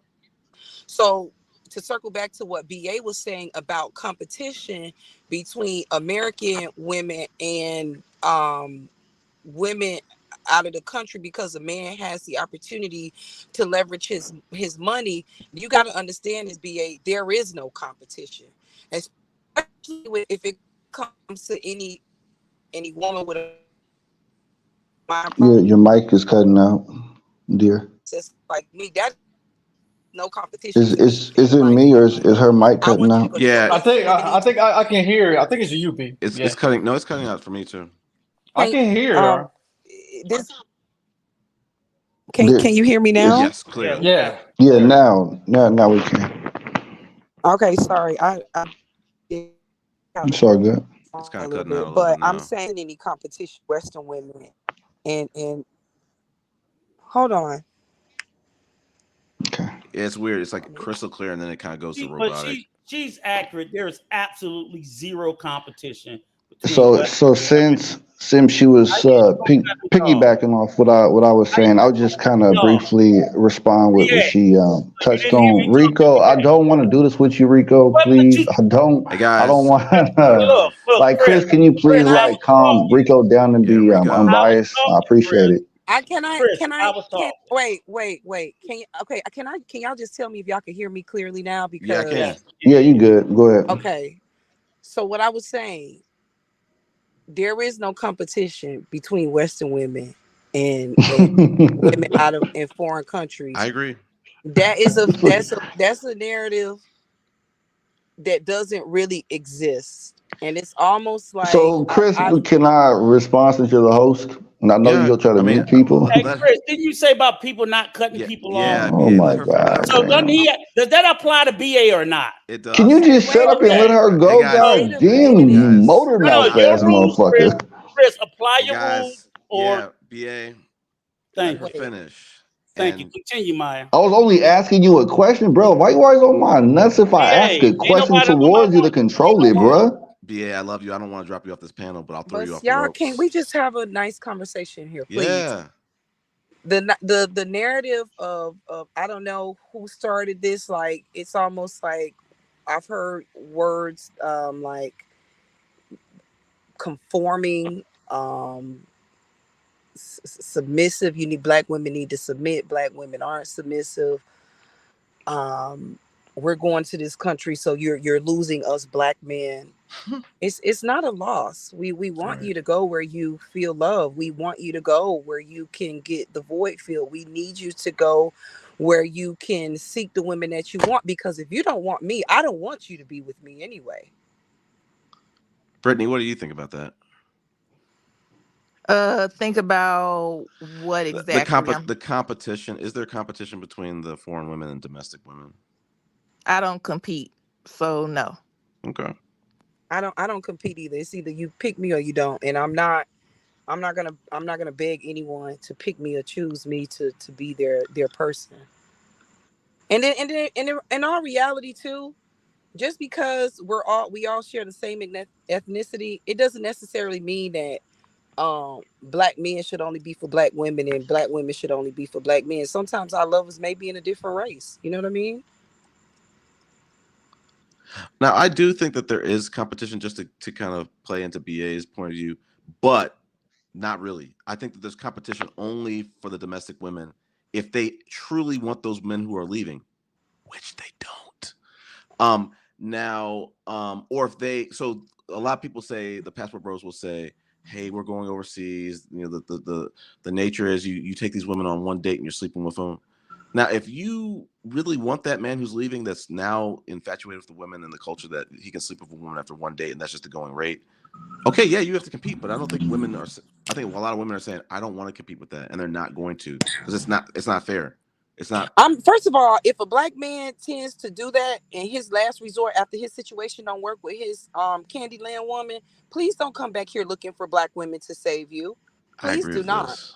When you are not loved over there and you haven't gotten what you thought that you were getting, do not come back over here Now you want to change your thought process and be with black women. And to be honest with you, I don't even sleep with men that done been over there. To be honest with you, I just don't. Chris, can I ask you a question? Yeah, go for it. If the narrative is that they create that somehow these foreign women, because you even framed it as a competition. So if the narrative is that these women in, say, Colombia are better than the women in America, right? Mm-hmm. Mm-hmm. Then would that also not stand to mean that they base it off of culture, right? Right. Because there's nothing else. Well, these women are better because they're culture. So by that logic, then I would have to say then their men are better than the men that are running over there. But That's a I fact. also said this too. I said, well, if these women are such great women and they're so traditional, why aren't the men with in their country with them? Mm. Exactly. And So then I that's also, I'm go sorry, ahead. go. I'm sorry. No, Well, you so go ahead.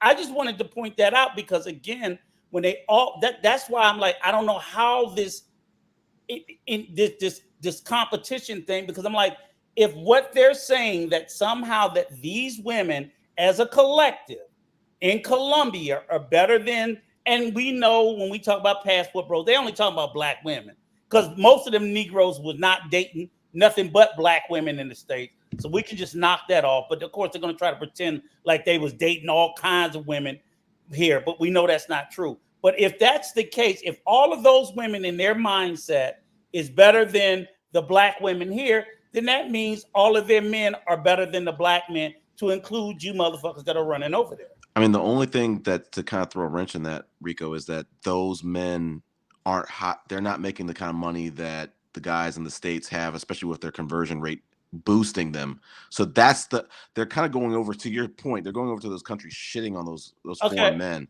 But if that's true, Chris, then those women are not able to financially support those men as much as women here. Correct. So if it's an economic argument, again, I don't see how they split the genders. Well, So if you're going, this is my thing. I feel like there a lot of them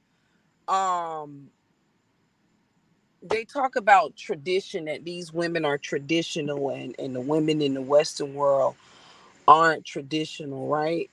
So psychologically for me, when I think of it, is it a hero complex that some of these men may have, that they feel like they're needed, they feel like some type of savior if they're able to provide for a woman in well, the country? patriarchy teaches all men that, like, if you can provide for a woman and and have her as a stay-at-home wife, you are the pinnacle of man. So like a damsel in distress saying, "Oh my gosh, like you can provide for me and my family, and like you can afford a woman you can afford to take care of and splurge and all this stuff." Like it's But just that's not every woman's desire, right? that's what Yeah. that's So what the world tells I've men. But you, I've been offered to be the stay at home wife, right? That I didn't have to work. Right. When I had my daughter, I didn't go back to work until my daughter was 2, right? That Yeah. was not fun for me. Hmm. And it but wasn't Talk about that. it wasn't fun for me because I didn't really have an outlet. I was home with a crying baby majority of the day while my child's father was at work.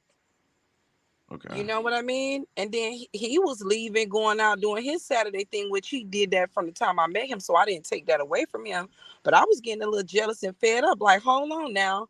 You going out every Saturday and I'm here with this baby. Like, I've been cleaning all day. I'm used to working. I've been working since I was 15. This is not enjoyable for me. Like I was glad and fortunate that I was able to stay home with my daughter for 2 years, but that wasn't fun for me. I was but ready to. can we dispel a notion about those women being traditional? Because most of those women in those countries are not traditional. Most of them do work. And a lot of Most them do of them work. yeah. are They're most not of them making. work They're not. They're very not. poor, but I don't, when we keep that, those, the reason why I'm saying is they'll say traditional here one way in the States, and then I'm like, okay, so apply that same measure to the women over there, and they don't measure up. They are just as Well, feminist in some They're countries. fetishized. Yes, they're fetishized, but they're not Well, that traditional. They're well not that better. It's well, bullshit. well that's the women that they also choose too, because there are doctors and lawyers and women that do those type of professions in those countries too. Yeah, but they won't date passport. But those women who do well in those countries would never even date passport bros. No, they would Hell It's no. like, Right, never. right. They They would don't never. even and I said entertain never because foreigners. it just doesn't make sense for them. Because first of all, they have money. Second of all, they're more likely to connect with their own man than Yep. passport bros. Right. So when passport bros, Exactly. when they go to these countries, Brazil, Colombia, they're dealing with low hanging fruit. They're not dealing with the doctors and the lawyers and the CEOs of those countries. They're dealing with the low hanging. I'm talking about the chicks that grew up in the favelas, in the barrios. Right. But We Buck, didn't they're address one but thing Buck, though. they're delusional.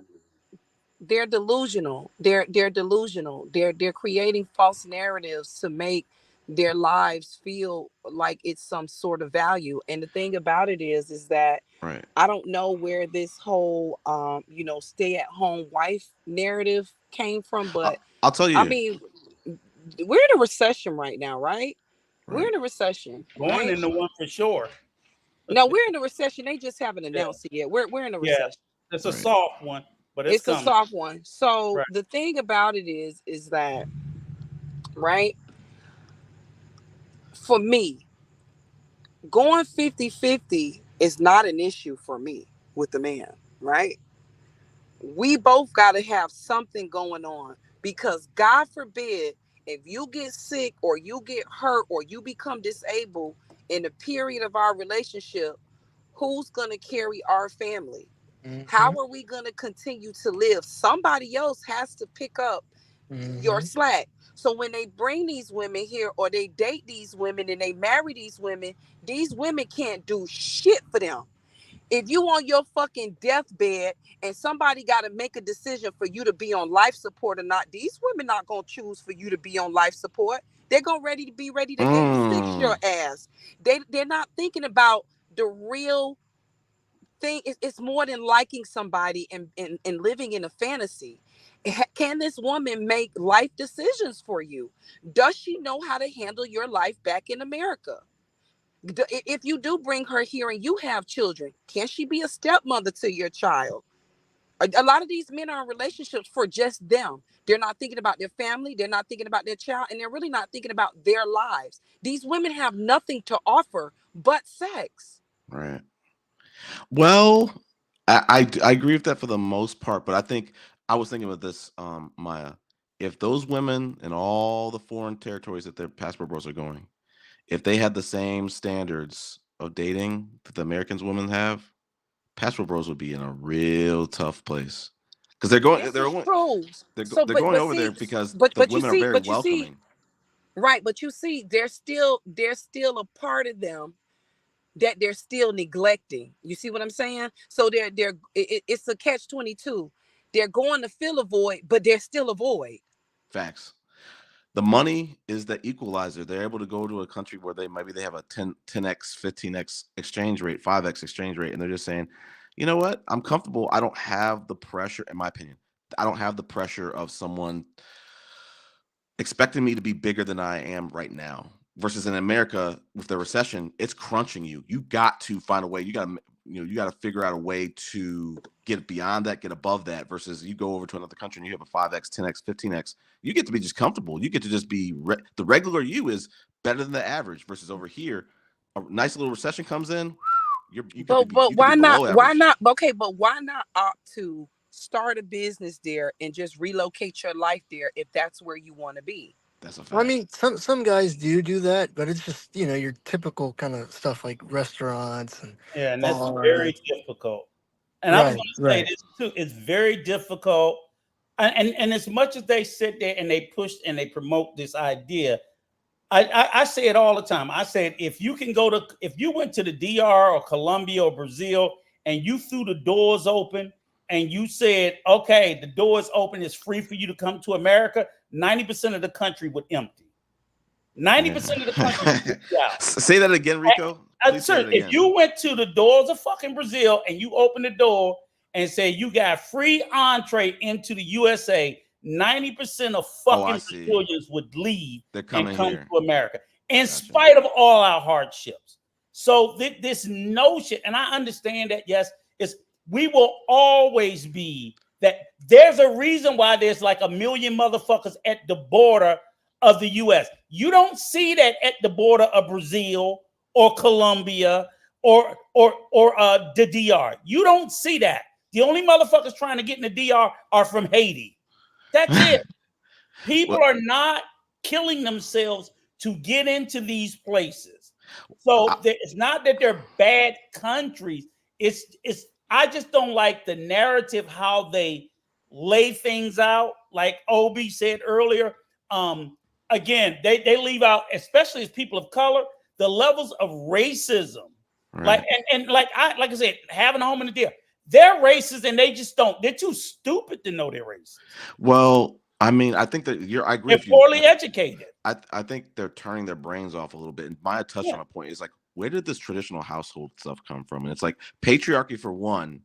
And it's like also these dudes have a solution. You could stay in the States and you can, try to band together with a woman, your income, maybe higher than you, maybe a little lower than you. But these are men who can only see things one way.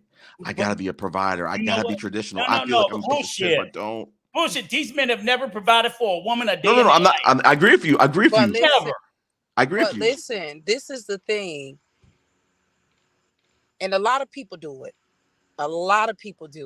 People are not upfront and transparent when they're vetting someone. People are afraid to be vulnerable, right? So this is how I approach things personally. I'm going to tell you what my situation is straight up. If you're vetting me and we're in the process of getting in a committed relationship, the most important things that we need to talk about: how are we taking care of our health? Right. What are our finances? What are our credits? What are our credit scores? And what do you want to do with your life? Where do you work? This is where I work. Are you into entrepreneurship? What's your next steps in life, or what are your personal goals besides this is how much money I make? You get what I'm saying? Those are very important things. Do you have children? I have children. Or do you have young children? Are your children grown? What's your parenting style? People just fucking look at each other and be like, oh, I like her, and well, I like him, and oh, well, we should be together. Like, it just doesn't work that way. Well, I'll say this to Rico. Rico, if conversion rates flipped, and let's say it was the dollar was not strong in Thailand, it was actually weaker, they wouldn't be. None of them would be going over there, buddy. None of them. No, they wouldn't. They would. Well, ultimately, all it boils down to is passport bros desire poverty pussy. Just that plain and simple. Because the reality is, the most beautiful Colombian women probably in the world is probably in a Western country, because she's gotten with a man who can financially support her, and she's not choosing to live in that country. So they live in Europe. A lot of them live in, I say, some of the most beautiful women. I say, I don't know why the fuck y'all going overseas. We have everything in America. Everything. There's not a nationality where you cannot find a large population of every nationality in America. What I always tell passport bros, you niggas don't qualify for them. Yes, and I've been saying that. We've been saying. But this is the thing. If you go to Miami, hold on, Maya. I just want to interject quickly. Since Rico covered that, I've been to Miami many times, and I'm pretty sure you said you were born and raised over there. But look, Miami has one of the they have baddies from all over South America. You talking about Brazilians, Cubans, Colombians, and all that. The thing is with them chicks, they got a higher price point. They're dealing with rich guys, so a lot of passport bros they can't afford them. This is the thing that you got to understand. A lot of the passport passport bros can't afford them, which what Rico said, they are getting the ones from the outskirts and from the country and from more impoverished areas, because the sexy ones, right, the pretty ones, the bad ones with the hair Mhm. extensions and the big booties, they're not poor pros. They Right. actually work their way to get those surgeries. How could you be in the DR and be a pro and not have your body done? That's the first thing that they do. They have some of the best surgeons. They go get Natural. their body. They go get their Okay. bodies done. They do. They Hello. wait a Hello. minute. Wait a minute. Wait a minute. They go get their bodies done because they done hit a big ticket, right? They hit the big ticket and then they come over here. Mm-hmm. You are They're so not Competition, like I staying. said ma'am, initially. ma'am. You are so wrong. This is Flip DR. Flint, You are don't interrupt. the Oh man with the Lord. 3,000 numbers. Flint. And I know Oh Dominican A women lot Lord. of better than American women, they better don't than want competition. All right, Sorry. let go. Rico. Let Now Flint listen. Listen, finish. but it's no competition because for me, I'm a natural woman and I love my body. When I tell you I love my body, I love the way Hmm. I look. I love the way it feel. I love how soft it is. I love the fact that I don't have to go and get surgery. And I had a child. I Hmm. And love the Dominican women don't. I love what, but why would I need to enhance myself? I didn't say that Dominican women don't, but that's what they do. The I don't majority, need. no, the majority of Dominican women do not have surgery. Okay, the They're majority. natural. They're They're they're naturally they're voluptuous Chris, like natural. Yeah, that. yeah. I will have to agree with them. I'm usually an Like, anti-passport, come on but I will now. have to Just keep agree it I with them didn't on real. that. say all. I didn't Dominican say all. Dominican women actually have a lot of afro in them, so they're gonna have natural bigger thighs and booty. I It's the didn't say that. Colombian I girls. didn't It's say the that they Colombian didn't. girls. And I'm talking about the Paisa girls, the ones in Medellin and Bogota. They have the most surgeries out of all of them. They're pretty in the faces, but the bodies are like whole plastic. Chris, But let You me gotta know you when gotta you can compete with share. those men DR acting women like though. they going getting those chicks and they're not. Right. Chris, can you share? I listen. I've done it Don't before. believe my words. I'll No, let you see it. I haven't. I know what you're trying to do. I'm gonna copy Rico. the link in the back chat, private chat, and you tell me if all these bitches Oh ain't got BBL. gosh. You're Well, crazy. More Google searches. That's You're wild. crazy. Rico. I look at I look at my phone list right now and show you I them. don't care about your phone. Let's go to P.U.A TV, the creep cameras in Susua. But And listen, you know that's all you see is BBLs. okay, Get but you the talk fuck about out of I talk here. about Santo Domingo. You don't see nothing in Santo Domingo. You see them in Sasua You Park. said Dominican Oh women, and they're God. full of BBLs. But you talk about red I light district. You talk about Crazy. red light Yeah, district. Yeah, I you they I are. used don't to be care. a sex pack That's a out small Rico. minority. there. That's Rico, I gotta a put you on small Interesting. mute, man. minority, man. But That's a wait, small but who minority. cares? Can we just like let's stop shaming people if they go bisex. That's what they do. They grown. It's consensual. Right. Nobody's getting essayed. Nobody's Maya, taking advantage Maya, of I got a nobody. whole wife. All I was pointing out, that man said that they said Dominicans don't get body work. And I was going to show visual proof of video after video after video after video of BBL all over the DR. See, but they don't want you to see it, but they'll Yeah, sit here and just, Hey, let me finish, Maya. you They're, hold on. highlighting the red Maya, light district though. Maya, That's not it fair. doesn't matter where No, it no, is. no, no, no, Hold on. no. Your Flint, I gotta reason put you on mute real quick. with I got yo, sorry, Rico. I know you want to share your screen, but I'm still a Padawan. I don't have That, the skills yet. that's fine. Maya, in the back Chris, I had chat, a good point, Chris. Maya, in the back chat, I'm gonna put the link to the video. You can look at it. Well, All I'm I saying don't is I don't need to they're look at the video, but Chris, with I'm Rico just point, saying they're lying let me yo, about they Rick, don't get work Rico, over yo, there. They Rico, I do. gotta put you on mute. Flint, what were you saying? okay, what basically what Rico is saying basically is like he uses the same.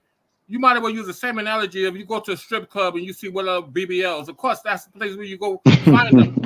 Or say so you say it's a sewer. It's a red light district that attract tourists. So of course they want to over extenuate their body and to make it look more appealing to the tourists. Of course. So you're But I'm saying the talking about the average regular woman? Dominican don't Okay, be using that or that. Just like you would go to a strip okay, club in America, you see a lot of girls with BBLs and fake breasts okay. and all that kind of stuff. Fair enough. Let's agree to disagree. Let's move on from the BBL thing. Um, what's the next time, Brittany? I want to I want to kick it back to you. I know we got a new person on the panel. Jelani. I got hit you with the question I've been hitting everybody with. Assuming that your significant other is at home, you have to answer. You can only pick one from this list. what would be the most important thing for you to come home to? A clean house, a home cooked meal, or the person dressing their best, looking dolled up, dressing 10 out of 10, looking stunning, and why? Uh-oh. That sounds.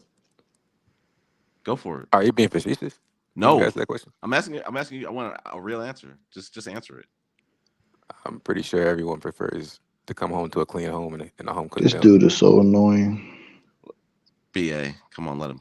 Hold on, is that hey, Oh boy. that's the one that Yeah, Hey, that's hold is on. that the one that said that he Jelani, wanted to keep his wife and he wanted to keep his Jelani, girl no attacks on in no poverty? attacks. Hold on, no, no no, attacks he's on he's the family. one that speaks Hold on, correct when you a bum. Well, go ahead.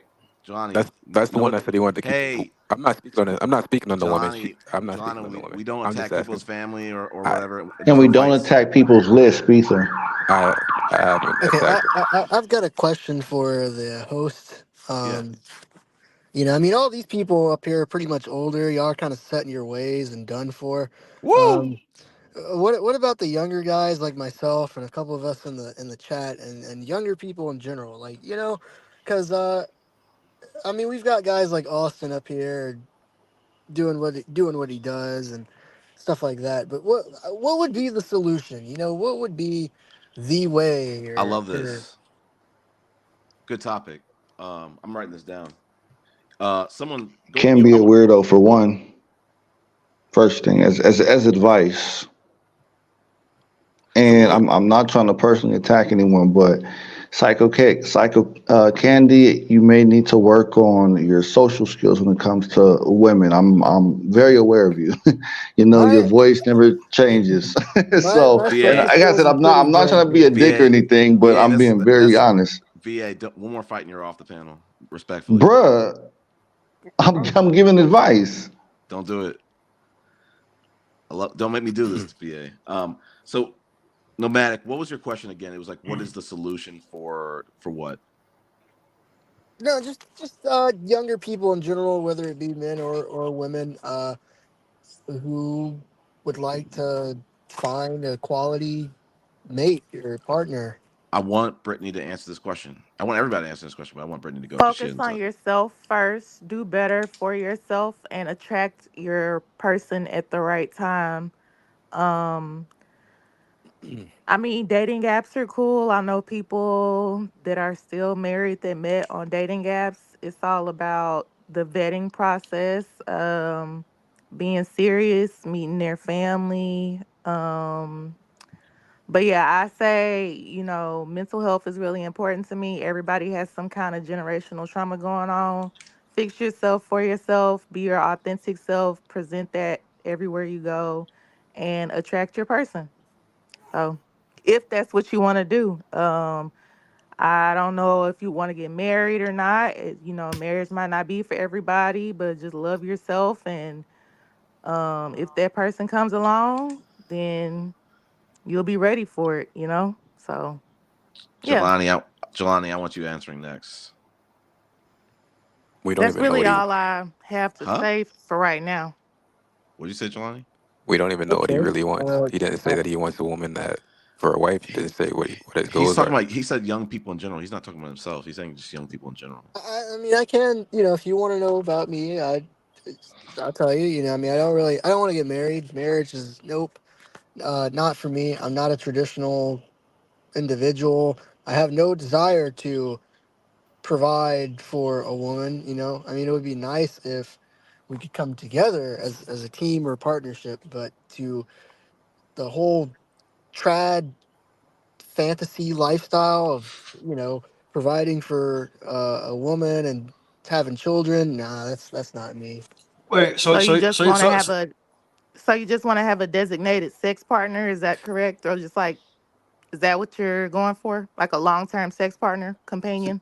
He didn't I, say that. I I heard mean, if companion. you want to frame it that way, sure, but I mean so that's you not want? I'm how just I would trying frame not to it. So can I? sugarcoat it. Can I? I heard. Yeah, I was gonna say, are you just looking for companionship? Thanks, Yeah, Alani. yeah. I mean, I would say companionship. Someone that I can do things with, and we can go places, things like that. so you believe in the 50-50 thing? He doesn't need to go 50-50. He's not looking for anything long term. That's Oh, what. I mean, Well, even I'm sorry, but as a woman, even if we're in a companionship, we're going 50-50. Like we got to be doing something for each other. Otherwise, what is the end goal? Like, are No, they we? right. don't. No, they don't, Maya. He could just be with somebody that's on the same level, playing field as he is, and they could just be sleeping together or whatever, and taking trips and just smashing That's. each other. I mean, Well, yeah, but how many women are really gonna?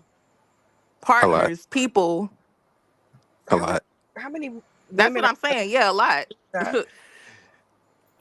Oh, well, I I mean, just Lot don't know, with man. anybody or a lot with somebody. He he clearly I don't. said he. I'm just saying. I'm trying to understand where's this pool of women that don't want much from a man because he's not offering much and willing to smash when you want them to smash, no matter what you may It's look probably like. not. Yeah, well, it's probably He not gonna didn't be say You long know what anybody, I'm saying? but term. Yeah, that's what I'm just saying. I'm old, so I'm just trying to like, okay, where's this bucket of women that you just pick a bitch up and go There get are some ass? women that there Is are there women yeah, that there would is. a agree lot? to just Yeah, there's a lot. Yeah, yeah. Okay, you haven't been outside. that's what I'm asking. Well, That's why. to John's First point, question. things have changed a little bit, and that's the funny thing, Rico. That these Okay, dudes are that's what makes Passport Bros so funny. They feel like I can't find a girlfriend, can't find a wife. It's like no, you can't get it on your terms. They're here. They're not going to okay, go for the deal you're giving out. I mean, I just right. well, want to say this: like, a lot of these passport bros, they be coming on these panels and saying, "Oh, I can't find the one. I can't find the one." You're telling me out of 150 million women in the states, and I say Facts. 150 because I'm dividing that 320 million by two. 150 million women, and you telling me you can't find one? Buck travel. Stop flip flopping. You're a big flip flopper. I'm, You know I'm why? You not. know. I'm Hold not. on. You know why? I'm You know why neutral on they the can't. You know side. why? I'm Yo, It's the beautiful yo, woman. kick this dude off the panel, man. No, This yo. this listen. dude. It's the beautiful woman overseas that they can't find in the states. It's the beautiful woman Well, that. yeah. To Flint's Okay. point, For real, you know the to, answer. to Flint's point, it's twofold, Rico. It's we know this. They're going overseas because they have access to what they perceive to be more beautiful women overseas. Not perceive. It's true fact. Okay, fair enough. Because But we've seen. is he That's the asking for perception. a woman from overseas or is he asking for one in the states? So he didn't even say anything about overseas. yeah. I mean, I don't mind. I'll give you a bit more info about me. I Okay, have I have a channel. Um, yeah, I have a YouTube channel where I upload videos. But I'm a merchant mariner. So I work on ships. I'll be going near the end of this month back to Asia, but hmm um, I don't mind. She could be overseas. She could be here. It doesn't really matter to me. I have no preference. But to okay. go back to Rico, the Mhm. one like I said, what's funny about the Passport Bros, and the majority of them, from what I've seen, is it's not that they can't find women over here. It's just that they want to go. They want to do the Hail Mary play and say, "I want you to be. I want a traditional setup. You got to Hi be fully. guys, You got can to be I fully interrupt? submissive." Yeah, go for it. Oh, shit. Um, Jerelo is going to join us, and Oh I Jesus want to. Christ! Oh Lord. No, Please okay, no. Oh Please Lord. no. Oh, you know no, what? okay. If he joins, I, I, I'm going on a dinner break. I'm taking a break because that dude's. I can't. it's Oof. okay, it's okay. Don't Yeah, worry. I don't want to make a Yeah, safe place. I don't. I don't want a we safe were place for having a this good dude. conversation. Yeah. yeah. Facts. Okay, I'll tell him not to come. Okay, guys. He embarrassed himself enough. Right. He was embarrassed. If you all want to see content, No. no disrespect, Zed, but I was like I said earlier hours ago. Sexy Red TV has a panel alive where she focused on Razor Ray's interviewing Jay Rello. That dude is just engagement farming. He's just trying to do a media circuit tour to talk about. Oh my God, I got used over in Brazil because this this sex worker ran me for $50 more than I was willing to pay because I was trying to use her for content. Get the fuck out of here, Jay Rello. Okay. So okay, Nomadic, can you give us a little bit more about you because of what Okay. you're looking for? So what's quality to you? Because I know you said a quality woman. So what He didn't is say quality your woman. idea of quality? Uh, a woman that has her own career and whatnot going on. She can bring her own income into. Uh, one that is, she doesn't smoke, doesn't really drink, because I don't smoke and I don't drink myself. Just someone like that, someone that keeps themselves up. Okay, what about her value set? Yeah. Well, I would say someone that she, I would say, Family is somebody family oriented, someone empathetic. Why yeah, does yeah, all of that matter if they're just in a long-term sexual Well, that relationship? Yeah, but this doesn't well, make he sense. said First, quality. So Right. all right, it so doesn't make sense at yeah, all. I'm thinking of a real relationship. So I No. apologize. He said Yeah. quality. So now it's got to go back to surface level. So shit, if you're surface level, that's you making it difficult because if you're talking surface level, It's not difficult at all. He okay, does the YouTube channel. He's getting into fashion. He's put yourself out there on your YouTube channel or get on even TikTok. I've seen people crowd surfing on TikTok and let the people know in the live or whatever, make some content about being a merchant mariner or whatever on TikTok, get some engagement, start going live and bring in the crowd and they'll ask you questions and then you can let people know about your relationship status and bring in people like that or even on YouTube. I mean, bring in engagement on your comments. Like put But he's yourself out there. but he's talking about Rational. having a quality lady that's also a hoe.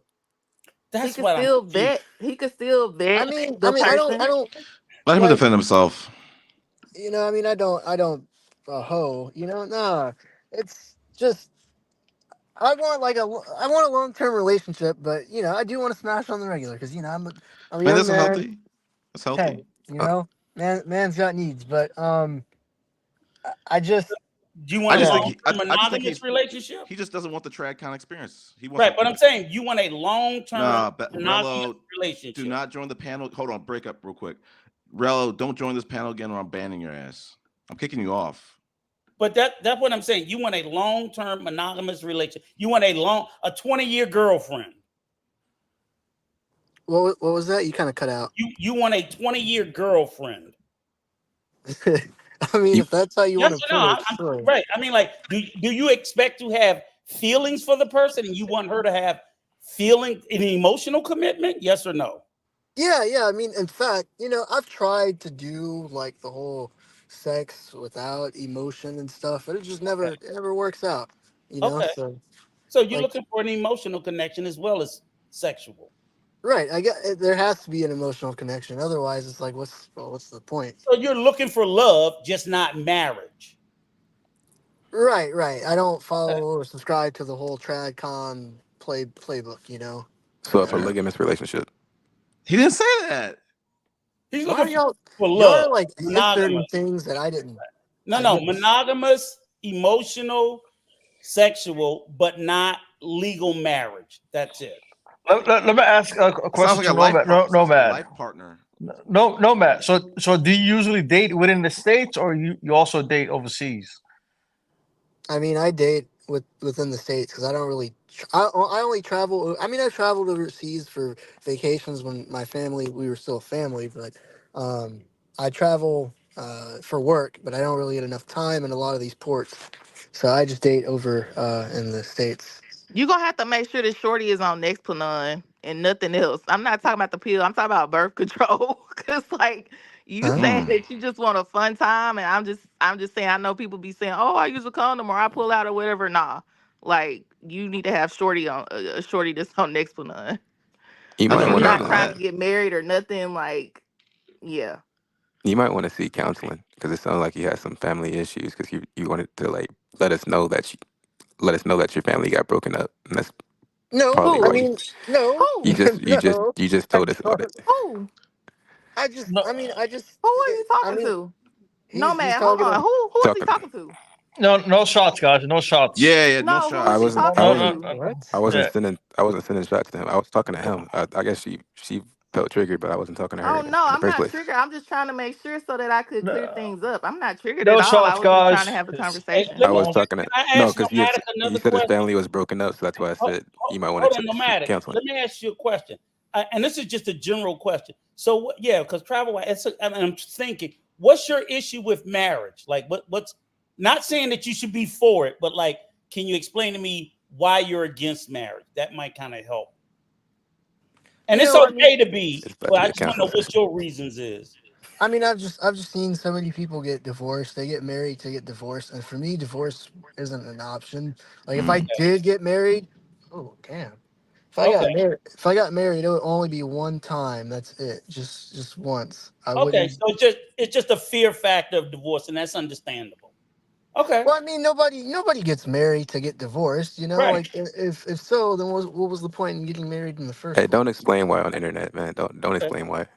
No, no, but I was It's a just digital footprint. That's I what I was just telling. wanted to make sure it wasn't some weird shit like some people be. It's a contract, and I mean, just some of the answers you hear about it is just super weird. Yours sound very normal, so that's why I was just asking. So, Yeah, he started to kind of say he started kind of into get into it. That's why I said he should go to counseling and okay, not talk about it. No, I'm okay, Respectfully. dude. I don't know where you're coming from, but I'm fine. I just put that out there to say that hey, I mean that's part of my background. You know, you gotta can you want to know who you're dealing with. one All right, let's last question. pivot. Let me ask him this: can you tell us a little bit about your last relationship?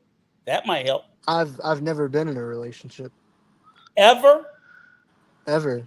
How old are you? I'm 24. I'll be 25 on the 23rd. You've never had a girlfriend? I'm not picking. I'm just asking. No, I haven't. I mean, I've tried because Uh-huh. I'm pretty picky when it comes to when it comes to So women. okay, so oh wow, okay, that's a little bit different. So That's not uncommon. no, no, no, but I'm I just mean, he should be picky right, if he has. 25. He should be picky if he no, has personal Jelani. preferences. right. So that's what I'm just asking them. So you've never been in a relationship. You're telling us the type of woman you think you would like, Mm. but you don't actually know until obviously all of us had to go through some experiences and shit we thought we liked, we found out we didn't, blah, blah, blah, blah, blah. So that's why I was just asking, okay, all right, that was, I ain't got no more questions. All right, let's pivot. Like he did that. Nomadic had a great question though. He said, what advice would y'all give to young people? I think really young men. Let's just say young people in general to kind of rise above the despair that social media is trying to portray to us. What Focus on the friendships. Okay. It's as simple to me. It's like male or female. I think you can find your mate through a friendship if you go after it. And if even if you don't get a relationship, if maybe develop some solid, deep friendships. I'm not talking about just go trust anybody, but I would focus more there. Let the relationship, if there's one out there for you, grow organically. And even if it's with women, nomadic, you can find out the type of women you like as friends may end up being the type of women that you would like as a mate. And the ones that you don't like as friends, I wouldn't suggest you try to pick them as a mate. But I think that's a best effort to try. I'm gonna say stay off of the phone. Like you have to put yourself out there and go out socially. I think anybody could be who they pretend to be on the internet. I would say get out more and put yourself out there and be transparent with the people that you are meeting with, what you want, because they may want the same thing. What about you, Flint? You got any advice or opinions? Flick got 3,000 phone numbers. Flint has to have a relationship first. We're not be able to speak on it. Okay, BA, you've been silent. What about you? I already gave my advice. Okay, I got short term memory. I forgot. Uh, Well, well, let's- help a yeah, brother Buck out. travels. Buck travels. Go ahead. What was the question again? It's like, what advice do you have for the for young adults to kind Man, of I would say, man, just focus on yourself. Build yourself. Don't worry too much about relationships when you're young. Focus on building just your whole empire. Then once you start reaching the point where you're financially stable, now you can start, worrying about, or focusing on starting a family or being in a relationship or whatever. He said he doesn't want that. He wants companionship.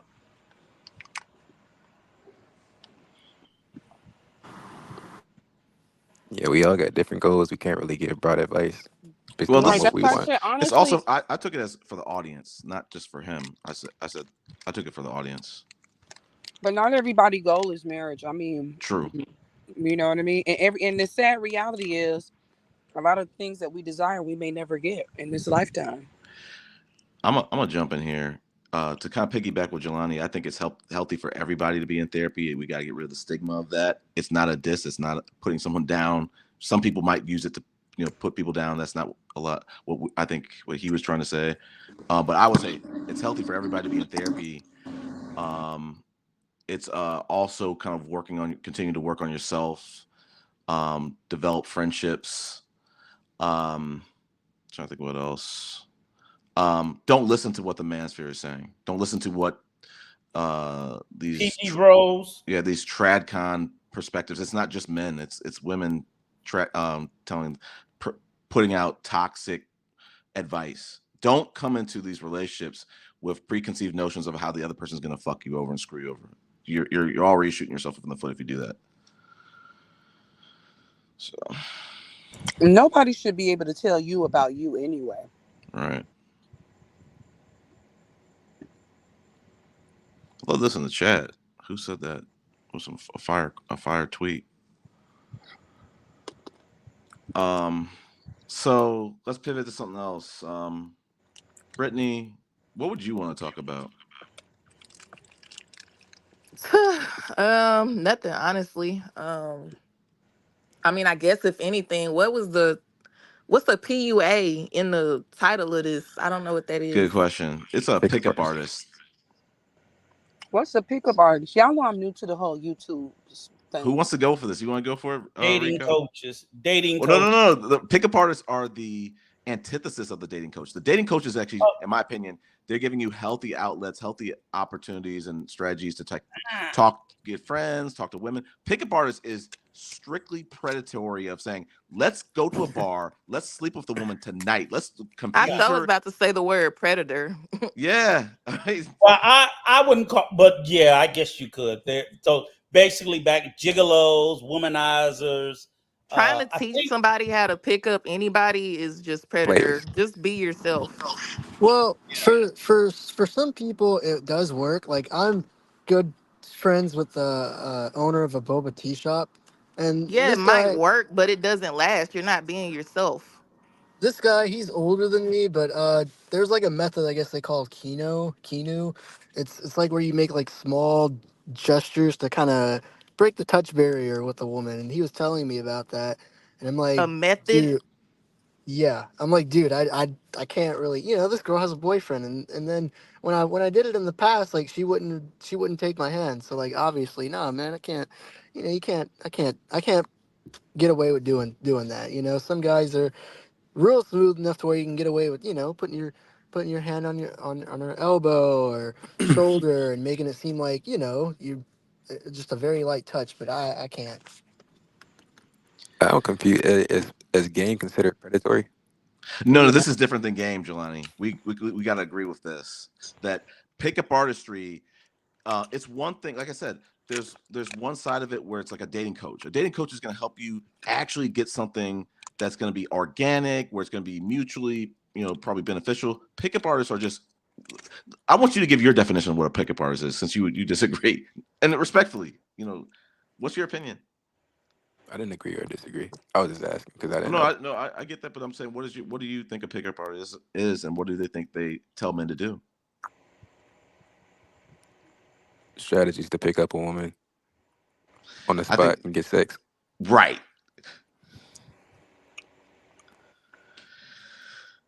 Okay, I think So the we. they coach. just teach. Sorry. So is this a thing where they're just like teaching somebody to It's fuck someone over? I No. said it a little bit differently in the beginning of the panel. It's like they're using like psychological psychological methods. They're trying to like in some cases sometimes it might sound ridiculous, but trying to put women in trance. They're trying to get you in bed. They're trying to trick you to get in bed, not really genuinely win you over. They're trying to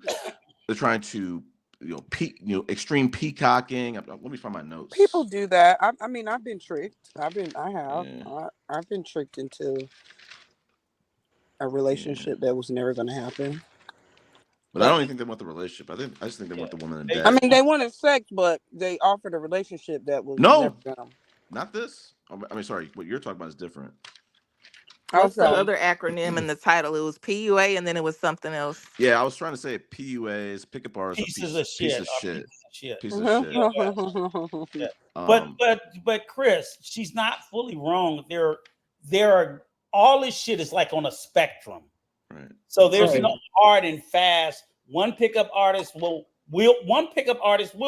push a narrative to women that they're looking for a relationship and they still just want to fuck. Some don't mind going that far That's with true. their lies. So it's like a spectrum for like people claim there's a spectrum of passport bros. Some are out here, they got groups out here called the No Condom Gang. What the Wow. fuck? I'm dead serious. They have groups of passport bros who are promoting having sex overseas with no protection. Big Am Boss. I telling the truth, Big, Buck?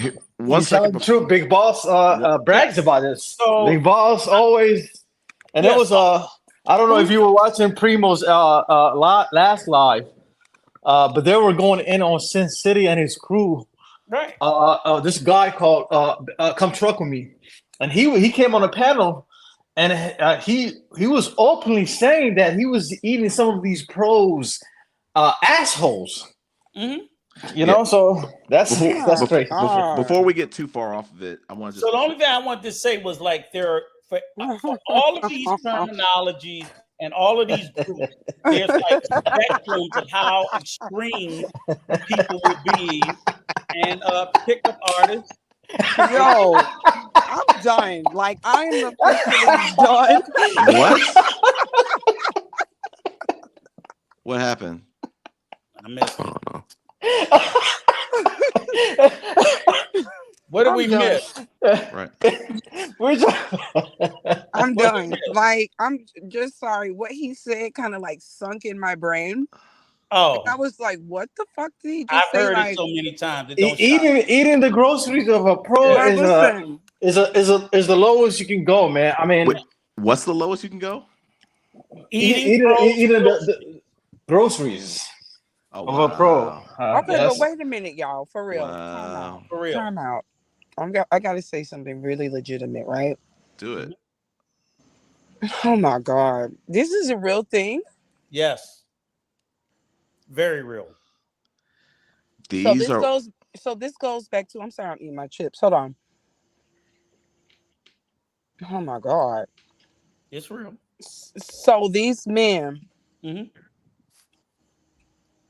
are just having unprotected sex with a bunch of women, like, With pros. Maya. Some guys pay extra to have unprotected sex with the women, With prostitutes, wow. not like women. $100 extra. And Maya, They we're are not women. talking about women. We are talking about prostitutes. Hmm. These are not regular girls at the. I mean, some of them work at the, but they're meeting them at the club in the red light districts. They are prostitutes. So let's not pretty it up and act like, well, I didn't know. Yes, you fucking did. Mm. Same thing in Thailand, same thing in the Philippines, same thing in Brazil, in all of these countries. These are known prostitutes. well, Mm. can I, well, there's a possibility that these women could have some type of STD. Most of them do. Exactly. Most of them do. So does this, My there. If I was looking at a study done in Brazil, they said that the average pro has 3,000 more percentage to have an STD than the general population. General population of women. We're talking about the regular women, general population, 3,000 percentage more. Yeah. So it's like a lot of Mm. guys don't understand. It's like you going raw on these chicks, Mm-hmm. you putting your life on the line. Mm-hmm. It's. I mean, you definitely want to come back home healthy, but it's like you but definitely it's.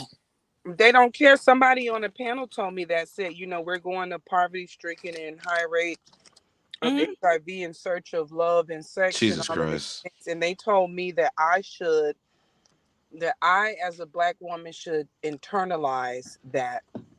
And I said, well, I think it's really sad that you would have to go that route in order to get sex or to see somebody. But Yeah. that Well, I think this goes back to what I said. They're going to fill a void, but they're still a void. They're not taking any accountability for what they're lacking here in the United States, and all of us do. You know, all of us have some. But it's much worse than that. There are guys down there that's messing with underage. that's And mostly baby the white boys. And dudes. And it baby is. boys. Yeah, it is. Yeah. They are. And it be brothers doing that shit too. They'll swear it's not. I'm I like, did have no, met a some of them couple. motherfuckers doing it too. I have I met a mean, couple I black don't dudes. see. I mean, I don't see a problem if they're lady boys. You know, if that's what you like. That's what you like. But underage children, that's a no. You know. Well, Right. they don't, them motherfuckers is doing it.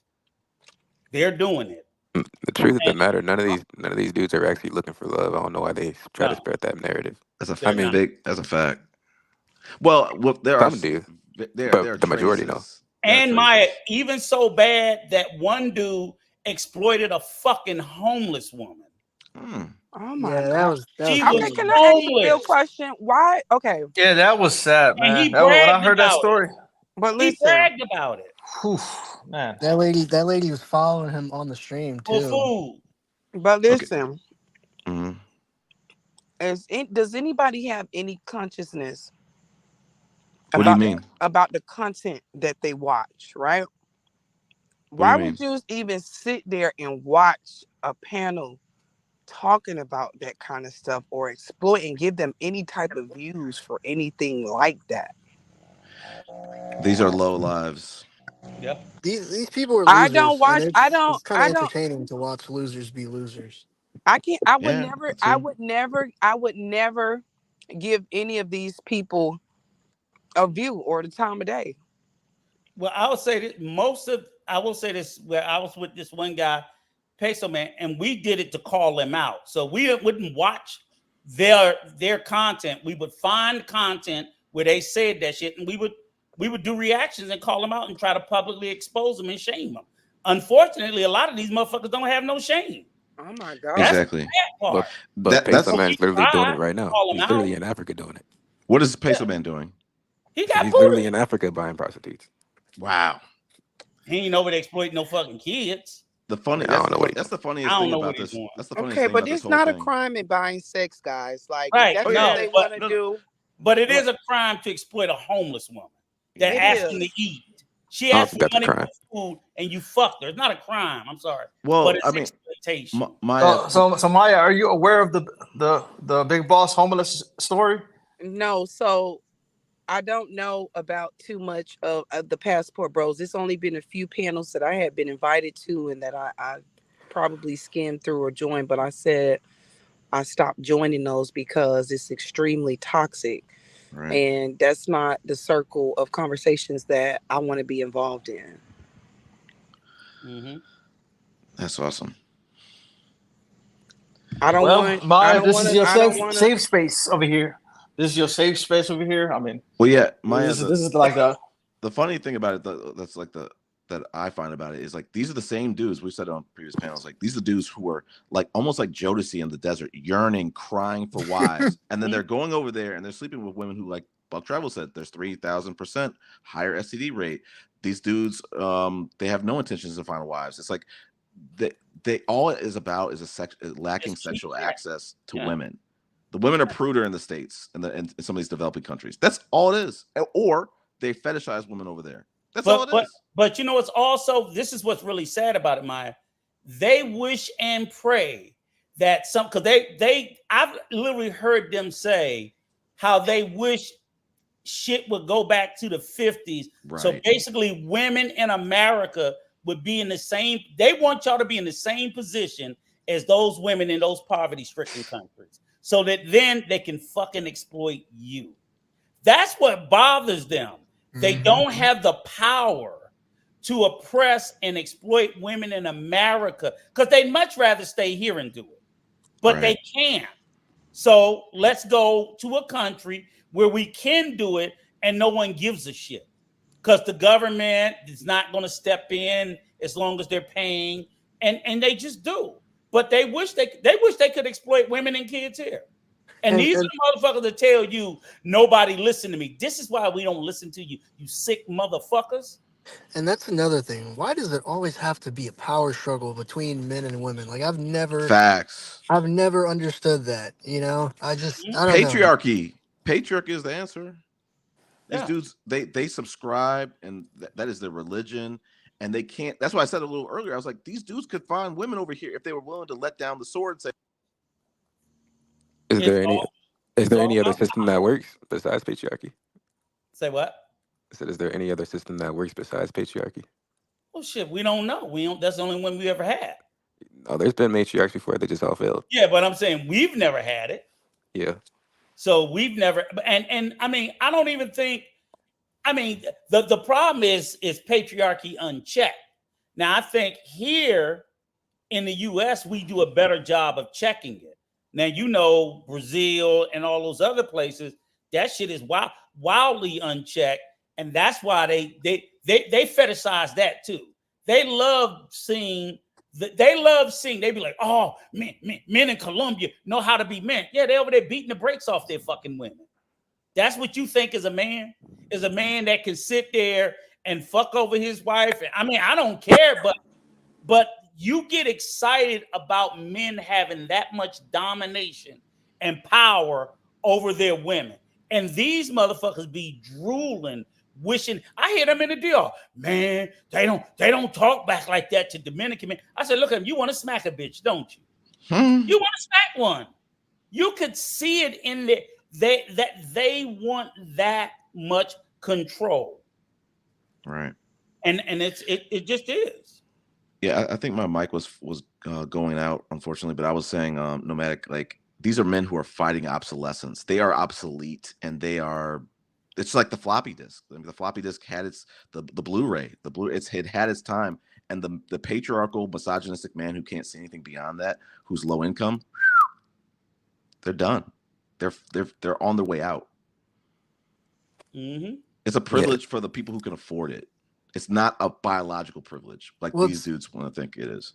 And in a sense, it's always been a privilege for those who can afford it. You know, because if you look throughout history, there have been women who've had to work alongside men too. You know, and that's why I say that whole 1950s trad fantasy, because it was really for upper class white people. You know, Right. like the rest of us didn't have the luxury of going That's out to not work true. a job or sitting down and twiddling our thumbs at home and taking barbiturates. To That's that not true. point, nomadic, I thought about it like this yesterday. Maybe I was like, how and when did the average black man become the 2016 Trump supporter? How? But it's happened. Now they want tradition. Now they're losing. They're disenfranchised. Now they're how? How did this happen? I think they just don't like Biden. I don't know. You can't really. I don't think anyone that has a brain cell will want to keep this leadership. Okay, fair enough. If we play into that, Jelani, let me bring these names up. I'm sorry. If they replace Joe Biden, which they're probably going to do, I don't think the Manosphere and the Red Pillars are going to change their tune. Of course not. I would rather see Obama back in office again. I wouldn't. Wow. I would over Trump. I take a circus monkey over Trump. That's all I'm saying. I want Biden ass gone too, but ain't no way in fuck I would take Trump. I don't know where black people get this. Oh, Trump ain't never did nothing for black people. And I get it. Fuck Biden too, but shit, the devil we know. We might as well keep this motherfucker. Let him finish out and then replace him. Well, There's the no thing upgrade. is, Rico, no political president. I think Jelani might be. Maybe I might be paraphrasing. Maybe I might be off base.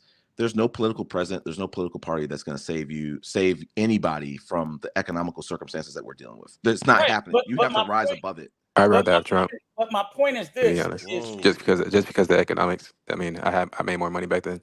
But do you under his think? leadership. So do you think I don't. Okay, well, I don't know what y'all. I didn't make any more money back then. I don't know what. I'm not seeing the economic evidence I of said that wrong. anything that's There's less coming inflation from him that's showing me that it's going to be any different. So my point is, what's the point in changing? because we But I said though agree. I said because one too old and one too dumb. We fucked either way. That's it. we'd at least have more money. We've sent I over don't. the amount I, of money that we sent to Israel alone is enough was enough to solve world hunger. you think he gonna stop sending money to the little hat people? You Yeah, out your fucking mind. I think we wouldn't be in civil war with Ukraine right now. America will never stop funding the little hat people. I think We've we been wouldn't be in funding a war them with Ukraine motherfuckers right for now. 100 years. Hey, That's not gonna change. we're gonna let the panel go for like another hour, and then we're gonna close it. Yeah, that's not Respectfully. gonna change. Can we not talk about politics? It Facts. gets really Let's move. sticky and Let's really pivot. Let's nasty. pivot. Let's pivot Y'all for this brought it last up. hour. Maya or someone else. What do y'all want to talk about for the last hour? So and we got to pivot. Richard / America Talks Live. I'm asking everybody who joined the panel. I'm gonna make it quick this time. Assuming your partner's at home in Thailand or wherever you're at, figuratively speaking, if you had to choose one of these three, what would you choose? To come home after a hard day's work to a clean house, a home cooked meal, or someone looking, their best, 10 out of 10, looking stunning, and why? Can I step in? Yeah, I'm asking you. All right. How's my levels? Sound great. I don't know if you heard my Excellent. question. Yeah, I heard it, Chris, and Yes, greetings to the panel. Yeah. I got to go back and listen to when B.A. the DA went off. I heard he went ham today, but I was on the phone. I'm just reading the comments. He was kind of tame. And I'll listen to the earlier part of the show. I was in and out, but I answered this, Chris, in your I forgot community poll, and I answered it like this: a clean home, because cleanliness is next to godliness. And I heard Mia comment on this earlier. I agree with her. You can always whip up something real quick. And I think most people who are settled into relationships tend to let their guard down and fire the representative that they showed up as, and they sit around the house in sweatpants and stuff.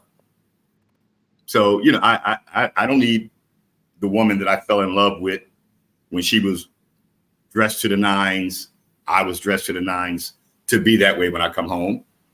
I'm not a foodie though, so I might be biased about having a hot meal, but that would be handy. But my mother and father used to share those duties. If my mother wasn't home yet, my father was cooking, and vice versa. That's how relationships work. But a clean house, and that's what I need. I need to come home where I have helped and she has helped to maintain our nest. So that's how I would answer that question. Okay. Just before we go to back to my, hey, I want everybody in the chat, hit the like button. Now, Maya or anyone else, what do y'all want to talk about for the last hour? We're gonna close it at 1 Eastern, maybe 1:10, 1:15 Eastern.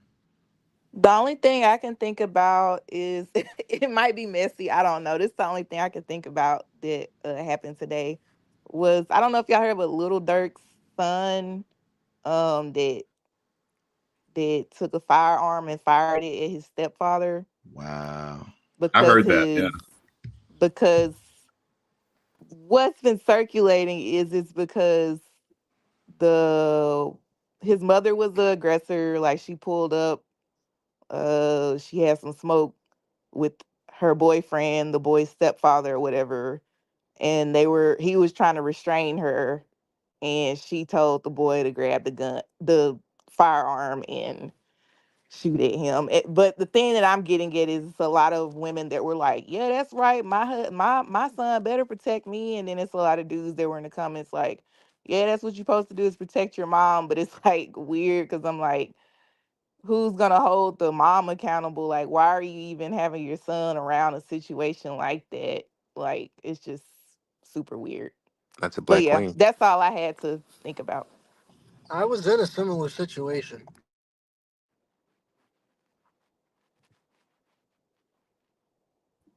You want to elaborate? Did somebody just say that's a black woman? Yeah, I No, was in I said that's a black queen. I was in a similar situation. Is Anyway, that a joke or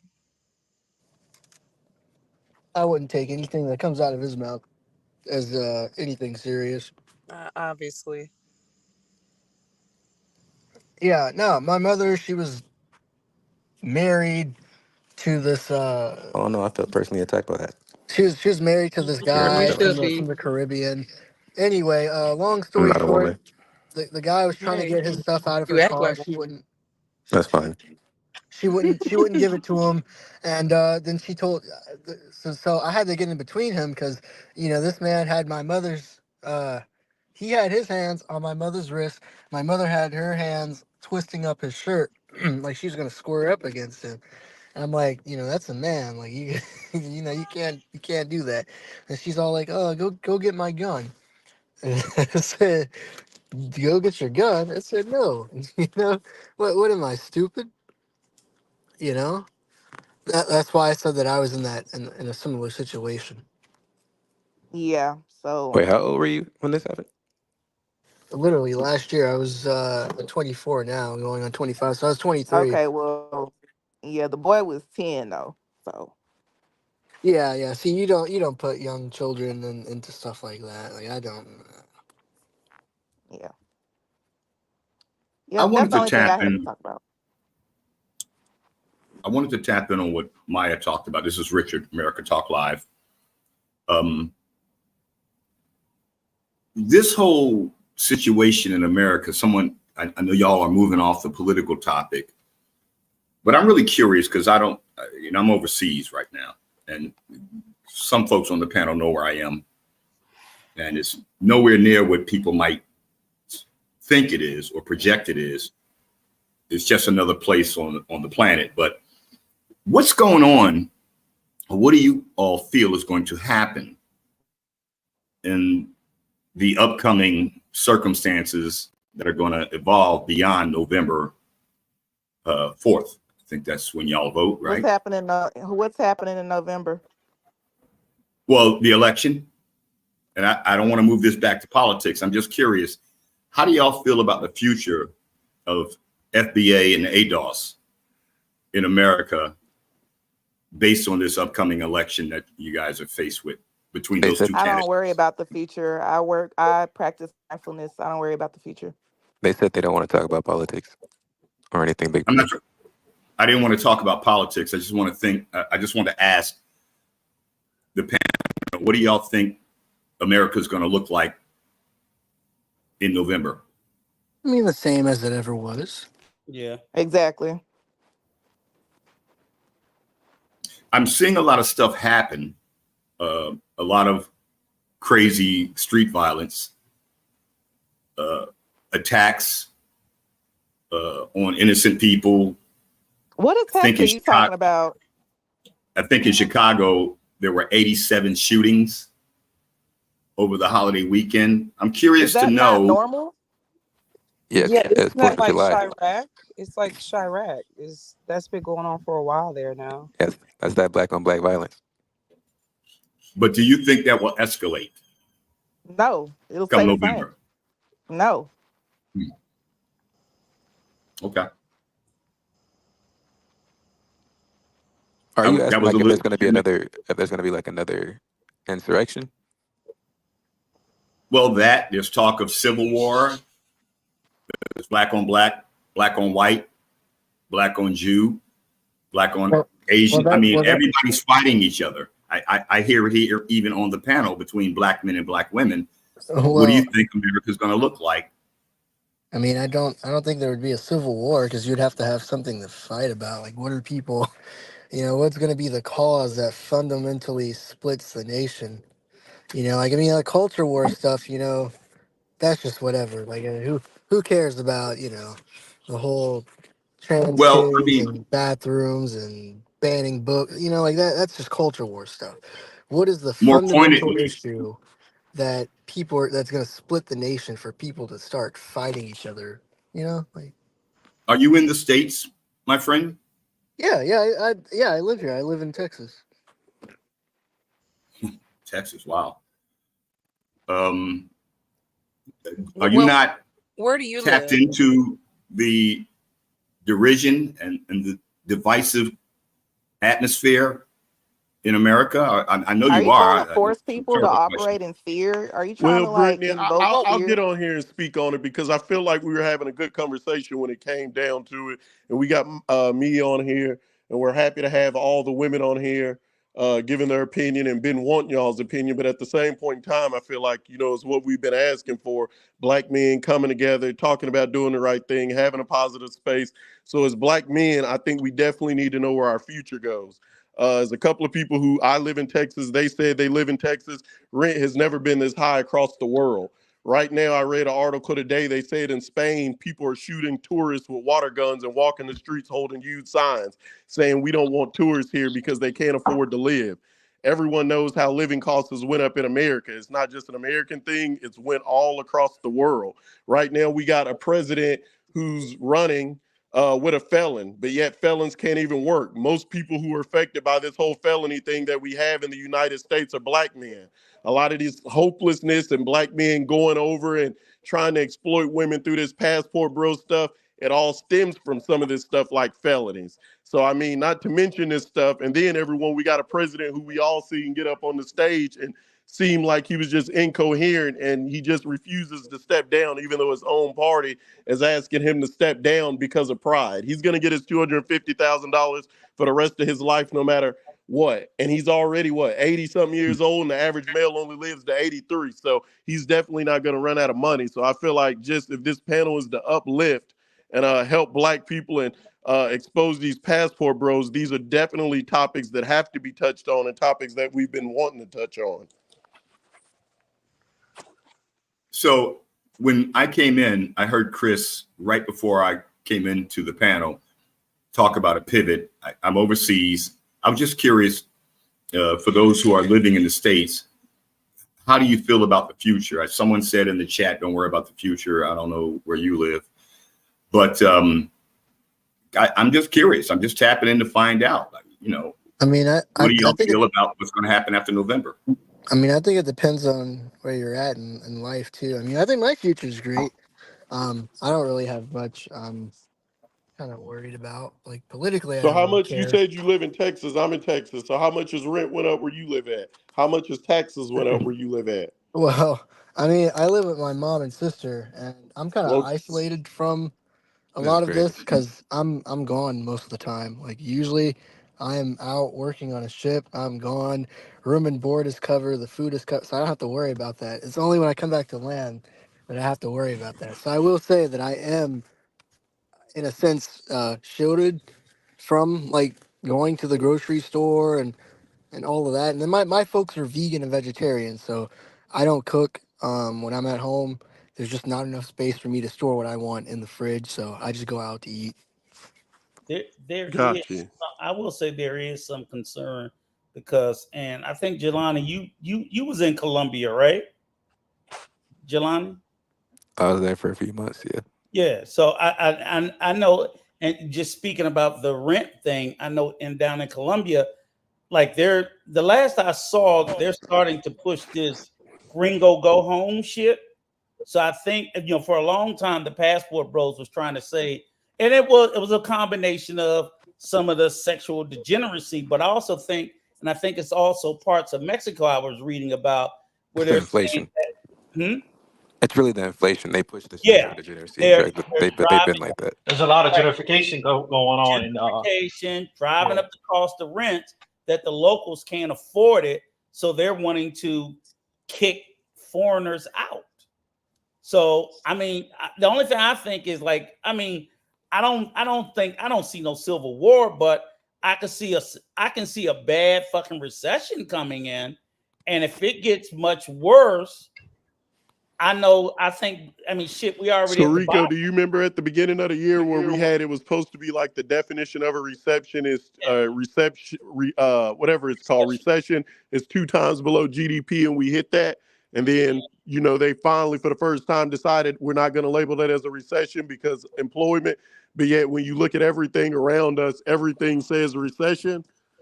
Like there ain't never been a time like this, man. There just really hasn't. I don't I'm know. not So when saying you, that I so much worry about the future, but I mean, kind of my whole thing of even wanting to be on this panel is like I said, so some young guy isn't misinformed because they're listening to Austin Holloman or another one of these passport bros saying all black women are bad or such and such and such and such.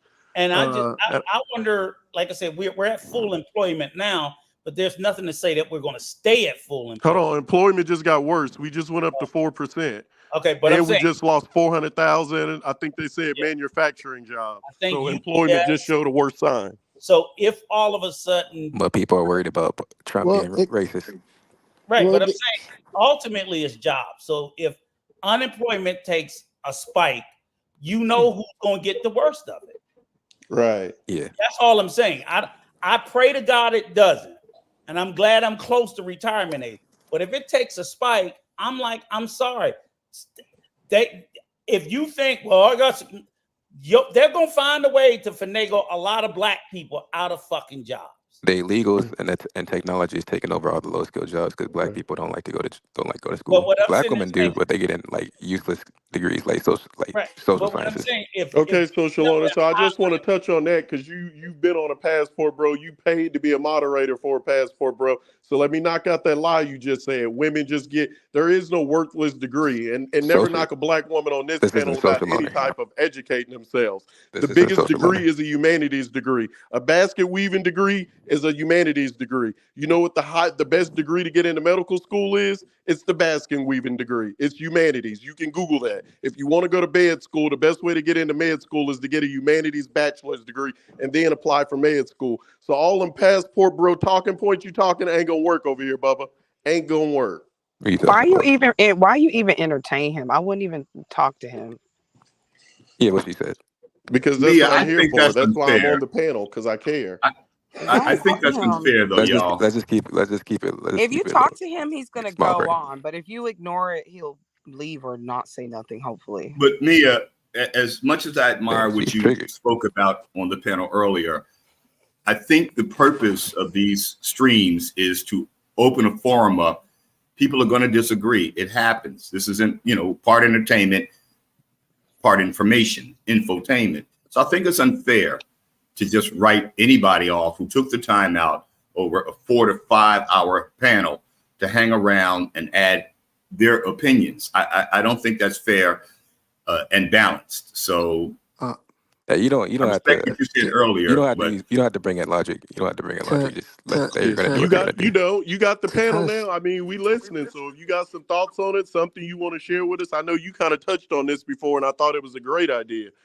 Just to kind of touch on just some things besides just the passport bros, but just bettering us, just in general. So hey, touch on it. if to if if that was me, are you speaking with me? I'm Richard, Yes, sir. American Top Line. Yes, sir, Richard. Oh, I'm glad you asked. This was a good show today, and Chris has been doing a great job by kind of neutralizing some of the negativity and keeping the conversation engaged. If you're going to be on air live for 5 hours, you need to make transitions. But let me say this from my perspective very clearly. Passport bros are an absolute minority of the Black, or let's say ADOS or FBA diaspora. Most brothers are not moving overseas or visiting other countries for the sake of sex. Passport bros may, but most Black men aren't. Most Black men, in my belief, love and adore Black women. Are we having some challenges? Of course, but most of it's dialogue. And if we dial back the dialogue and kind of speak to each other civilly, then we can fix that. That's not a hard fix, not a heavy lift. But most of the passport bros that I've seen in my small travels are socially awkward, are broke, are out of shape, are not that attractive physically.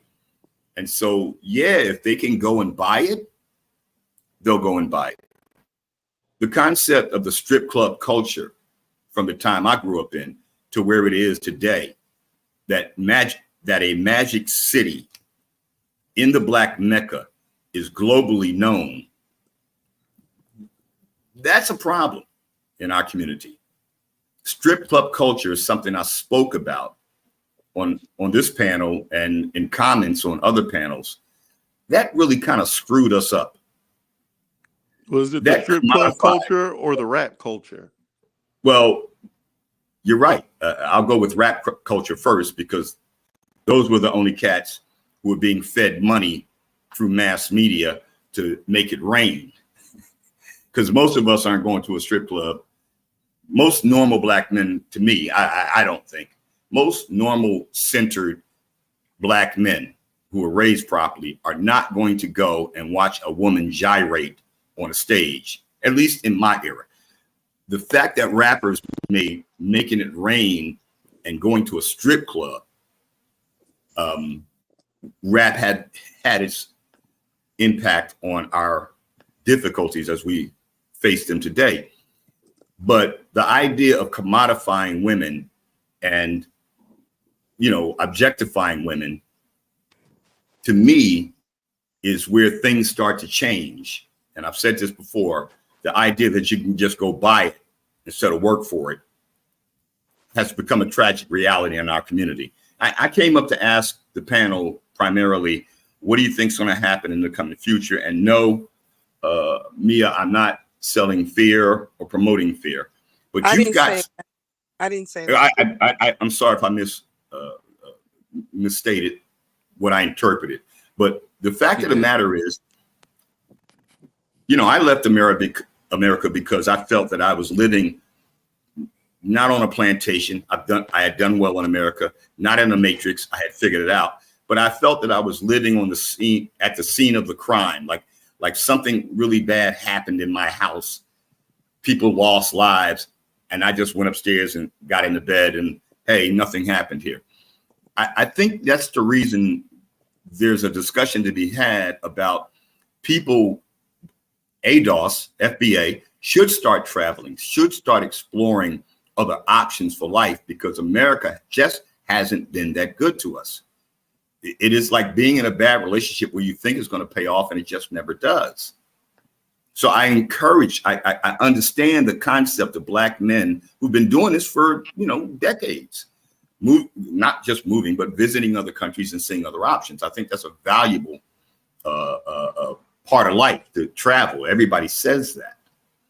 But in America, I asked the question, what do you guys think is going to happen in the coming election? And how do y'all feel about still being there when there's so many other options in the globe? There isn't, I but mean, when you there say are other options, but those are the topics that we need to discuss. I mean, you said you left the country. Maybe you should start educating others and sharing information on the. Well, Mia, good point. I'm gonna let you finish. Good point, and that's why I come up here. That's the only My reason. thing is, I don't know if you understand that a lot of people live paycheck to paycheck. So even if they were able to go somewhere out the country, they can't afford it. And then plus like all these visas and stuff, and like getting through immigration and all that kind of stuff, it's not just easy to pack up and go It's not that overseas. hard, though, Brittany. It's a not lot even of that them, hard. Brittany, a lot of us, Richard, a lot of them is not going to hire us, Richard. I know that for a fact. Japan is very lovely people and one of the nicest places of people I've ever been to. But being nice to me because you're interested in me and I'm sharing my culture and I'm spending my USA dollars is totally different than hiring me for a job. You can get on YouTube and see that all day. They don't hire us in Japan. They don't even like what they call Blasians. Get on the internet, look up Blasians in Japan, and you'll see so many mixed people of all different ages saying they're mixed and they're treated differently there. So that I've been to discrimination just Tokyo. doesn't stop. And if you're talking I've been about to Brazil, the Then economy isn't good there. And if you're talking about Thailand, that's why they love us so much, because we're taking our dollars there. There ain't no place like USA. Like if to be honest, if Black Americans lose this, we in trouble. All we got is what? Rwanda, one good country and a I would continent. say this: for Black Americans, America is the best place for us to be. Thank But you. while I would flat out say that, and again, like I said, I'm not moving until I'm up retirement and I have retirement income, and I already have a house and car and everything overseas. So I'm completely set. But what I do say, and I make sure my children do, is I'm like, you still should globally travel because it's also a part of your education process. The world and the world's economy is becoming global. So I don't think you should, I go wherever you want. I don't think you should spend the entirety of your life just in America without having experience traveling overseas. Go to Africa, go to Asia, go to South America, places of that nature, because that's an experience within itself. It's good for the soul. And I I agree. I agree with you, Richard. everybody black But you're at travel retirement age. and What come about the back. people who aren't at retirement Right. age? No. I'm saying when you're not at retirement age, you got to stay here and you got to get your grind. You don't Okay. I'm have just to. saying, even while you're getting your grind, travel and visit. I'm just saying vacation. Even those, Okay. how so few Americans ever even vacation internationally. I'm like, just go to fucking Mexico for 2 weeks. So many My places, so many people my have never even left their city. Yeah, you're right. My thing is though too is like even if it is quote unquote easy to travel or to move to a different country, you got to realize that there there are not a lot of level-headed people that will respect other people's culture. So you over here in America doing what you do and you wouldn't even go to another country where they have a culture like I feel like a lot of people would just disrespect it and end up getting put in jail and be mad because it's not America or it's not run the way America is and just be upset and just ruin it. You know what I mean? Like That happens. it's yeah. That happens. That's true. It happens too much, Brittany. So you're absolutely right about that. But I think some of that comes from why we're fucked up as Americans is because it's weird because we're probably the most diverse country on the planet. But even with Look, have all some decorum. right, but I'm saying even with all those different ethnicities, we Right on. still have a singular culture of being American, and it's arrogant as fuck. Yeah, So I think when we travel outside of America, that shit gets put in check. exactly. So that's part of what I think is an education that most of us need. Go somewhere and get your ass put in check. Like fuck Yep. you ain't in America. Yep. Yeah. I Yep. totally agree with you, Rico. Mhm. And that's one of the things that humbled me as I crossed borders, that I realized, first of all, it's God's world. I'm not trying to get religious. So it's accessible to me. Second of all, that it ain't all about me or my so-called culture. Let's consider the fact that anybody on the panel who is an American, and I'm an ADOS and FBA, whatever you want to call me. But as an American, I get that we have this sense of pride and ownership. But in the end, when you start crossing borders, you realize the world is bigger than you. And I heard you earlier, Maya, talk about your travels. Is it Maya or Mia? I'm sorry. I truly apologize. It's my. I heard you, Maya. I heard you talk about your travels from your 20s. I'm like, wow, she was way ahead of me, as most women are ahead of men. But the idea that because I was born in a place means I have to die there occurred to me later in life. Like, okay, I don't have to stay where I'm at. So I moved around the country, the states, that is. I moved from Los Angeles. I lived in Atlanta. Used to go to I think it's called the Crab House, downtown Atlanta. That was a fly spot back then. But I think the biggest problem with what I see on these panels and discussions about being Black, being African-American, being ADOS, I consider myself a beast of no nation. I really don't own any place anywhere. What's I feel ADOS? my I heart. have to cut you off. What's ADOS? African descendants of slavery. Okay. FBA is fundamental Black American. Foundational Black American. Yeah. Foundation. I'm sorry. My bad. I got that from somebody else. They said that the other day. I wanted to correct them. Like, no, it's foundational. But that foundation, the foundation in that term hasn't given us anything. It's just so difficult to get a foothold in America. And for us in particular, as ADOS, we got to remember it's difficult kind of like to get a we were foothold saying anywhere. earlier. Y'all have kicked down the doors for us with segregation. That you were a part of segregation. We're basically, I'm 38. I'm basically like the first generation that didn't have to experience that. So to say that we're not really getting anywhere in America, I don't think that's so much true. If anything, we are getting somewhere in America. Over the last 2 years, Black women have been getting the most degrees out of any other race. Like, to imagine that only happened 70 years after segregation is amazing. So I think we are getting somewhere. Anytime someone's fighting you back, then what are they fighting you for? So the fact that they're trying so hard now for us not to vote and to miseducate us and to get rid of these things like TikTok that we can share this information, like Coop's Corner. He was in Kenya when all this happened. So I learned about the war that was going on there with the civil protesters in Kenya through YouTube, through a dude who I started following through travel. And he was actually on the ground. And this is an American that I can go to a chat room with and ask a question. So I just want to say, I do think it's getting better, America Talk Live. I really do. We actually regressed as a race. We were actually more successful back during the 60s, during segregation. Whoever's speaking just then, if you could slow down and a little bit louder, because you've been saying some pretty interesting things that I appreciate. If you could just say that again, please. No, I was letting them know that we regressed as a race. No, we were better off during segregation. We had more successful families. We made more money. We had more business owners. We weren't looking for jobs. I hear that's something that's common. People are complaining about not being able to find a job in other countries when they can create their own. Which is what a lot Sir, of the we were passport not brothers do. better doing segregation. You on the wrong panel, man. And I was You on the listing wrong how. panel. I'm And not I going was to listing argue with how. this stuff. And I That's was silly. listing how. If you're not going to argue with me, then don't argue with me. I was listing That's the points. silly. They I need was to listing kick the you points. off. No, I got to go with Jelani on that one.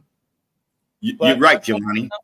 But segregation, and damn the eagle, separate and damn the equal. Keep your equal. Don't need to be equal to you. If I can walk off a plantation and just a generation later build, not even a generation later, build Black Wall Street and beyond. Unfortunately, it all got burned down. I don't really want to be around them folk. But Richard, we got. We be were honest. better off in segregation, brother. No, we were not. He can't score. Okay, we have more businesses? Yes. Yes. Did we have more money? No. Yes, we did. We had Black banks. No, we had Black hospitals. We built HBCUs. We did not have more money than we have today. Or when you remove the inflation, we did. When you remove the inflation, we had more money. We did not. That's a fact. And then in addition to that is that we didn't have the legal protections during segregation that we have today. So for all of the segregationists that are happy to go back to fucking Jim Crow, which I can assure you I don't want. Okay, you're not talking about just going back to the businesses and higher marriage rate. We're going back to being fucking oppressed, and that's a real thing.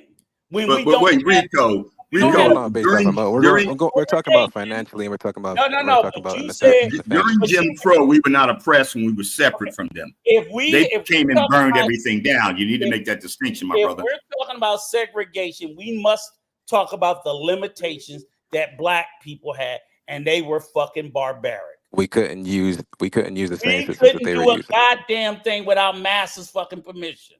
Yes, we couldn't do anything. Yes, we could. Oh wow, Rico. We owned our own thing. We owned our own hospitals. We owned our own bus system. Doing segregation. Yes, we did. Look up the laws doing segregation and look up Rico.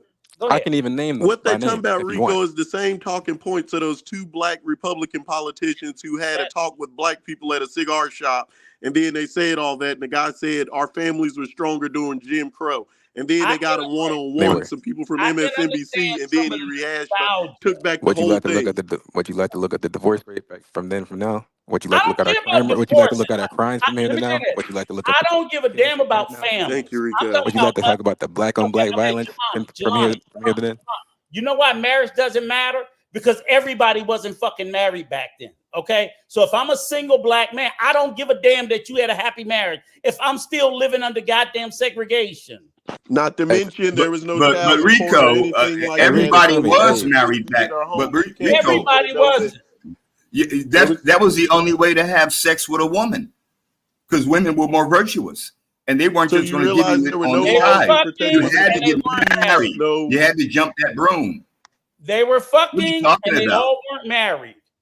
hey Rico, Wow. hey, there is something. This is some stuff I haven't looked at. What was the crime rate back then between us? Was it as high as it was, just like as it is now, with the black on black violence? To Thank be you, quite Jelani. honest, to be quite honest, Because I we're don't more know together. what it was, so I'm not gonna say what it was. I And can that's tell your you problem. That's your problem, Rico. No, I'm not arguing that. That's why I'm going Right. to say what I don't know if I don't know it. I would say this. I'm not sure if he could tell me because I don't even believe it was being wildly fucking even recorded at that point. Yeah, I As to said what I it don't know. was by racists. I said I But don't I know. don't know. Tell me. I started off the question. I started off the question with saying What I was don't know what it is. you don't know what it is, but I was so asking why you you because bring it you're up? closer to it. I was asking you because we were closer to the age. No, I'm Because you were saying I speaking don't about it. know. But you're saying it like, oh, it was 2% or some shit like that. And I'm like, I don't know if it was 2% or 200%. No, but I but can as I look at was saying, I there was can no look at the child past. support, so women couldn't leave their husbands because they had no way to take care of the kids. As we see discrimination in the working field today of black men and black women, how was it 70 years ago? So once again, people couldn't run away. There was no domestic abuse things on the books to get people locked up for those type of things. So of course that's going to cause women not to leave. So it's a whole slew of things that y'all aren't touching on when y'all just like to use these numbers. Buck, you're wrong. You're wrong, brother. My parents come from the Jim Crow South.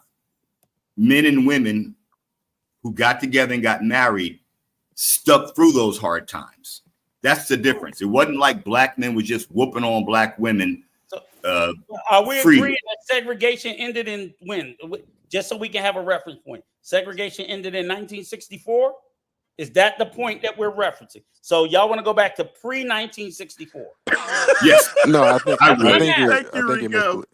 I'm just Call me a asking. neocon. Call No, me a neoconservative. no, because I I want want to go be back to those clear. conservative I- morals and values that we had right. in our community that separated us from them and allowed us to build. But what I'm saying is I'd this, like to see that Richard, again. I can go with you and tell you I appreciate that. There are things from pre integration that I would want back.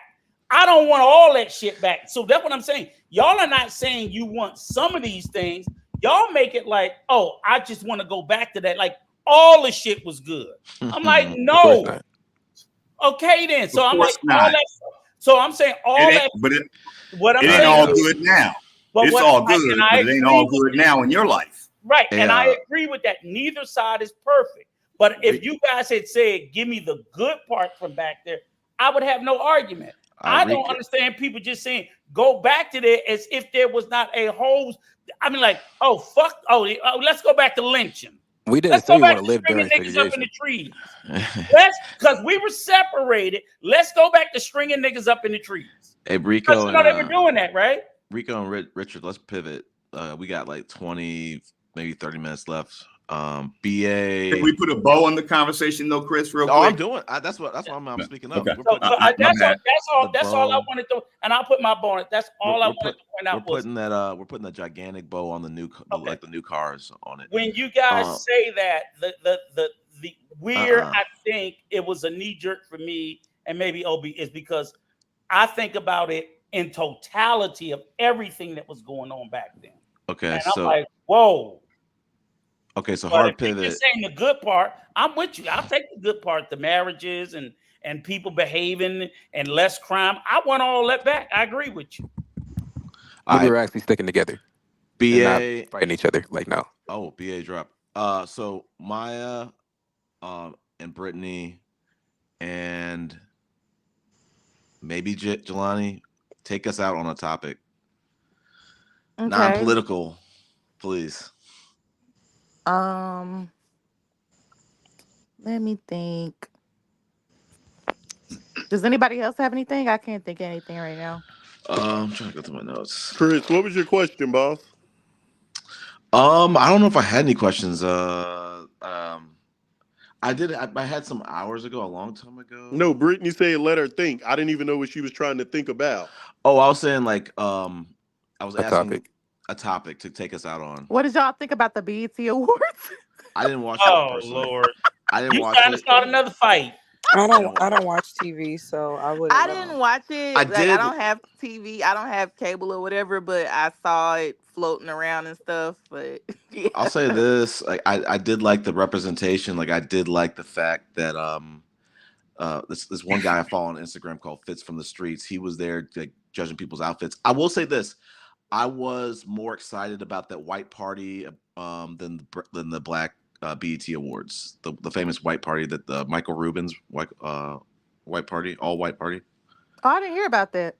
Yeah, everybody like all the celebs show up every single year. It's kind of like the I guess it's like it's almost like a white version of a Rock Nation brunch. It's like the who's who gets into it and stuff like that on a I just boat. wish that they had different people perform the Usher tribute. Like that was just super weird to me. Like y'all had Mm. all these women perform. Like people were saying, like where was Luke James and I will say I saw one part of the BET Awards. It was Sexy Red doing the "You're My Everything," and she was like, "Oh," I I was like, "Oh loved my it. god!" I was putting my hand on my head. I was like, "She was so off key." It was worse But than the that's the actual. point. I know. I She's was just like, off "Oh my key god, on this the sounds actual so song. fucking horrible." I was like, "Oh my god, this sounds." I blast that song. I like that song personally, but I was just like, "Oh my god, please, you sound horrible on this fucking live." But Yeah, and I Do didn't my ears know deceive me? Chris, you be blasting some sexy red? Is that what you just said? I'm from St. Louis. First and Sexy Red gets foremost. the crowd going. Yeah, Shout to the Lou. yeah. I I thought they don't. were. I thought they were Wait, like. who I said? thought there was Oh a my movement to God. get rid of her music or something. They should because I mean I think it's Wow. degrading to black women. I I think never listened to any of it, I, so I somebody I've got to never fill listened. me in. I've never listened to her. I would never let my daughter listen to her. I mean, it's just I mean, What the did not. she? True What Live did crew she was say though? degrading. She's a What did? great representation That's a fact. What did she Is sing? it? Though? I don't know. of It a sexy good crowd. good question, Rico. Is Sexy Red the one who gets the party started or the beat maker? Because what I find in music and hip hop nowadays, you can put pure trash lyricists, rappers, poets, I call them, rhyme sayers. You can put them on any incredible beat. It's the beat that makes you shake your ass. It is not the words. Because I I know don't know about that, you Richard. From my cannot generation, believe. your generation got hit by the crack epidemic. My generation got hit by the rap epidemic. So I I'm beg to I, differ. I'm pre-crack. I'm pre-crack actually. But Pre I'm my crack. heroin. question: Are Okay. we? Are we? I mean, but like, I know at one point it was Sexy Red, and then it was Glorilla. Only thing I know about Sexy Red, ain't she the one that was always pregnant? And that's what I didn't like. She was like She did get pregnant pregnant. and That's was. all. That's the only thing you didn't like. But no, I'm saying like I didn't like the way like I felt like like is she hurting the baby? Because she seemed like she was doing some extra shit, and I'm like when I see a woman pregnant, I like her being in her Rico, mother. have you heard about our lipstick line? No, I Hmm. don't nothing. Gonorrhea, She got yeah. gonorrhea, Oh gonorrhea, God, yellow, booty hole, brown, and are pussy y'all pink. serious? Whoever said that must have ordered some. Yeah. So I never. Oh shit! EC basically put the lyrics from her first song that blew up, That Pound first song, I Pound thought it Town. was a joke. Yeah, I Who's mean, buying this shit? I will say this for what you Who's can You don't pushing have listen. it to is a buy it better anymore. question. It goes by I'll say it goes this. by streaming. I'll say yeah, that's true. That's true. I'll The say So this. lipstick? so when it comes to that stuff, man, that rap music, that's low vibration stuff. That's true. At the end of We're the we're day, we're man, the I'm a only black race. man. I had to switch it around. I was in the streets. I played in the streets. I was listening to Maya. Seemed like she come from the same background I come from. if a lot of us didn't, and I'm happy to hear she's saying she try to keep that away from her kids. I know that's all we can do to the best of our ability. At the end of the day, I can speak on that because I live that.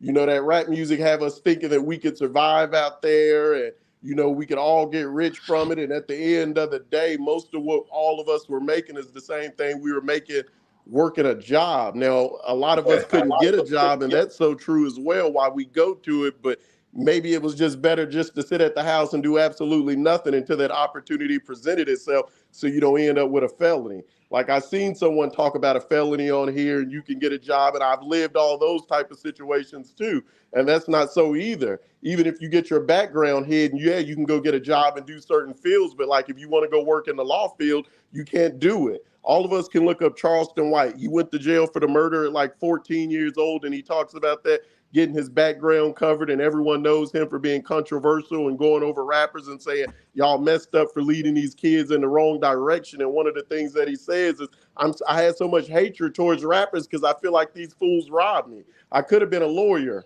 but listening to the TV and listening to them, I went the wrong direction. And he We're Beef the the knows that only clown. for a fact because we're the only Correct. culture that does that. We're the only culture that does it. You don't see my thing country. is my thing is, and I don't like to be the type to be like, oh, it was slavery, but I realize that there is generational trauma, and like with people that flock towards Sexy Red Glorilla, Sukiana, all of them, I have to understand they don't come from the same background as me. I am what you would call privileged as a black person, but a Me lot too. of people don't come from where I come from. So a lot of people are hurting. And the Right. way that they are able, this is y'all talking about November. Y'all gotta realize a lot of people don't know if this finna be their last day. And I'm not saying it's an excuse to act out, but I'm just saying, like, these people are just having fun. The Britney Spears song, "We gonna dance until the world end." We don't know what's finna happen. All this crap is going on that they see every day in a living situation. And like I said, a lot of people living paycheck to paycheck. And granted, Mm. okay, yeah, some of it might be their fault. Yeah, they might go out and get their nails done with their last $25, but that's because they don't know no better. They stuck in their environment. Well, So instead of, I know y'all not bashing them, but I don't sit here and be like, oh, them fools. I can't believe, da well, da da da Brittany, da. I'm not so much bashing them. I've No, no, lived no. it. I'm I not don't. saying you are. I'm just saying, like, that's why I've always looked at people like that, like, okay, like, I get it. Like, it's like I said, it's fun, it gets the people going. And I know it's degrading, but also my thing is too, that like I said, I hate to be one to, like kind of live in the past or bring up the past, but black women, we were pretty much ungrapeable back in the day. So this What do you is mean by like that? stuff. Yeah, yes, What do you mean But by ungrape. that? now I got an even bigger question though. Yes, If this is like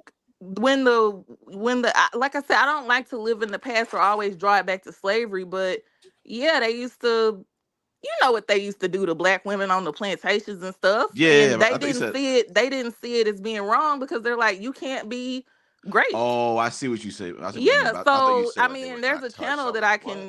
can email you that talks about it in like a 15-minute video about, Sexy Red, and about how she talked about being raped on multiple occasions, and she was on a podcast, and the Uh, guys just laughed at her. They laughed it off. wow, They that's laughed crazy. it off, and Right, even though it was right. an But uncomfortable Brittany, but conversation, even though she kind of like quote Bless unquote you. ruined the mood, to be sitting up there on a podcast called The Safe Space and say, the question was, what was the most uncomfortable thing that happened to you or whatever, and she was like, oh, I was great before, and they were like, oh, that's funny, you kind of ruined the mood, and she was like, oh, okay, well, I can say something Wow. else, but yeah, so I'm just saying, like, you gotta like realize that it's stuff that's not surface level that we see, no and one's you got to arguing that. The realize that thing it's is, how are people you going to people change a it? lot Are of you going to people keep haven't doing had the wrong? luxury. A lot of people are in Just keep making survival excuses. mode.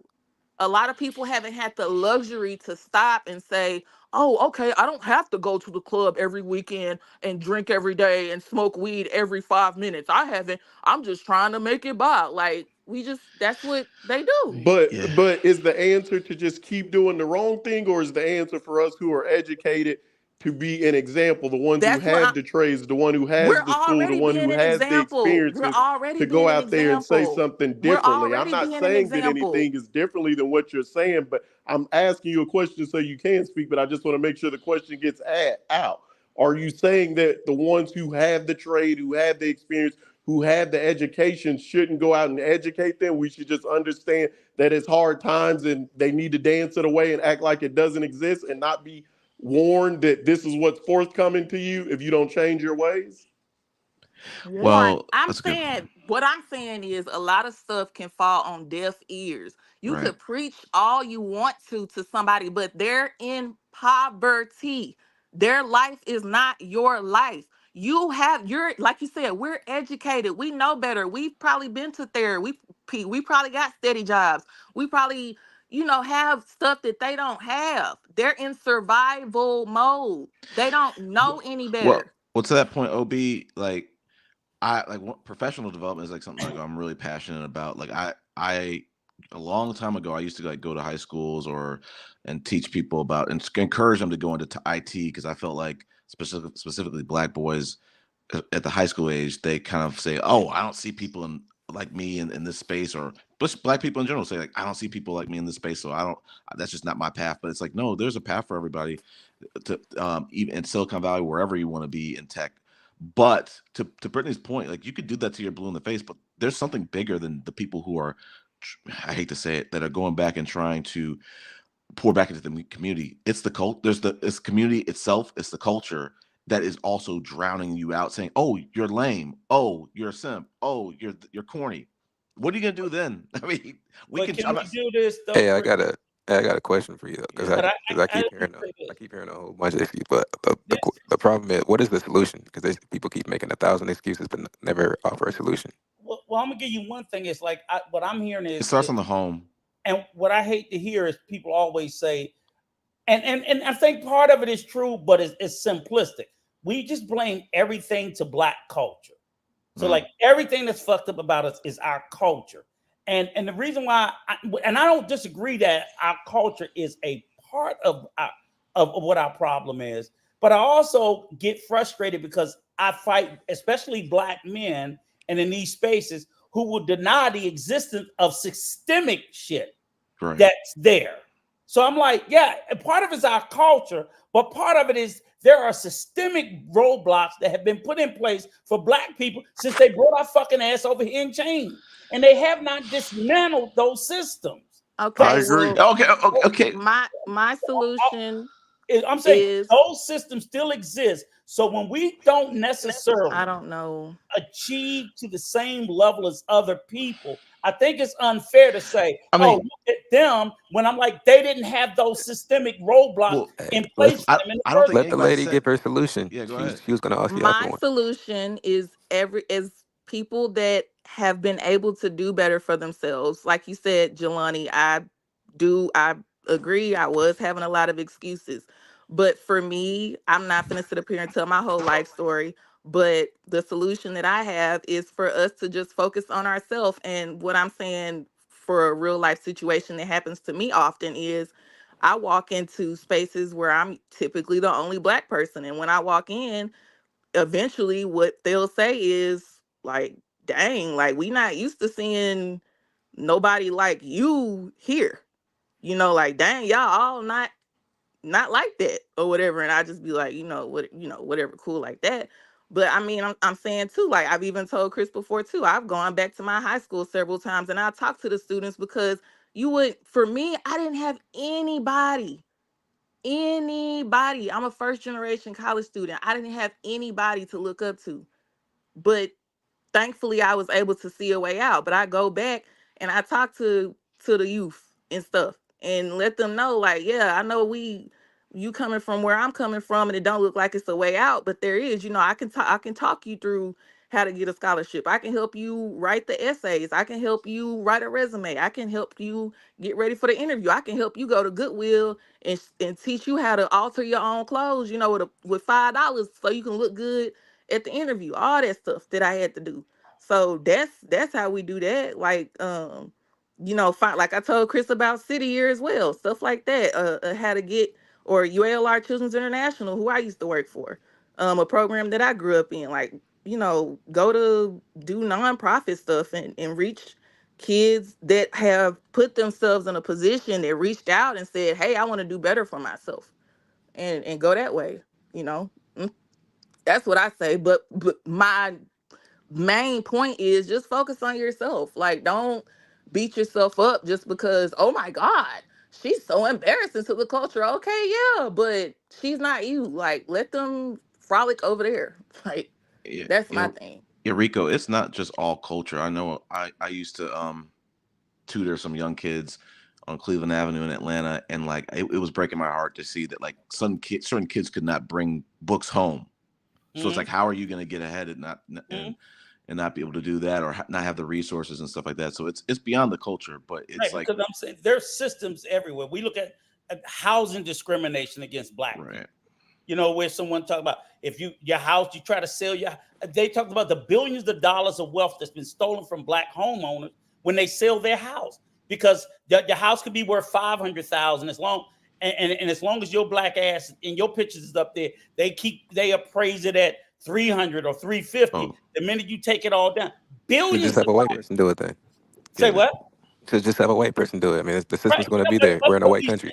but the thing is, look at how many billions of dollars that have been stolen from black people before we even knew they were stealing the shit from us. right. So That's what's That's your so. so what's systemic. your That's so. solution, Yeah, I was Hey, gonna say the same Rico? thing. No, eh, I'm not saying I got all I'm just saying is I don't have the solution, but we always blame our problems culturally, and when we do that, we say, niggas, it's your fault, and we completely dismiss the white man who put these systemic I shit mean, in place that contributes.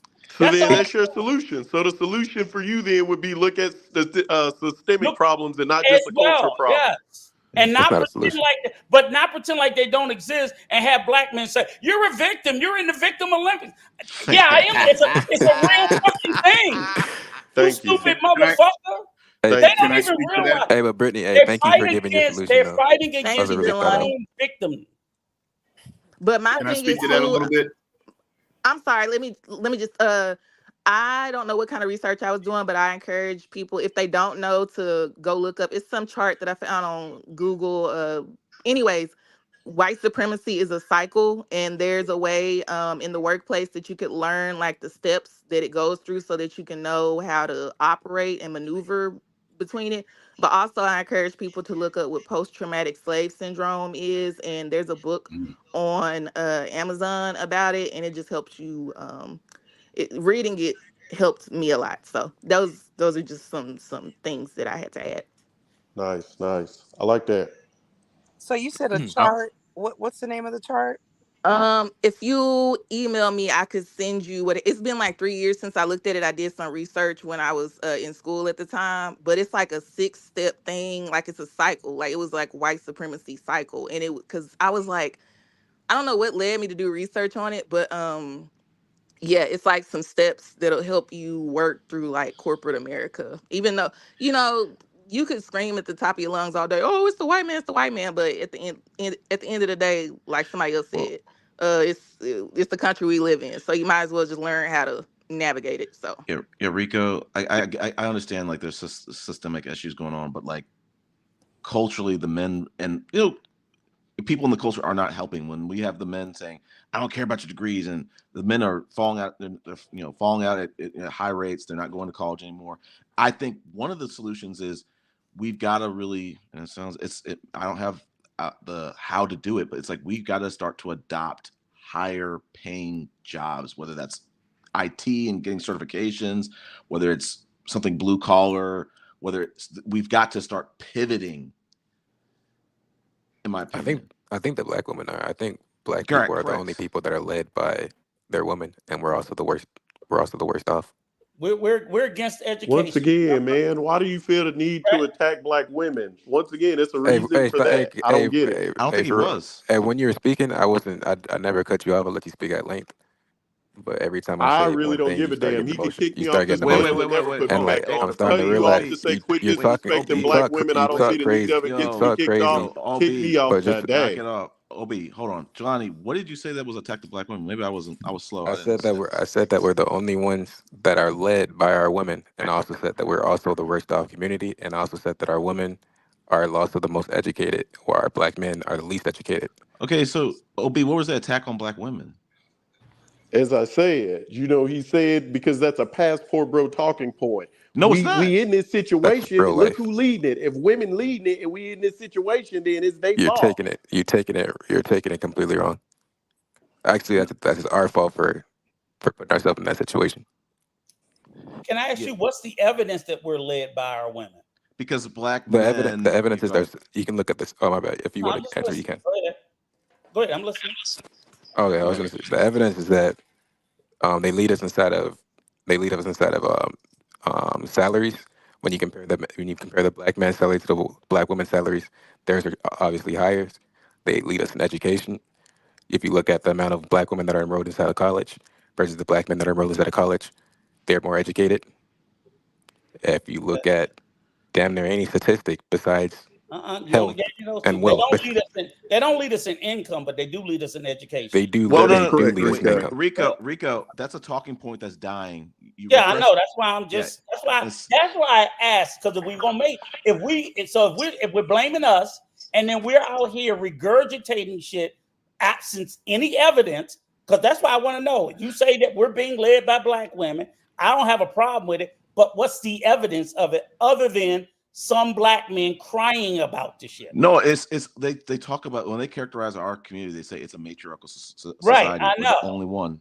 and I That, see no evidence of And that. they're also leading our households. There's a lot of I black don't men see that's any not. evidence of that. No, If I don't you see the can, evidence. you can we, see it. We're What do you base that on? The single mother head? That means black men being in yes, jail. the Black black men. men left. That doesn't mean that the black women are in. Of course, they're going to lead in your fucking absence. Who yeah, of the course. fuck else is supposed to do it? And that's also another reason why they lead us in But salaries because that's not leading. they include the incarcerated men's But salary, which that's is not nothing. leading black men. That's leading black children. So if you want to go to single household rate, then black women are leading black children. I like Black that, men are And Rico. not led. our children are our future. But I don't give a fuck about our future. We talking about today. So You excuse should me. care because Are they that's leading? another Are reason they why lead? we have a high crime rate. Are black women leading black men today? They're not even Where's inside the the same evidence? households. Yeah. The men are not there. So That's no, so According this to is so you. I'm writing this down, Rico. This is when we have the guys only panel or future That's all panels. I'm saying. No. This is the problem with this, Rico. And it's not personal to anybody on this panel. Is like we ran out of time to talk about this. This is a conversation in itself where all the I just don't like when they make statements. You well, ask for evidence, well, they give you no well, evidence. Rico. They just tell you. I was stating No, evidence, hold and on, hold on, and if you Rico. like, I can just give you the sites and the No, statistics I'll say if you this, like. Rico. The problem with the black community is it's a very harsh truth that black men have failed this community more than black women. It's just hard. If we want to go down the line, we can go down the line, but like they have failed this community. I'm not saying every black man. We on this panel have not, but the average black man, like I've said on these panels, it's harsh to hear it. I don't think the average black man in society is a net positive to society. I don't think so because And Chris, I agree with you, but I the also bar is just so think low. out. I'm and just Chris, saying, keep in mind the systemic things too that Yeah, has a play in that. sure. And Chris, I wouldn't even say that black men fail. I'm not. What I'm saying is to Jelani, I'm not saying that you're not right. I'm saying where is the evidence of it? And We'll have I'm to not come back with saying, Chris, you're receipts. not right. But again, everything that y'all say, y'all just make shit up. I'll No. come back with this. No, no, You I'm know, not saying. Whenever you Yeah, make the male panel, I'll come back I black don't with know. women. The black and women, everything. the black women are leading the black community, and leading black with black men in it. That's No. Here's the thing, Rico. that's the claim. Black Black women men are are abandoning the households. Yeah, no, no, no, no, hold no, on. Let me no. finish. Then they're not being led by women if No, they're abandoned in the household. hold on. It'll be clear for you, Rico, because black women are outpacing black men in every degree level. If that keeps Yeah, trending, yeah. you'll be able to see it clearly. Give it about 10 years, and Right. you're gonna see that there's gonna be not enough black men very soon for these educated black women. It's Then coming. they need to make that claim then, but don't make it today. Don't cry No, about it no, today. you have to make it today because we see the trend. Nah. We see the trend. You know why they can't make it today? Because they can take their ass to school. No, they Ain't nobody can't. stopping them. No, they can't. Black men can't go to school? No, they can't because they have the Manosphere discouraging them to do that. Oh shit! So they can't go. You're No. tripping. That's goofy. See? Why they? Oh, wait. Okay, now I'm lost. I've never heard the Black Manosphere saying don't go to school. No, I'm saying they're not encouraging them to get education. I'm not saying they're saying to verbatim, don't go to school. I'm saying, but I don't think that's the Black. I think that's the passport. The Black Manosphere tells men to So be the best even they can be. so if men are encouraging men not to go to school, then that's not the black women are leading the black men. That's the black men who are being failed by other black men. correct. See what I'm getting at? But and why do you think? And Can why I do you get a think they're word taking in these men's advice? edgewise? Yes. Can I get a word in edgewise? Yeah, go ahead. Go ahead, Richard.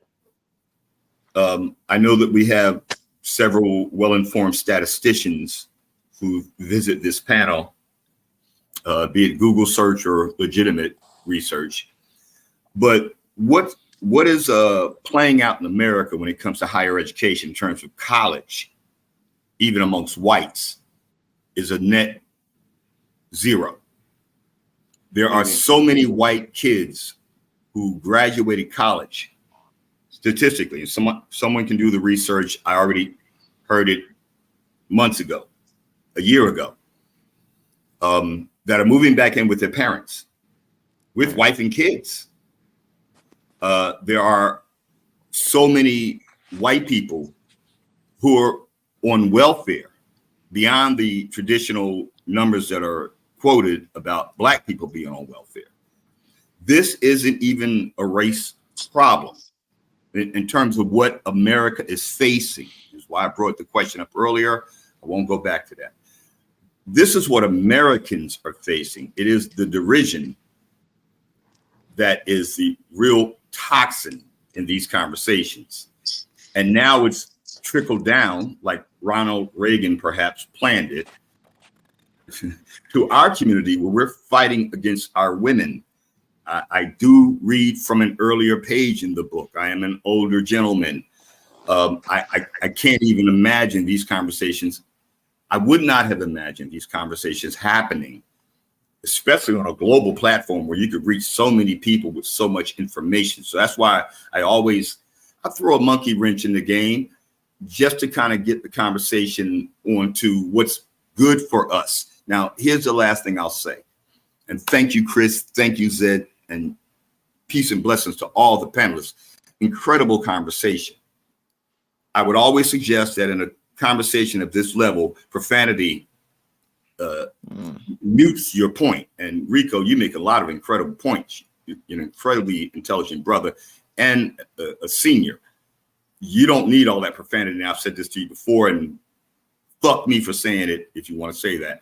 But I promise you, brother, your message is far more than the profanity you use. I'm about to wrap this out. I work on it, sir. Please do. I'm about to wrap this out, though. Our problem is not our own. The world is in turmoil. I've watched all the passport bros talk about, yeah, Kenya's got it popping. Well, not so much right now. I'm sure there are Kenyans who think America got it popping. Not so much right now. I did some videos a few years ago. One of them was about the concept of dispersing the conversation or even the word white supremacist or white supremacy, because they were never supreme. Nobody picked their color. That's that video. But I also talked about LA and all of the things that are going wrong in LA called the bloody truth about LA. That was 2 years ago. The world is in turmoil now. Don't live in your silo and thinking that it's just us having these problems. All you got to do is go to YouTube and type in Kensington or K&A drug scene. And you'll see so many white kids who are high school, college athletes, promising lives, who are bent over like head to knees on fentanyl and a new drug called Trank that eats the flesh. It's not just our problem. It's an American problem. Now it's becoming global as I watch global news. One of the things I learned from a Malcolm X speech is that if you only look at the local news and not the state news or not the country's news and not news that's happening around the globe, you become quite myopic and stuck in your own problem. So this is a great forum for working these things out. And I've heard Jelani ask many times, well, what's the solution? I've heard other brothers and sisters come up here, come and go on other shows. There is a solution. Let's first of all start talking. Guys, we got to learn how to shorten these conversations, man. We've been listening for like 30 minutes. Dude said he wanted to wrap up the panel an hour ago. I've been trying to be patient, but we will never get somewhere if we don't understand it in an hour. So I got 5 minutes. I got 6 people on here. I got to give everybody 5 minutes. And I'm done. Drag it out on and on. It make it hard to be on these panels, brother. Well, my bad. I'm done. Unfortunately, I'm a content hoe. I'm a content whore. So I was rocking out with that. I was letting him land his plane whenever he wanted to land it. But I get it, OB. I suck at boundaries. I'll say like, hey, I'm gonna close this at midnight, and it's 1:30. It's 2. But we're definitely on this. It's definitely set to go into closure. I'm not gonna say anything else. To kind of like. But we did need to let him finish what he was. Yeah. So I get what you're saying, OB, but we gotta let people land the plane. Go ahead. And I know Rich like me is like, I'm long-winded. I am, and I apologize. No need to apologize. The topic you guys talk about is so fluid. Yeah. I only want to bring some positivity when I've got this many people listening in the room and on the chat and on the panel. I always want to say something that's going to move the conversation to a positive point. Y'all been there and come back, and it's been very fluid. Yeah, we got to continue this conversation and this topic. I mean well. But I get it. I mean well. I get it. And I appreciate you, Chris. And all of you guys who endure me. I appreciate all y'all. I came up late. Everybody else was talking the entire show, and it's a 6-hour show. So yeah, I get my little 15, 20 minutes of fame. Please forgive me. We're gonna carry this on to we're gonna carry this topic on to another panel. Like, this was a great panel, a great topic to end it, but we just don't have enough time. But I'm not gonna say anything else. Rich, you're done. Yes. Everybody else, OB, you got something to say on this? You there, OB? Okay. I just say great panel, what we had here today. I want to hear more conversations, kind of like Richard was saying. I heard him last time. That's why I hopped on here when he was saying he wanted to kind of discuss the political things. I think that's a great conversation. As far as positive note, I work in management, so that's my give. I'm in management. I'm in a position when I see another young black brother or a young black sister to encourage them, not only encourage them, but I can put them in a different position that'll lead them to the same, spot that I'm in. Rather, I'm in supply chain, so rather that's drive a forklift and I put them in a position where they can work as an admin and learn the computer system and those type of things. So that's how I make my difference to society when it comes to that. And then just small stuff, in my own personal time, everything I do, I try to make it positive. That's basically it. I think we just got to start just being more concise. Maybe we put some time tickers on here. Everybody got a point. Give them a 3-minute countdown, because I feel like sometimes, man, people will go on and on, or they won't realize, like, damn, it's only me and 2 other people keep going back and forth, and the other 2 people haven't said a word. Yeah. But let's keep with this positivity going. Yeah, it's a good point. I try to be cognizant of everybody who's on the panel, and that's why you see me like pivot to people who haven't talked in a while, and I try to get them to contribute and lead things and go back to back with contributions from them. But that's a good feedback. So OB, Rich, and me are done. How about Jelani? What about you?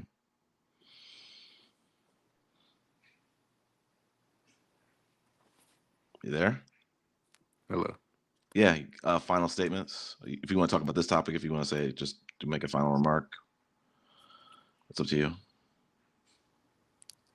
Yeah, I believe that it was a decent conversation. We had a good woman on here. We had undesirable on here. I believe that we need to stop making excuses, or else y'all basically become the people that y'all hate, the passport bros.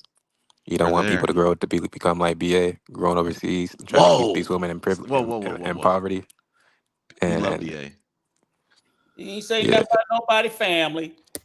I didn't say his. I said that he said that Exactly. he wanted to His, keep his woman his in poverty, basically wife. and that he said No, that he he did ain't not want her married. to, Oh, oh and that he did no. not want her to get an education because he wanted her to stay inside of the Oh trenches like him. nah. Chris, Oh he is not nah. We don't married. want stuff like that. We He's Oh do not not want. married. nah. Oh That is truth, nah. and I can put that on my soul that he said that. Wow. BA's got to defend himself when he comes back on this mail.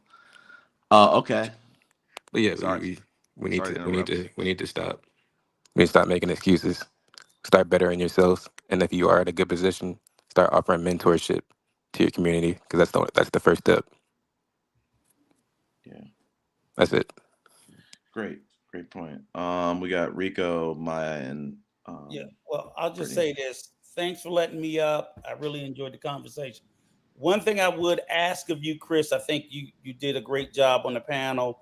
Um, I think sometimes in these conversations, what I on other panels I've been on, what I think where we push ourselves back is oftentimes a lot of misinformation and information that just flat out untrue that's easily debunkable is said. And I understand in the heat of the lives, it's kind of hard to catch and fact check it. But I would ask you in your spare time, as you can, go back, review the claims of contention, look up the information so that you can do a correction. Because basically what I hate is like we could be having a conversation, somebody's trying to put out some good information, and somebody can put out a lot of harmful information gets out to our community because people just aren't doing the work and they're spewing bullshit.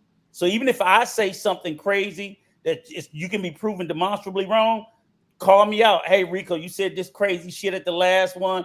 Here it is, and lay out, because that's the biggest thing is we should be wanting to educate our community. We've talked about solutions, but we're not creating solutions if we're letting misinformation and bad information goes out to further diseducate or uneducate our ass. We already know black men are stupid enough. We can't be making them more dumber by letting other dummies come up here and tell outright lies like there's no BBLs all over the fucking DR. I That's mean, okay, fair enough, fair enough.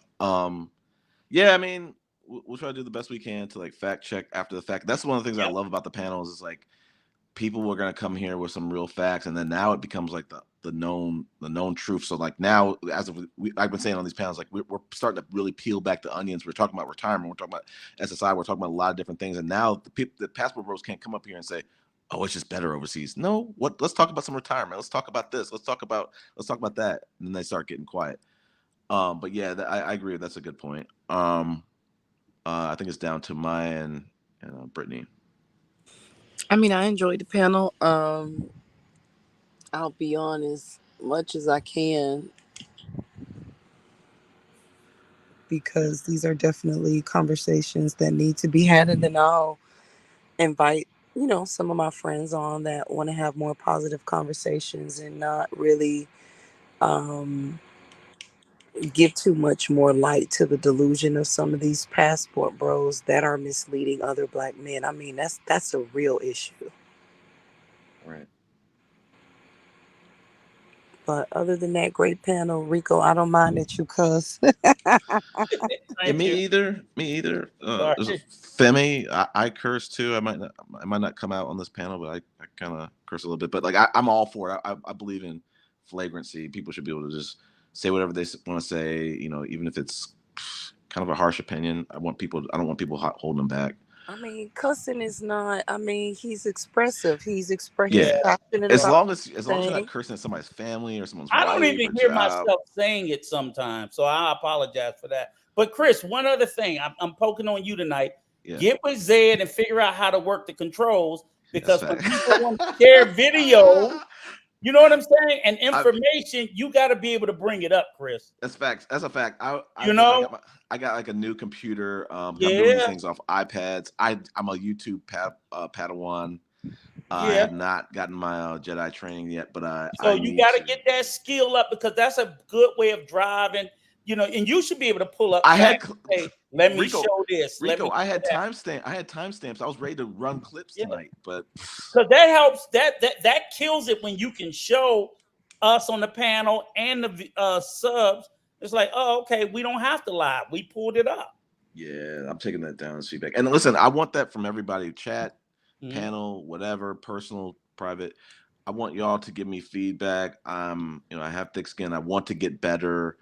Um, some people they'll take me to task and be like, "Hey, Chris, you need to do a better job at moderating. Blah blah blah. Blah. You need to do this. You need to do that." So I want the feedback. I want that. I'm trying to get better, and you're only gonna get better if you're not helping me get better if you're pacifying me or coddling me. So I appreciate it. Brittany, you're the last one. Hey yo, yeah, thanks for having me on the panel. Um, don't forget to email me about the other one. What's coming tomorrow? And you said it's coming tomorrow. Yep, Okay. And today actually. yeah, Maya, I tried to look up the exact image that I had seen a couple years ago with the cycle of white supremacy, but I couldn't find it. But it's a bunch of if you just Google like the cycle of white supremacy and click Hmm. on Google images, it'll come up and they're pretty much like all saying the same thing or whatever. So and then Okay. there's like research documents on it and stuff and I'm pretty sure you could probably look up stuff on YouTube about it too. But yeah, it was refreshing for me to see that. But that's really all I got. Thanks for having me up. Everybody take care of yourself. Drink water and mind your business. Everything's going what Kendrick Lamar say, we gonna be all right. Hey. So Nice. that's it. All right, y'all have a great day. Get some sleep. Appreciate everybody jumping on the panel. These panels, I can't do it all by myself, and I love the contributions. I really appreciate the contributions. I can't say it enough from everyone else. So I'm for the women. I'm gonna definitely reach out to y'all that have expressed interest. Guys, we're gonna get a guys panel together where we're gonna be talking about really focused issues for men and things like that. But again, I'm gonna continue to schedule Passport Bro and anti-Manosphere, anti-Passport Bro type panels throughout the weeks and stuff like that. So I'll see y'all on the Yeah, next one. I want to do that too, Chris. That is really gonna stir up um, a lot of conversation. What exactly do you want to do? When you said the anti-passport manosphere Oh chat. yeah, every single one of these panels is like anti-Manosphere. This is like anti-Manosphere, anti-passport. Well, it's mostly anti-passport bro, but what I'm trying to do is I'm trying to expand that a little bit more because I'm like I detest the Manosphere, just the red pillars, the incels, the Manospheric incels, for that matter, in But general. So, but also while you are learning how to use StreamYard to put up some of those videos, and some yeah. content and video reactions that I come across that I would love to bring up as talking points in reference to that. Okay. Sounds good. Well, Uh, everybody have a great night. yeah, y'all too. Well, morning now. Right. Take care. All right, bye. Bye.